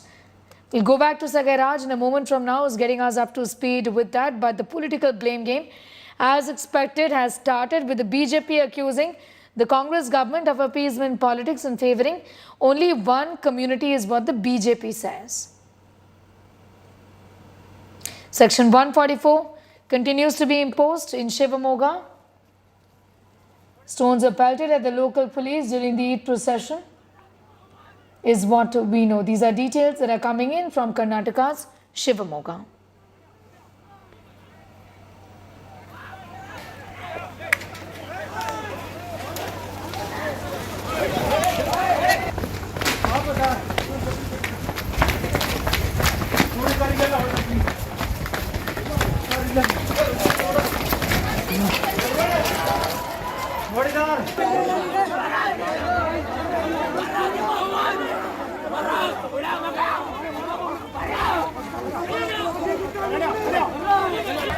ರಾಗಿಗುಡದಲ್ಲಿ Eid Milad procession ಇರುವಾಗ ಯಾರೋ ದುಷ್ಕರ್ಮಿಗಳು ಕಲ್ಲು ತೋರಿದ್ರು ಅಂತಂದು allegation ಬಂತು. ಅದಾದ ನಂತರ ಸ್ವಲ್ಪ ಸ್ಕಿರ್ಮಿಷಸ್ ಆಯಿತು. ನಾನು ಕೂಡ ಸ್ಪಾಟಿಗೆ ಹೋದೆ ಇಮಿಡಿಯೇಟ್ಲಿ. ಸ್ಪಾಟಿಗೆ ಹೋದಾಗ ಅವ್ರಿಗೆ ಮಾತಾಡಿ ಕೆಲವರು ಕನ್ವಿನ್ಸ್ ಆದರು, ಕೆಲವರು ಕನ್ವಿನ್ಸ್ ಆಗಲಿಲ್ಲ. ಕೆಲವೊಂದು ಹುಡುಗರ ಗುಂಪು ಸ್ವಲ್ಪ ದಾಂಧಲೆ ಮಾಡಲಿಕ್ಕೆ ಅಂತಂದು ತಯಾರು ಮಾಡಿಕೊಂಡು ದಾಂಧಲೆ ಕೂಡ ಮಾಡಿದಾಗ ಇಮಿಡಿಯೇಟ್ಲಿ ನಾವು ಸ್ವಲ್ಪ ಮಿನಿಮಮ್ ಯೂಸ್ ಆಫ್ ಫೋರ್ಸ್ ಕೂಡ ಮಾಡಬೇಕಾಯಿತು. ಅದಾದಮೇಲೆ ಇಮಿಡಿಯೇಟ್ಲಿ 144 ಸೆಕ್ಷನ್ ಕೂಡ ಅಲ್ಲಿ ರಾಗಿಗುಡದಲ್ಲಿ ಜಾರಿ ಮಾಡಿದ್ದೀವಿ.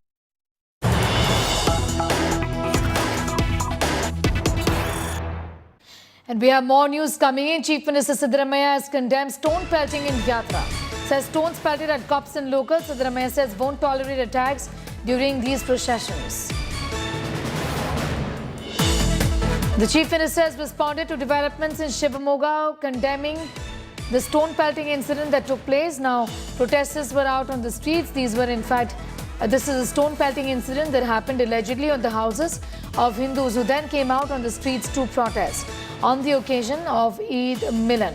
The Chief Minister says that he's condemned the stone pelting in the Yatra, also saying that stones pelted at cops and locals, and the government is not going to be tolerating these attacks during processions. In Shimoga, some miscreants pelted stones, which is in fact in the outskirts of Shimoga. Even at the police, without any choice, the cops had to pelt back stones. More than 43 of them have been arrested. In any religious event, it's wrong for others to pelt stones that disturb the religious procession of others. Our government will not tolerate these activities. Shimoga is completely under control. After Lathi charge, there is peace now in Shimoga, is what the Chief Minister has said.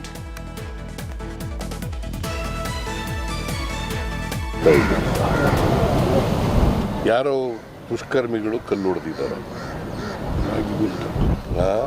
Ragigudda ಅನ್ನೋ ಶಿವಮೊಗ್ಗದ ಒಂದು ಭಾಗ, ಅದು outskirts of Shivamogga, ಅಲ್ಲಿ ಕಲ್ಲು ಎಸ್ತಿದ್ದಾರೆ. So ಪೊಲೀಸ್ನವ್ರ ಮೇಲೆ ಕೂಡ ಕಲ್ಲು ಎಸ್ತಿದ್ದಾರೆ. ಪೊಲೀಸ್ನವರು ಅನಿವಾರ್ಯವಾಗಿ ಲಾಠಿ ಚಾರ್ಜ್ ಮಾಡಿದ್ದಾರೆ.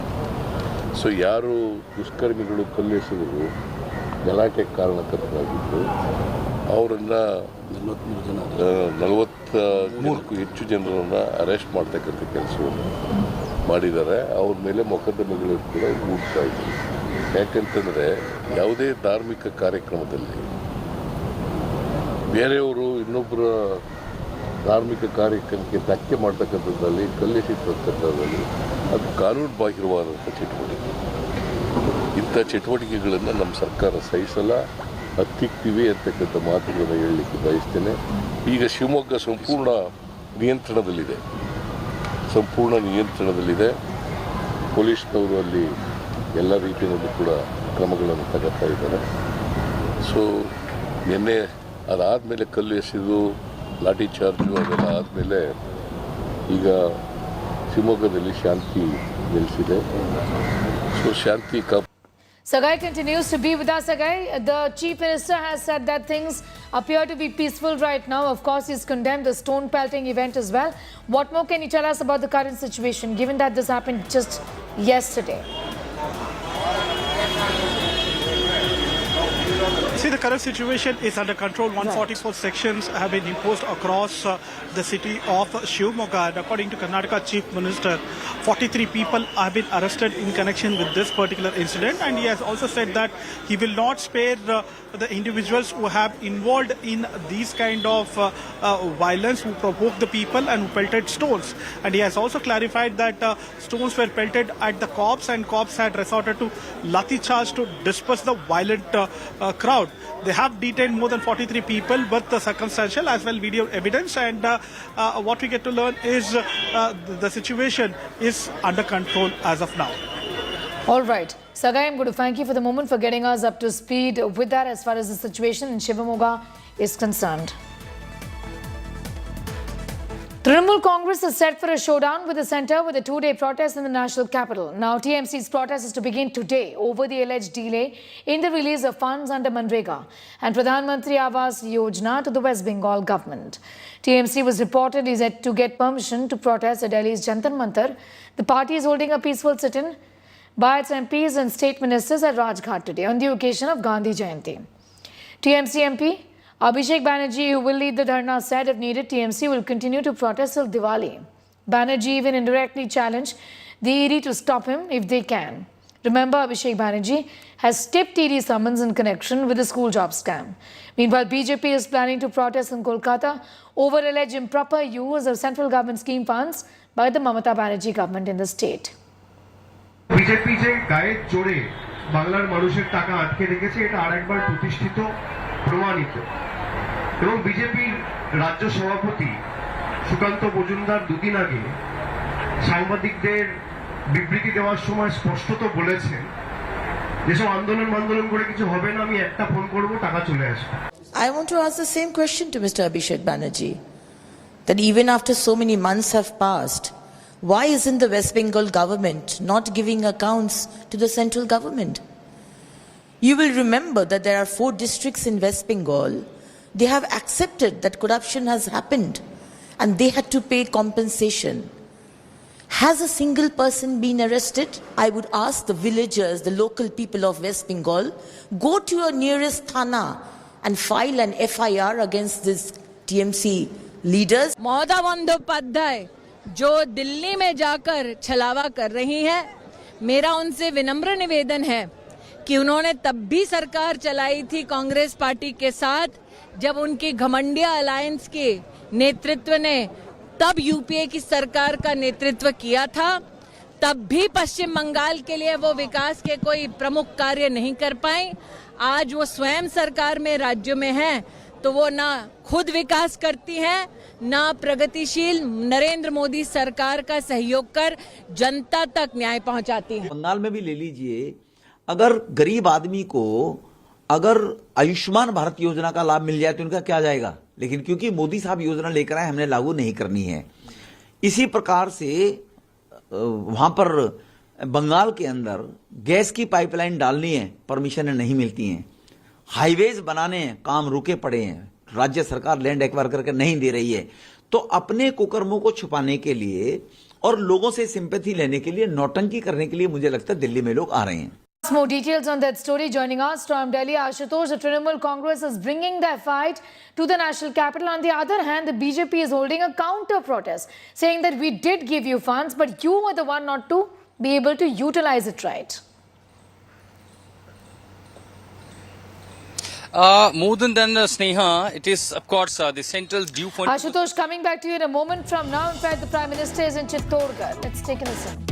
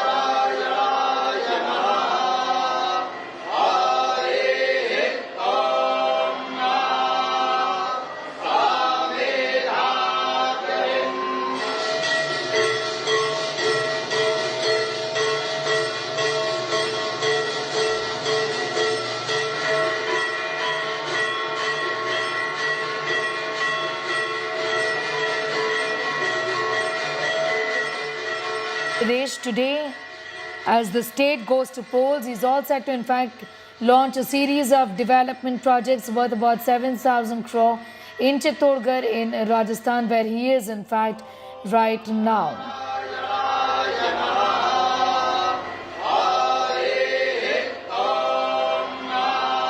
These are pictures in fact coming in from Chittorgarh in Rajasthan of the Prime Minister at a temple.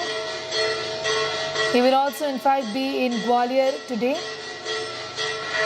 The Prime Minister is launching a series of projects.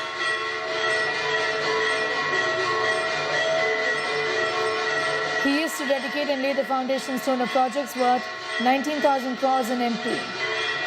Also to dedicate the Delhi-Vadodara Expressway to the nation, to initiate the Grih Pravesh of over 2.2 lakh houses built under the PMJ Gramin Yojana.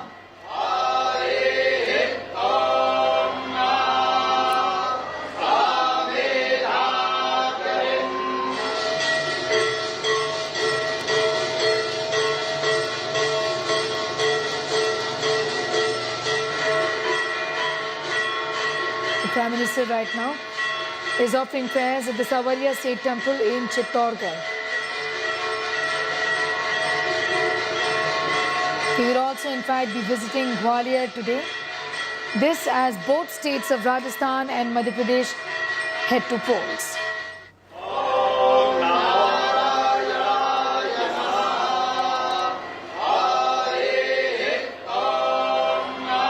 The Prime Minister is dedicating to the nation and laying the foundation stone of various development projects, about 7,000 crore in Chittorgarh in Rajasthan. This in the run-up to elections in both states of Rajasthan and Madhya Pradesh. Rajasthan, which is now for the moment controlled by a Congress-led government. He is visiting the poll-bound states and dedicating to the nation of a series, in fact, of projects worth crores of rupees. First of all, 7,000 crores in Chittorgarh in Rajasthan. A gas-based economy and the promotion of this, the Mehsana-Batinda-Gurdaspur gas pipeline will be dedicated by the Prime Minister. It's been built at the cost of 4,500 crores. He's also in fact dedicating a 4-lane on National Highway number 12 on the Dara Jhalawar Tindhar section. There are a series of railway projects also that the Prime Minister is in fact dedicating to the nation, including the doubling of the Chittorgarh-Nimach railway line and the Kota-Chittorgarh electrified railway line. These have been completed at a cost of more than 600 crores. After visiting Rajasthan today, where the Prime Minister is right now as we speak at the Shafi State Temple, the Prime Minister will be in Gwalior in Madhya Pradesh.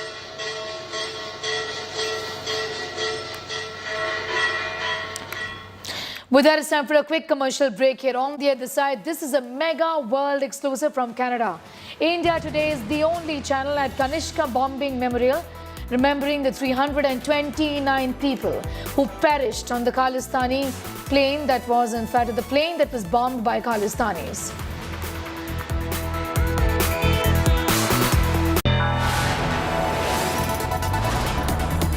You are watching India Today, powered by Finest, Be Sustainable Change, a BNP Group company.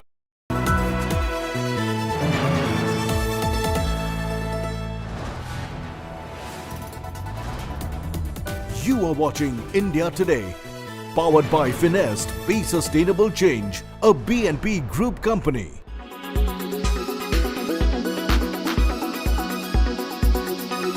Hello everyone, this is Anita Brito in conversation with the one and only Shyam Kaushal. Hello sir, कैसे हो आप? Hello नमस्कार जी. आपको सबसे ज्यादा कौन से actor के साथ काम करके मजा आया, मुझे ये बताइए. आई नो सबके साथ आया होगा, बट एक तो फेवरेट होगा ही आपका. मेरा एक मानना होता है, जैसा मैं आज भी ओपनली बोलता हूँ कि पिछले मैं 43 साल में मेरे को कोई बुरा आदमी नहीं मिला. तो मैं कभी सोचता नहीं हूँ कि अगर कुछ कमियां होंगी तो मेरे में होंगी, कोई बुरा आदमी नहीं है, कोई भी ऐसा। जब मैं एक्टर्स मेरे जो छोटे हैं जैसा रणबीर सिंह, रणबीर कपूर, अर्जुन कपूर, उन्होंने मेरे साथ शुरू किया, जब भी मिलते पैर छूते हैं ऐसा बच्चों की तरह। तो आप अगर उनको प्यार देते हो तो आपको सामने से प्यार मिलेगा ही। जब भी आप अपने आप में कुछ ऐसा होल्ड बैक रखते हो फिर वो चीज़ें आती। लेकिन मेरा कभी आज तक ऑनेस्टली मतलब कभी कुछ इशू नहीं हुआ किसी के साथ भी। अमित जी के साथ इतना अच्छा रिलेशन है, बहुत। शाहरुख डॉन टू अभी डॉन 3 आ रही है उसके बाद। हाँ करेक्ट है, डॉन टू। तो नहीं, पर शाहरुख के साथ 2 डॉन बनाई ना कि नहीं? 2 डॉन, एक ही डॉन है ना। एक ही डॉन 3 अभी रिलीज हुई है रणवीर के साथ। हाँ तो पहली वाली अमित जी के साथ। हाँ जो डॉन जो 2005 या 6 में शायद। हाँ ईयर मुझे तो उसमें वो शॉट था बीच पे ना गाड़ी चलाना, ब्लास्ट होता है फायर का, गाड़ी पूरी ब्लास्ट में। और फिर ये चलाते निकलते तो फरहान डायरेक्टर थे, उन्होंने मतलब ही so intelligent and technically so perfect. हाँ उन्होंने इधर बोनट पे कैमरा लगाया, फिर ऐसा कि ना एक ही शॉट में देख रहे हैं शाहरुख ऐसा गाड़ी चलाते आ रहे हैं, ब्लास्ट हुआ, पूरा आग बाग भरी और फिर निकले ऐसे। हाँ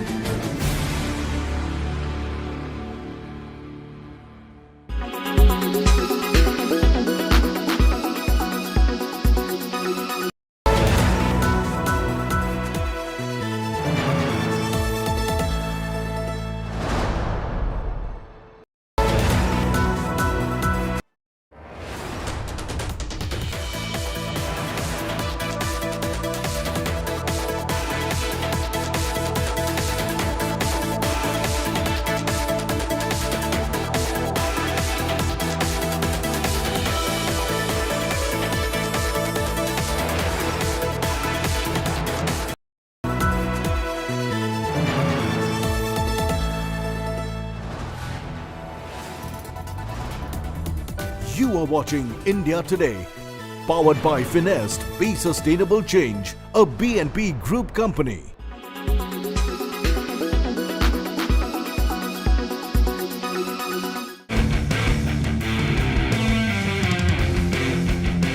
They're named after the ancient Greek god of the sea, and it is through their eyes that the Indian Navy scours the Indian Ocean, making sure all is in order.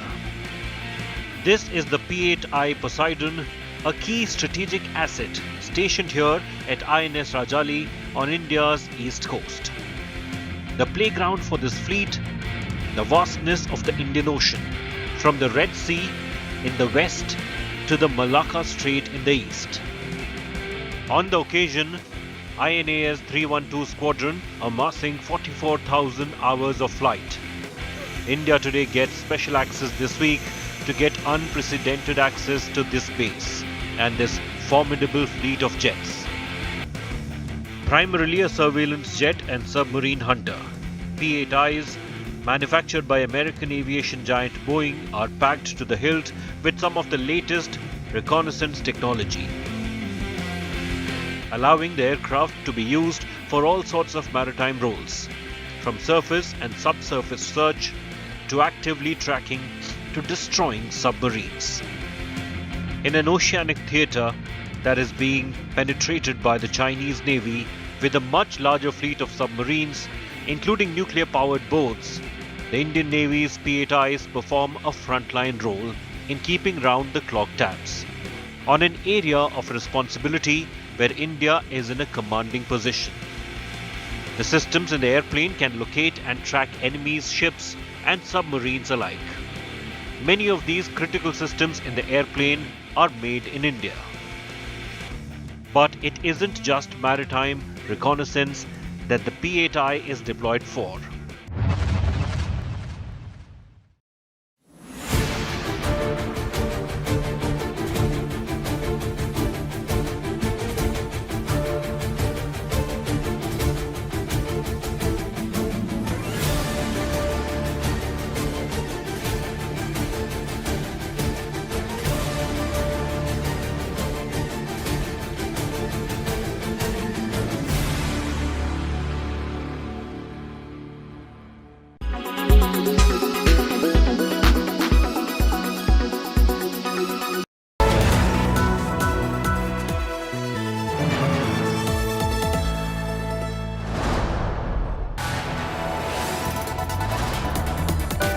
watching India Today.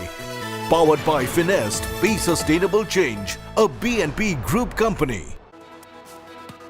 Welcome back. The deadly bombing of an Air India flight in the year 1985 is back in news after relations between India and Canada hit a new low. In an exclusive report, India Today reached the Air India Flight 182 memorial in Toronto's Humber Bay.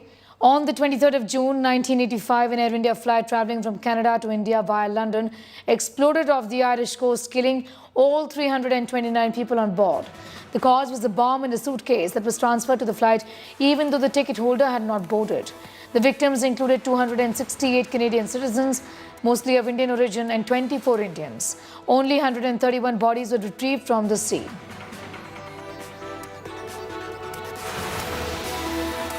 As the diplomatic spat between India and Canada continues, India Today has now reached the site of the Kanishka bombing memorial. This is the memorial where the names of the 329 persons killed when Air India Flight 182 went down after a Khalistani-backed bombing in June 1985. And here in Toronto, at the Humber Bay waterfront, this memorial stands witness to what can happen if terrorism, separatism is allowed to go unchecked. This memorial is also a silent witness to the fact that it was not just one country or one community that is affected by terrorism. People from India, Canada, Japan, 3 countries died. Ireland was traumatized. This particular memorial, the sundial, contains stones from India, Canada, Japan, Ireland and USA as a memorial, as a tribute to those who died in the bombing in 1985. And at the moment, as diplomatic tensions are on a high and the question of rifts between communities and terrorism is back in focus, India Today brings to you the message that the Kanishka Memorial Site gives for humanity in general. It says that time flies, suns rise, and shadows fall. Let it pass, because love reigns forever over all. And that's the message we want to give to our viewers today as we speak from here, the Flight 182 Memorial Site in Toronto. It's innocent people who are affected by movements, and the most tragic part of this, it was mostly women and children, and you can see there was entire families that were affected, and it's just that we shouldn't forget this tragedy. And in light of the recent news, it's more important that I educate my children to know about our past. Significant in the sense it remembers the tragedy that these people innocently were involved in. Okay. And it was horrific at the time. 1985 airline crash, and it was a big disaster. A lot of Canadians died, but they were all Indian origin. And so that's really sad for humanity that, we let those things happen. So I'm hopeful and I wish that this doesn't happen again, but in memory of everybody, we're just stopping by here.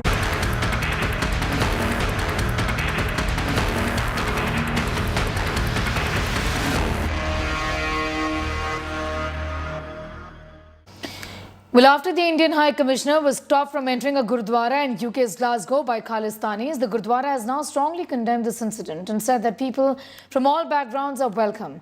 Amid the rising Khalistani threat in the UK, a Sikh restaurant owner was also allegedly attacked by Khalistan extremists in London. India Today has spoken to the victim's family. Here's a report.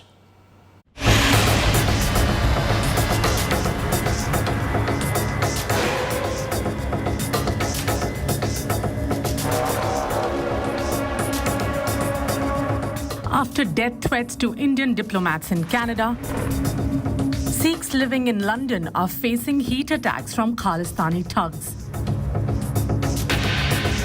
Sikhs who oppose Khalistanis and are pro-India are being systematically targeted.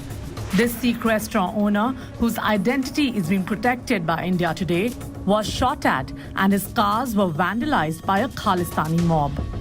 The victim and his wife revealed that the windshield of their car was pierced when a bullet was fired.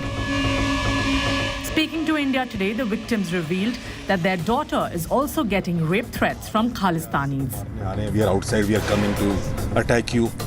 बच के रह तू, हम तो जान से मार देंगे. This Sikh family alleges this is the fourth attack in 8 months, adding that they filed multiple complaints, but the police have not taken any action yet.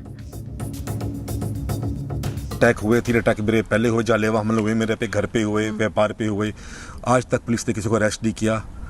I don't know वजह क्या है. क्या कहती है police?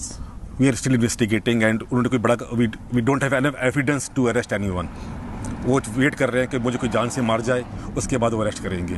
They know everyone, they know their criminal records, but they don't want to arrest anyone because I don't know the reasons behind it. हम भारतीय सारे खड़े हैं ये गोली खाने के लिए, लेकिन हम चुप नहीं होंगे.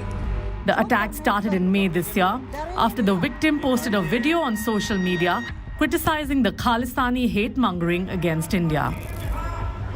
ये जनवरी से शुरू हुआ है मामला और अब क्या अक्टूबर आ गया. ये कितने महीने हो गए? 9 महीने. 10 महीने 9 महीने हो गए. हम लड़ भी रहे हैं, सफर भी कर रहे हैं, लेकिन आप लोग मुझे मार सकते हो, लेकिन आप हमारी विल पावर तोड़ नहीं सकते. Whether it is the Kapoor family or the Indian High Commissioner or an attack that was just about to happen on the Indian High Commissioner Vikram Doraiswamy on his visit to Gurdwara in Glasgow, every time the police has maintained that the investigations are ongoing. One wonders what the police is waiting for and why the perpetrators have not been brought to justice. Earlier, Indian High Commissioner to UK, Vikram Doraiswamy, was physically stopped from entering a Gurdwara by lumpen Khalistani extremists in Glasgow.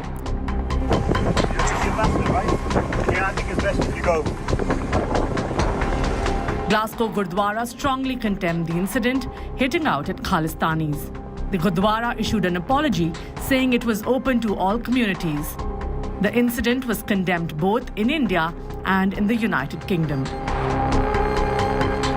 It sort of highlights and it demonstrates just how concerning the issue of both Khalistan extremists are, but also how the pro-Khalistan sort of activists. And I think that's completely wrong, and they need to be dealt with for what they're doing. Our High Commissioner should not be deterred. He should continue making the efforts. Bulk of the Sikh community in the UK is law-abiding people. Just a few people who can create trouble should not become a cause for us to get discouraged. India has raised the issue with British Prime Minister Rishi Sunak's Foreign Office and has sought a proper investigation. With Lavina Tandon in London, Bureau Report, India Today.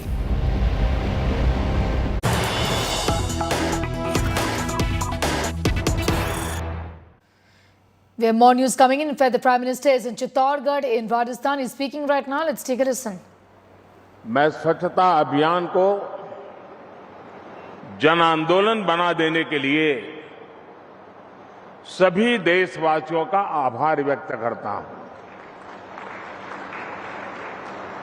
साथियों,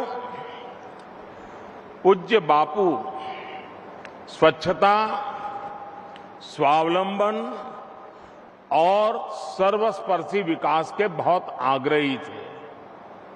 बीते 9 वर्षों में बापू के इन्हीं मूल्यों को देश ने बहुत अधिक विस्तार दिया है.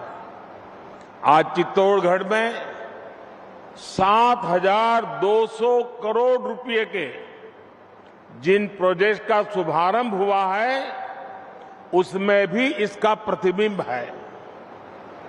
साथियों, गैस बेस्ड इकोनॉमी का आधार मजबूत करने के लिए देश में गैस पाइपलाइन नेटवर्क बिछाने का अभूतपूर्व अभियान चल रहा है. महसाना से भटिंडा तक की गैस पाइपलाइन बिछाई जा रही है. इस पाइपलाइन से पाली हनुमानगढ़ सेक्शन का आज लोकार्पण किया गया है। इससे राजस्थान में इंडस्ट्री का विस्तार होगा, हजारों नए रोजगार बनेंगे। इससे बहनों के किचन में पाइप से सस्ती गैस पहुंचाने का हमारा अभियान भी तेज होगा। साथियों, आज यहां रेलवे और सड़क से जुड़े महत्वपूर्ण प्रोजेक्ट का लोकार्पण भी हुआ है।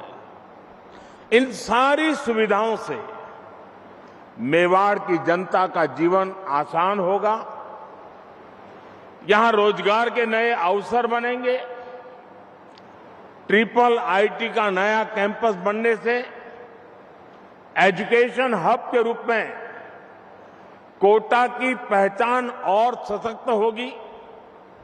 साथियों, राजस्थान वो प्रदेश है जिसके पास अतीत की विरासत भी है, वर्तमान का सामर्थ्य भी है और भविष्य की संभावनाएं भी है। राजस्थान की ये त्रिशक्ति देश का सामर्थ्य भी बढ़ाती है। अभी यहां नाथ द्वारा टूरिस्ट इंटरप्रिटेशन एवं कल्चरल सेंटर का लोकार्पण हुआ है।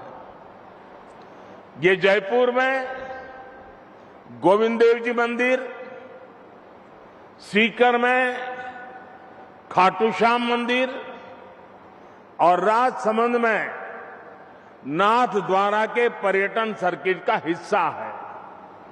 इससे राजस्थान का गौरव भी बढ़ेगा और पर्यटन उद्योग को भी बहुत लाभ होगा। साथियों, चित्तौड़गढ़ के पास भगवान कृष्ण को समर्पित सांवलिया सेठ मंदिर भी हम सभी की आस्था का केंद्र है।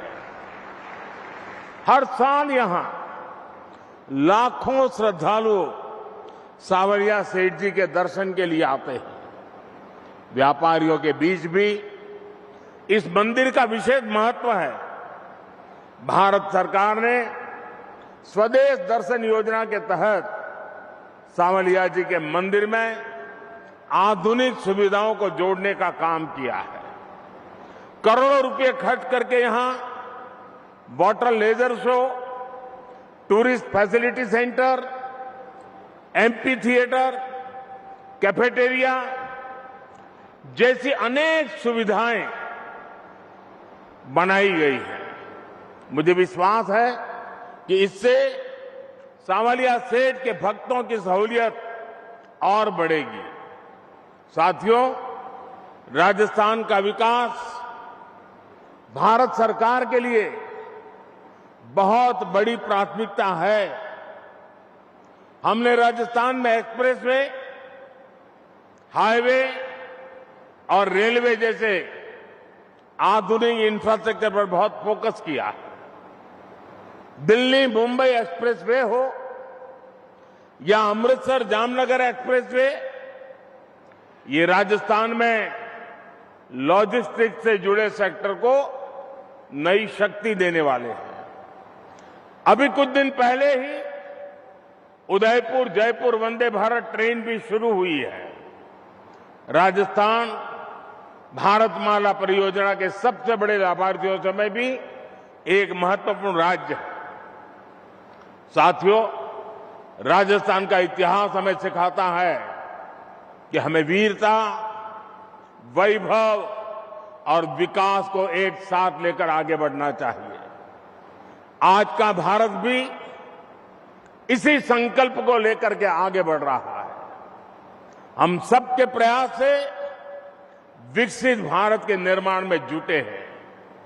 जो क्षेत्र, जो वर्ग अतीत में वंचित रह गए, पिछड़े रह गए, आज उनका विकास देश की प्राथमिकता है। इसलिए बीते 5 वर्षों से देश में आकांक्षी जिला प्रोग्राम सफलता के साथ चल रहा है।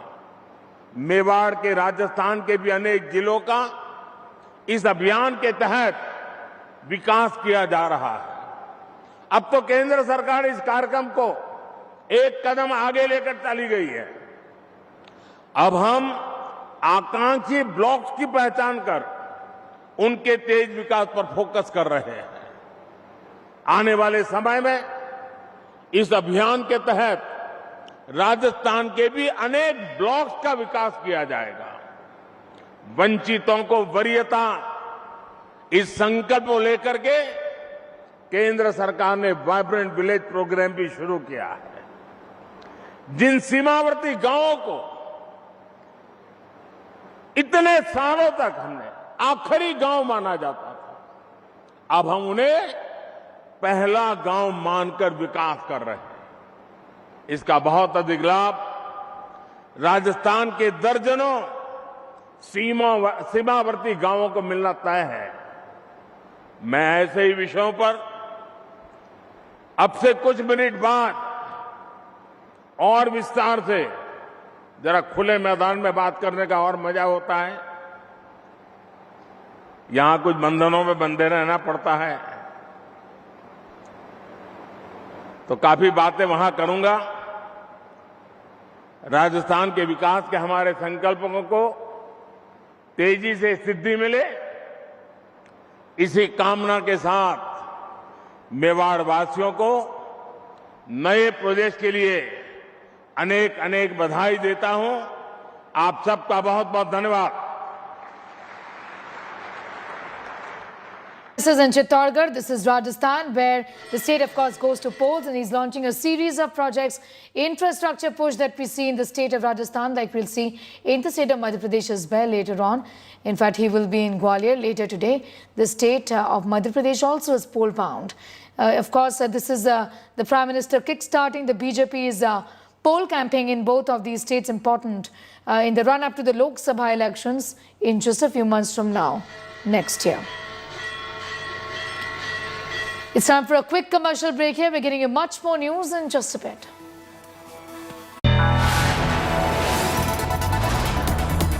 You are watching India Today, powered by Finest, Be Sustainable Change, a BNP Group company.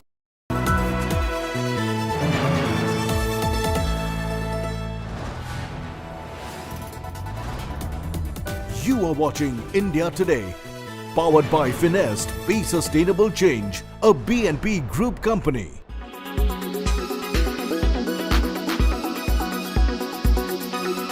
Elon Musk's brain chip startup Neuralink says it has received approval to begin recruiting patients for its first human trial. An independent review board has given the green light for the company to seek people with paralysis to test its experimental device in a 6-year study. The study will use a robot to surgically place a brain-computer interface, or BCI, implant in a region of the brain that controls the intention to move. Neuralink says the initial goal is to enable people to control a computer cursor or keyboard using their thoughts alone. Musk has grand ambitions for this medical device company, saying it would facilitate speedy surgical insertions of its chip devices to treat conditions like obesity, autism, depression, and schizophrenia. The first two applications we're going to aim for in humans are restoring vision. And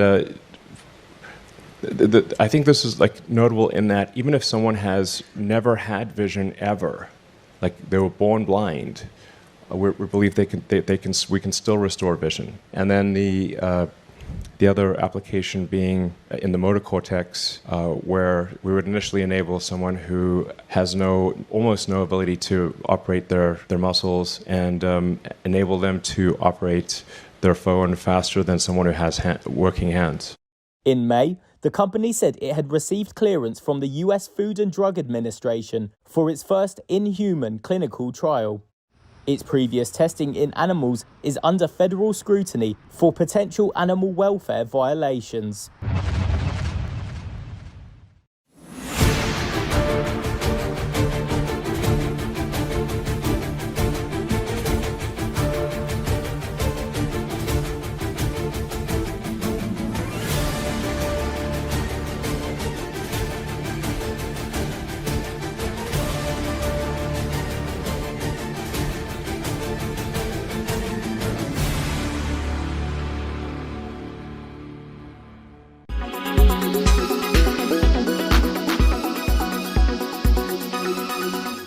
Make your media plan smarter with India Today Live TV on your connected devices.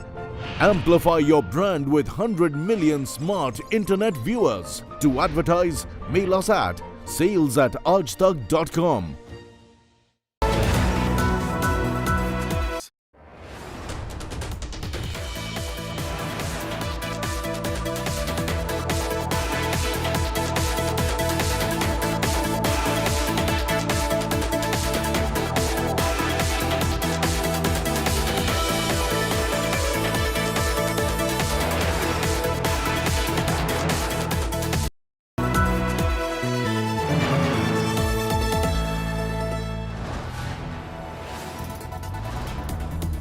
You are watching India Today, powered by Finest, Be Sustainable Change, a BNP Group company.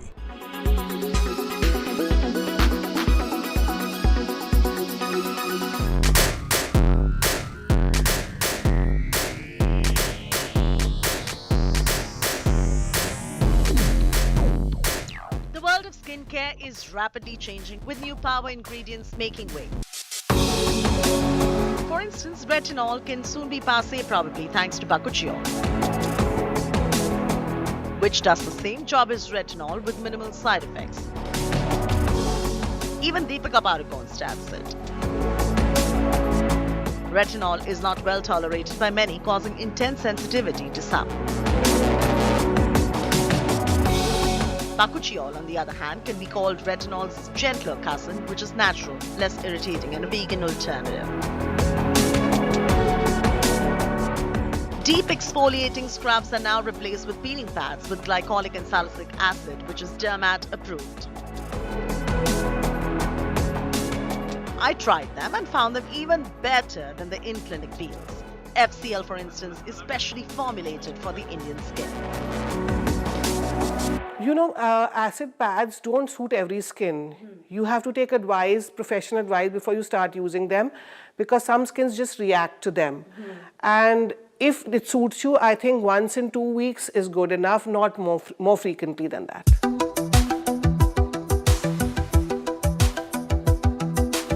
Natural is overrated. Everything natural is not good for your skin. Even poison ivy is natural. Does that mean you start applying or having it? No, right? If you are trying to look at natural options, look for products that are of medical grade that contain only pure, high-quality ingredients that are natural but far more concentrated to help treat and heal with myriad skin concerns.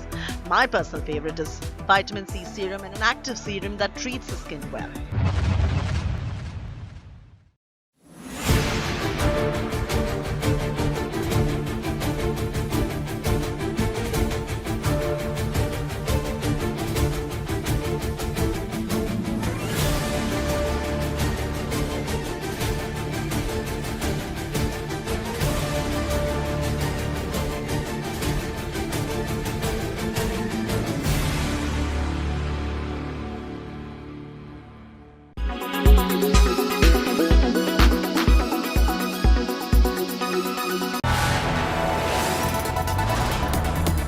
You are watching India Today, powered by Finest, Be Sustainable Change, a BNP Group company.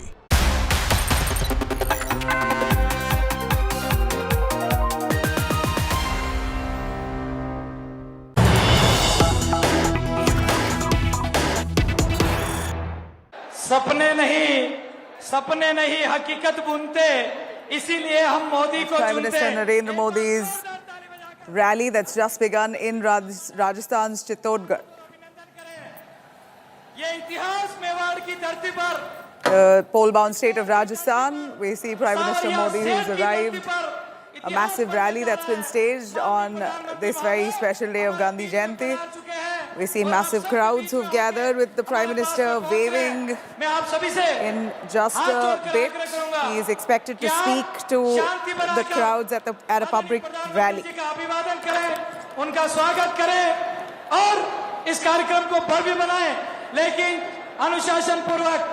और मैं कार्यकर्ता बंधुओं से आग्रह करूंगा कि नारा सिर्फ मोदी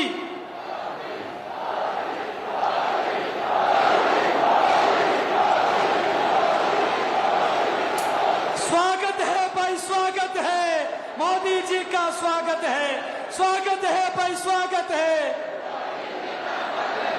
स्वागत है भाई स्वागत है, स्वागत है भाई स्वागत है. All right, there you have it. Prime Minister Modi's rally that's just about begun. A huge public rally there organized with Prime Minister going to be speaking. Mega 7,000 crore infra push developmental projects will be foundation stone will be laid to as part of this very campaign as he arrives in the poll-bound state of Rajasthan.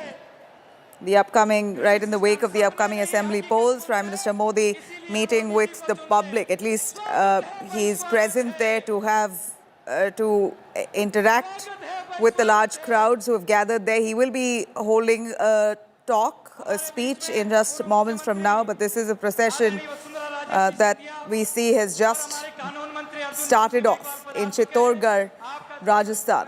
It's an election state. BJP looking to come to power in the state, and Prime Minister Modi has always expected to push the party's prospects, and wherever he goes usually manages to mobilize the party cadre in such a way it boosts their morale, and Prime Minister Modi's presence certainly turns a sizable turnout here into votes. That's usually what is known of Prime Minister Modi, that crowds, when they come to see the Prime Minister and hear him speak, usually turn into votes for the BJP. So this is certainly going to be a big boost. It will bolster the BJP's prospects in the state of Rajasthan.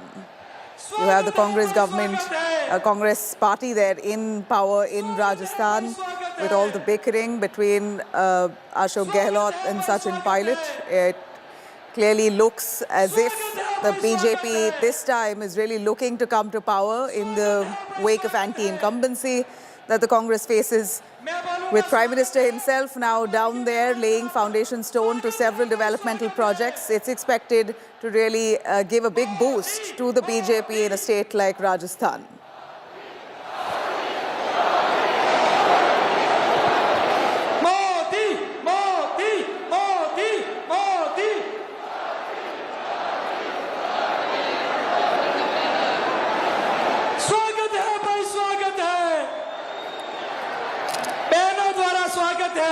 स्वागत है भाई स्वागत है,